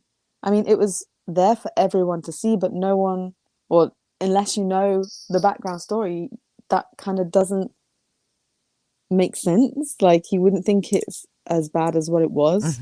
It seemed very But when you petty. know the background, yeah, it was just like, okay, like, you don't understand what that is, you just kind of forget about it. But knowing the background story and that it upset a 16-year-old girl, it's wrong.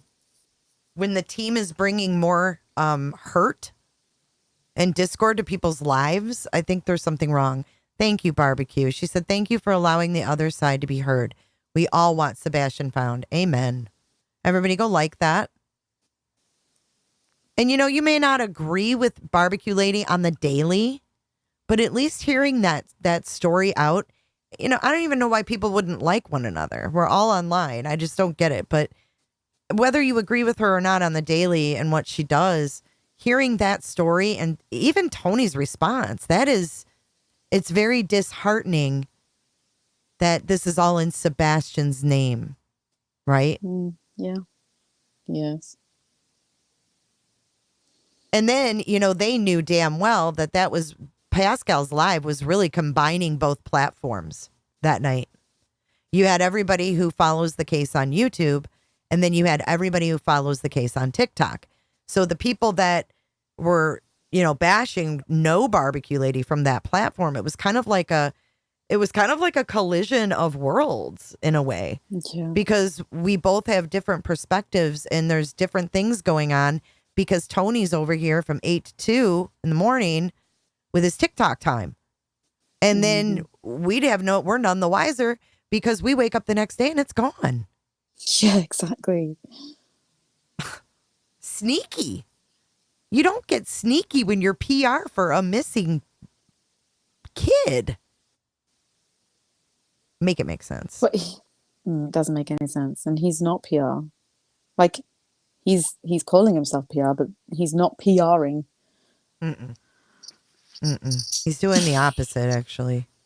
He absolutely is doing the opposite. Look at all of this. All of this is happening because of what he's doing.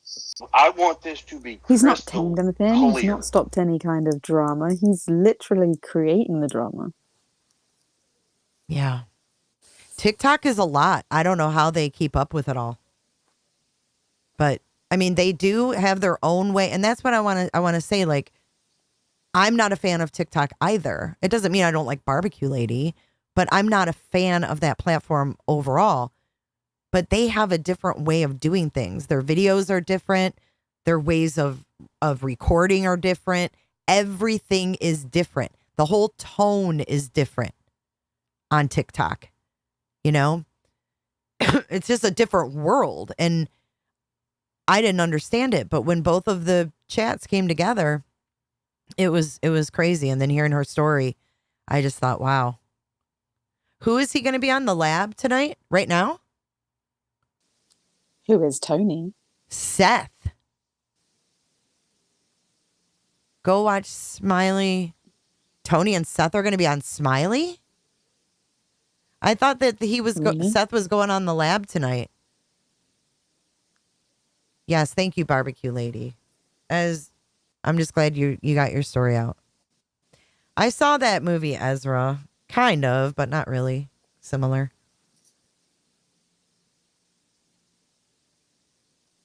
Yeah, we're gonna go on Discord if there's anything that's going on. Smiley, what time? We can watch on Discord. We do watch parties on Discord. If you're not in there, come on in. We'd love to have you. I feel like I just had a bug fly in my throat. I haven't seen any bugs in here. They're live on there right now. Seth is going to be on the lab, they said. Oh my gosh, it's going to be a busy night, eh? Let's see. I'll give you guys the link. Let's check out. I'll see if she's live right now. But I appreciate you guys. I mean, I just wanted to get all that out. I kind of had a lot of stuff that was just brewing that I wanted to talk about. And I think we pretty much covered it all. There's been a lot of stuff lately. A lot. But, it's just good to just get it all and think about it and put it all in perspective. On here. Okay. I just want to know where it all goes from here. Yeah, me too. Yeah, Seth isn't on here. It's just Smiley. She's live. But there's no one on panel with her.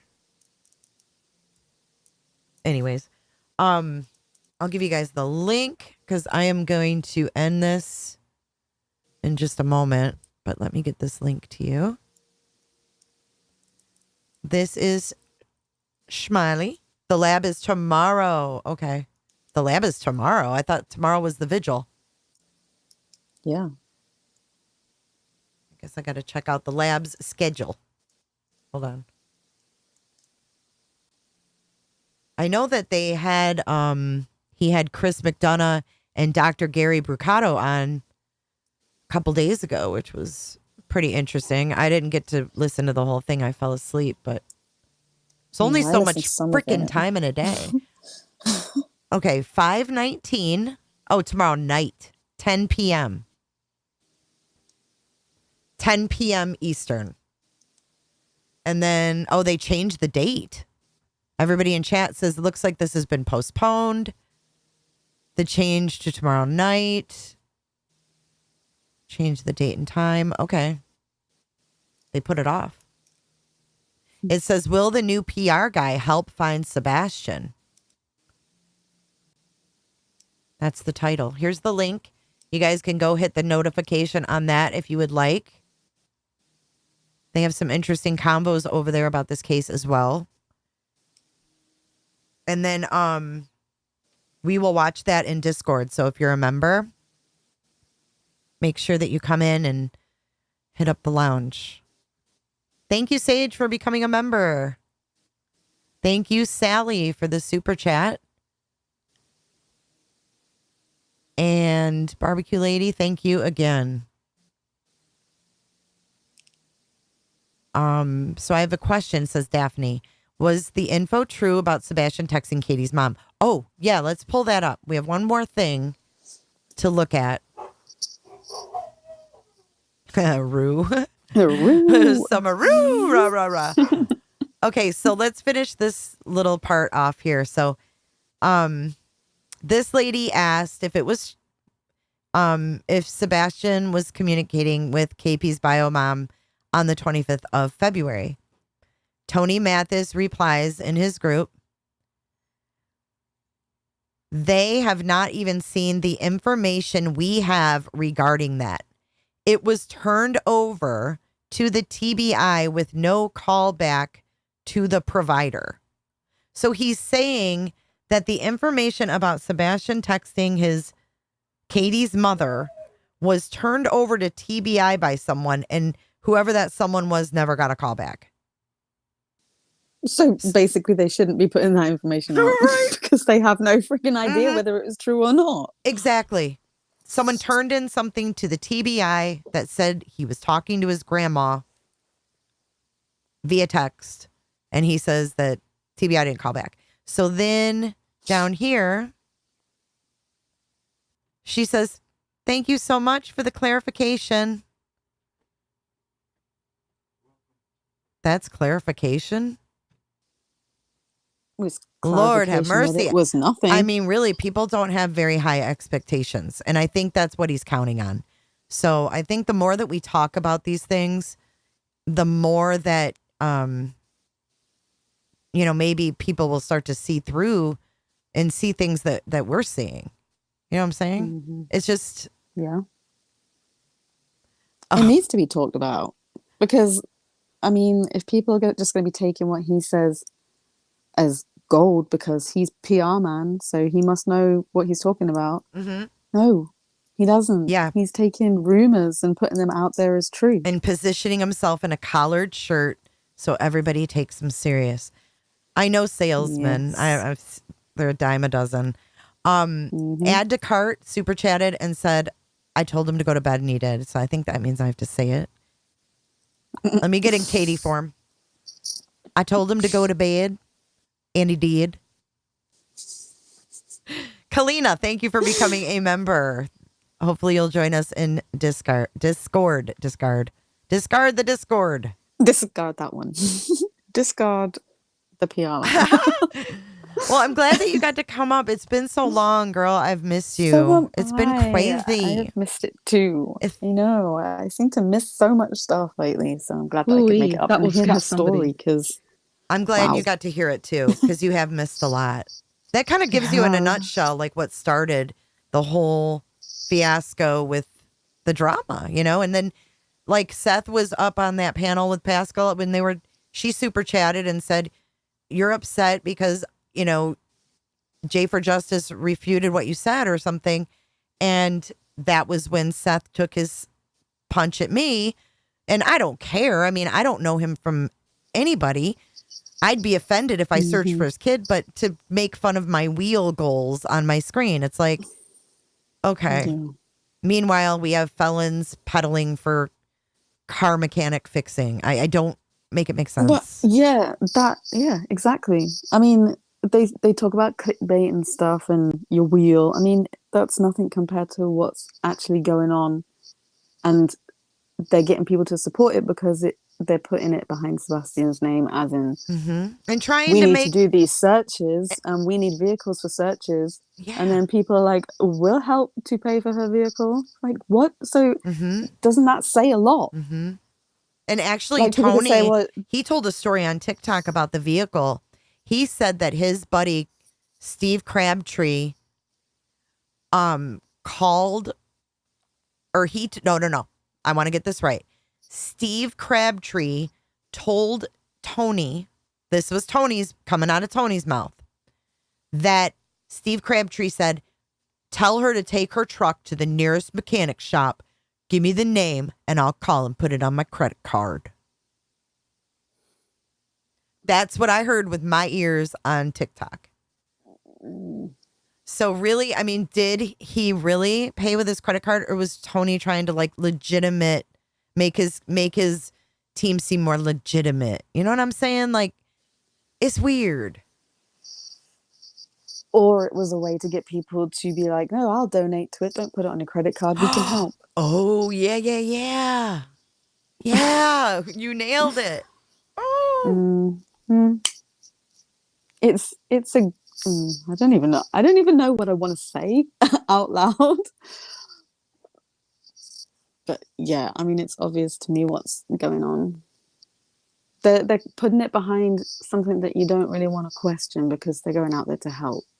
And I've they're I've done nothing volunteers. but want to get the word out about Sebastian. You know, I've never wanted to disparage anybody. I just talk about what I see and I'm honest about it. And sometimes maybe that's not the popular thoughts or opinions, but it doesn't mean that I don't want this little boy to be found or this teenager to be found. It's coverage and it's awareness of stuff, and questioning things is a good thing as well, because especially with this stuff that's going on. Some people like just don't take things at face value. Like, always ask questions. Hey, match that. Tell me more. It's interesting. Match that said Chris Proudfoot. Hang on, let me scroll back.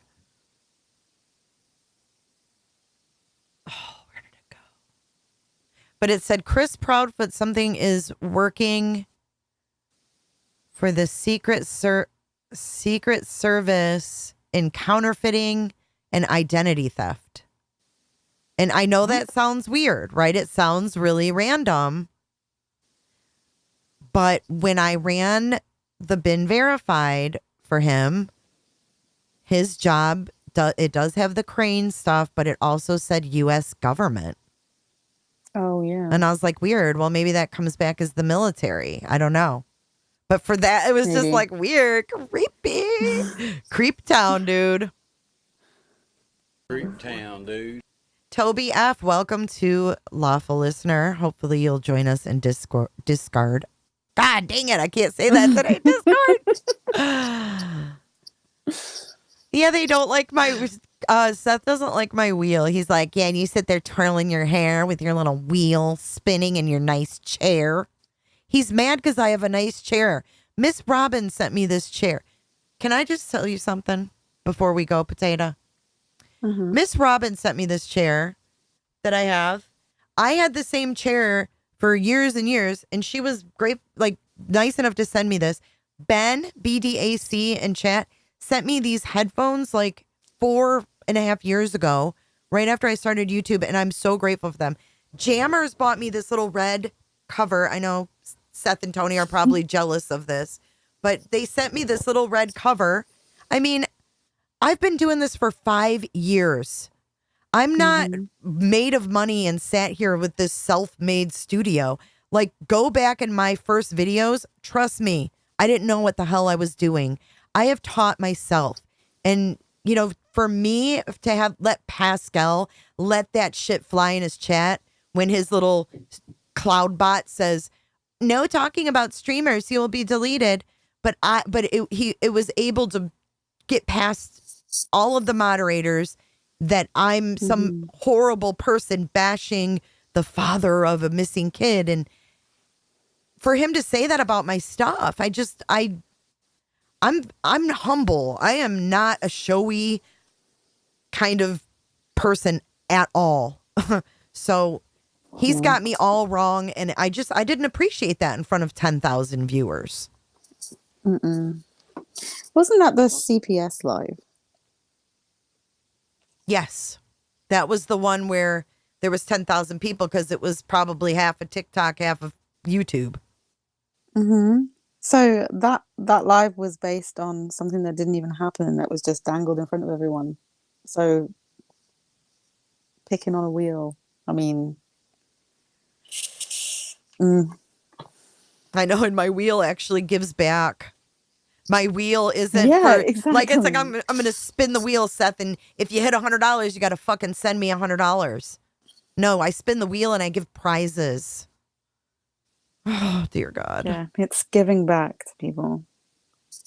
La la la la la. You don't hold account. All right, well, we're gonna get off here. Oh my God, barbecue lady just super chatted $50.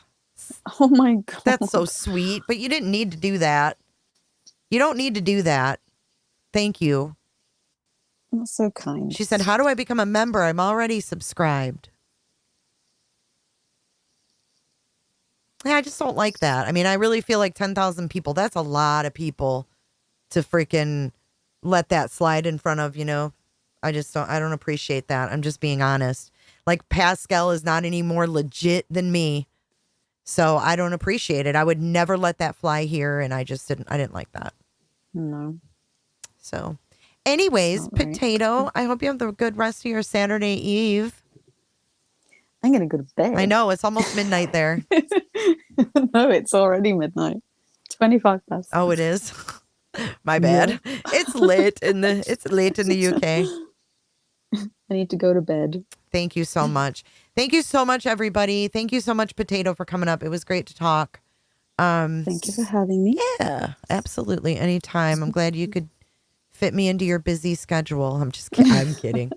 I'm sorry it took me so long to get on. It's okay. I went to pick my daughter up, and then she was like, "Can we go to McDonald's?" I know. Like, oh my God. I'm like definitely there was a pit stop on the way. There was, and it took forever. I was like, "This is drive-through." I was sat there for so long. I was like, "I've got places to be." No worries. No worries. We love you. I love you too. All right. Well, have a good night, and everybody have a good rest of your Saturday. Tomorrow is that vigil and that ride, and we'll see what's going down. Check the community tab for updates of what we're going to be doing for that. I have no idea, so I probably won't know until I get off here and can think. That's how the shit goes, right? So let's dance it out. Or no, we have credits tonight. I forgot. I don't have to do that weird thing. I did it a different way. Okay, so if you guys are wondering what the Wheel of Friday is, Seth, this one's for you, babe.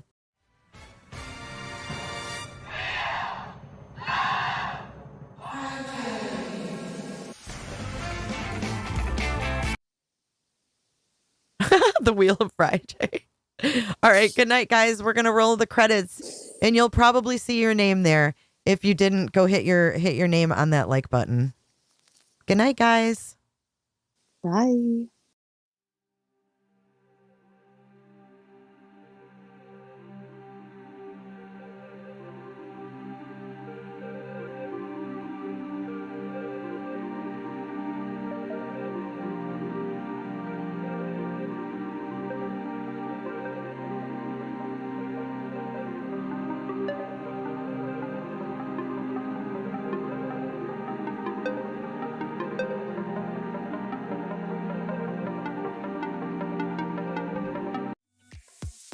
Be sure to check out my other videos and playlists for more.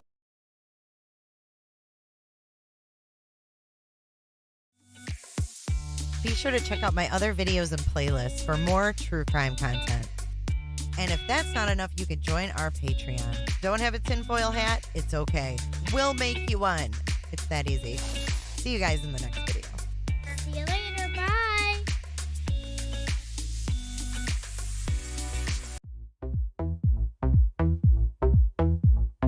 I don't give a damn.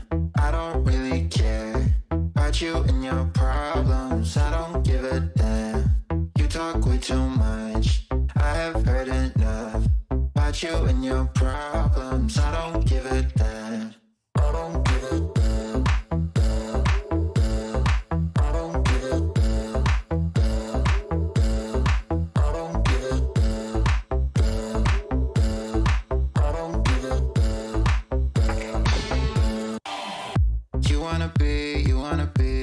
wanna be with me.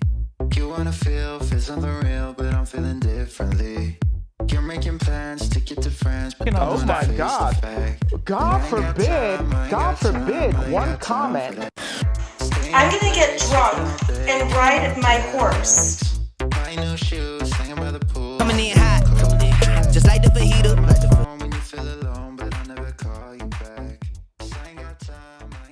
I don't want Jennifer or two Jennifers. Thanks so much, Jennifer. Jennifer loves horses. Bye, Jennifer.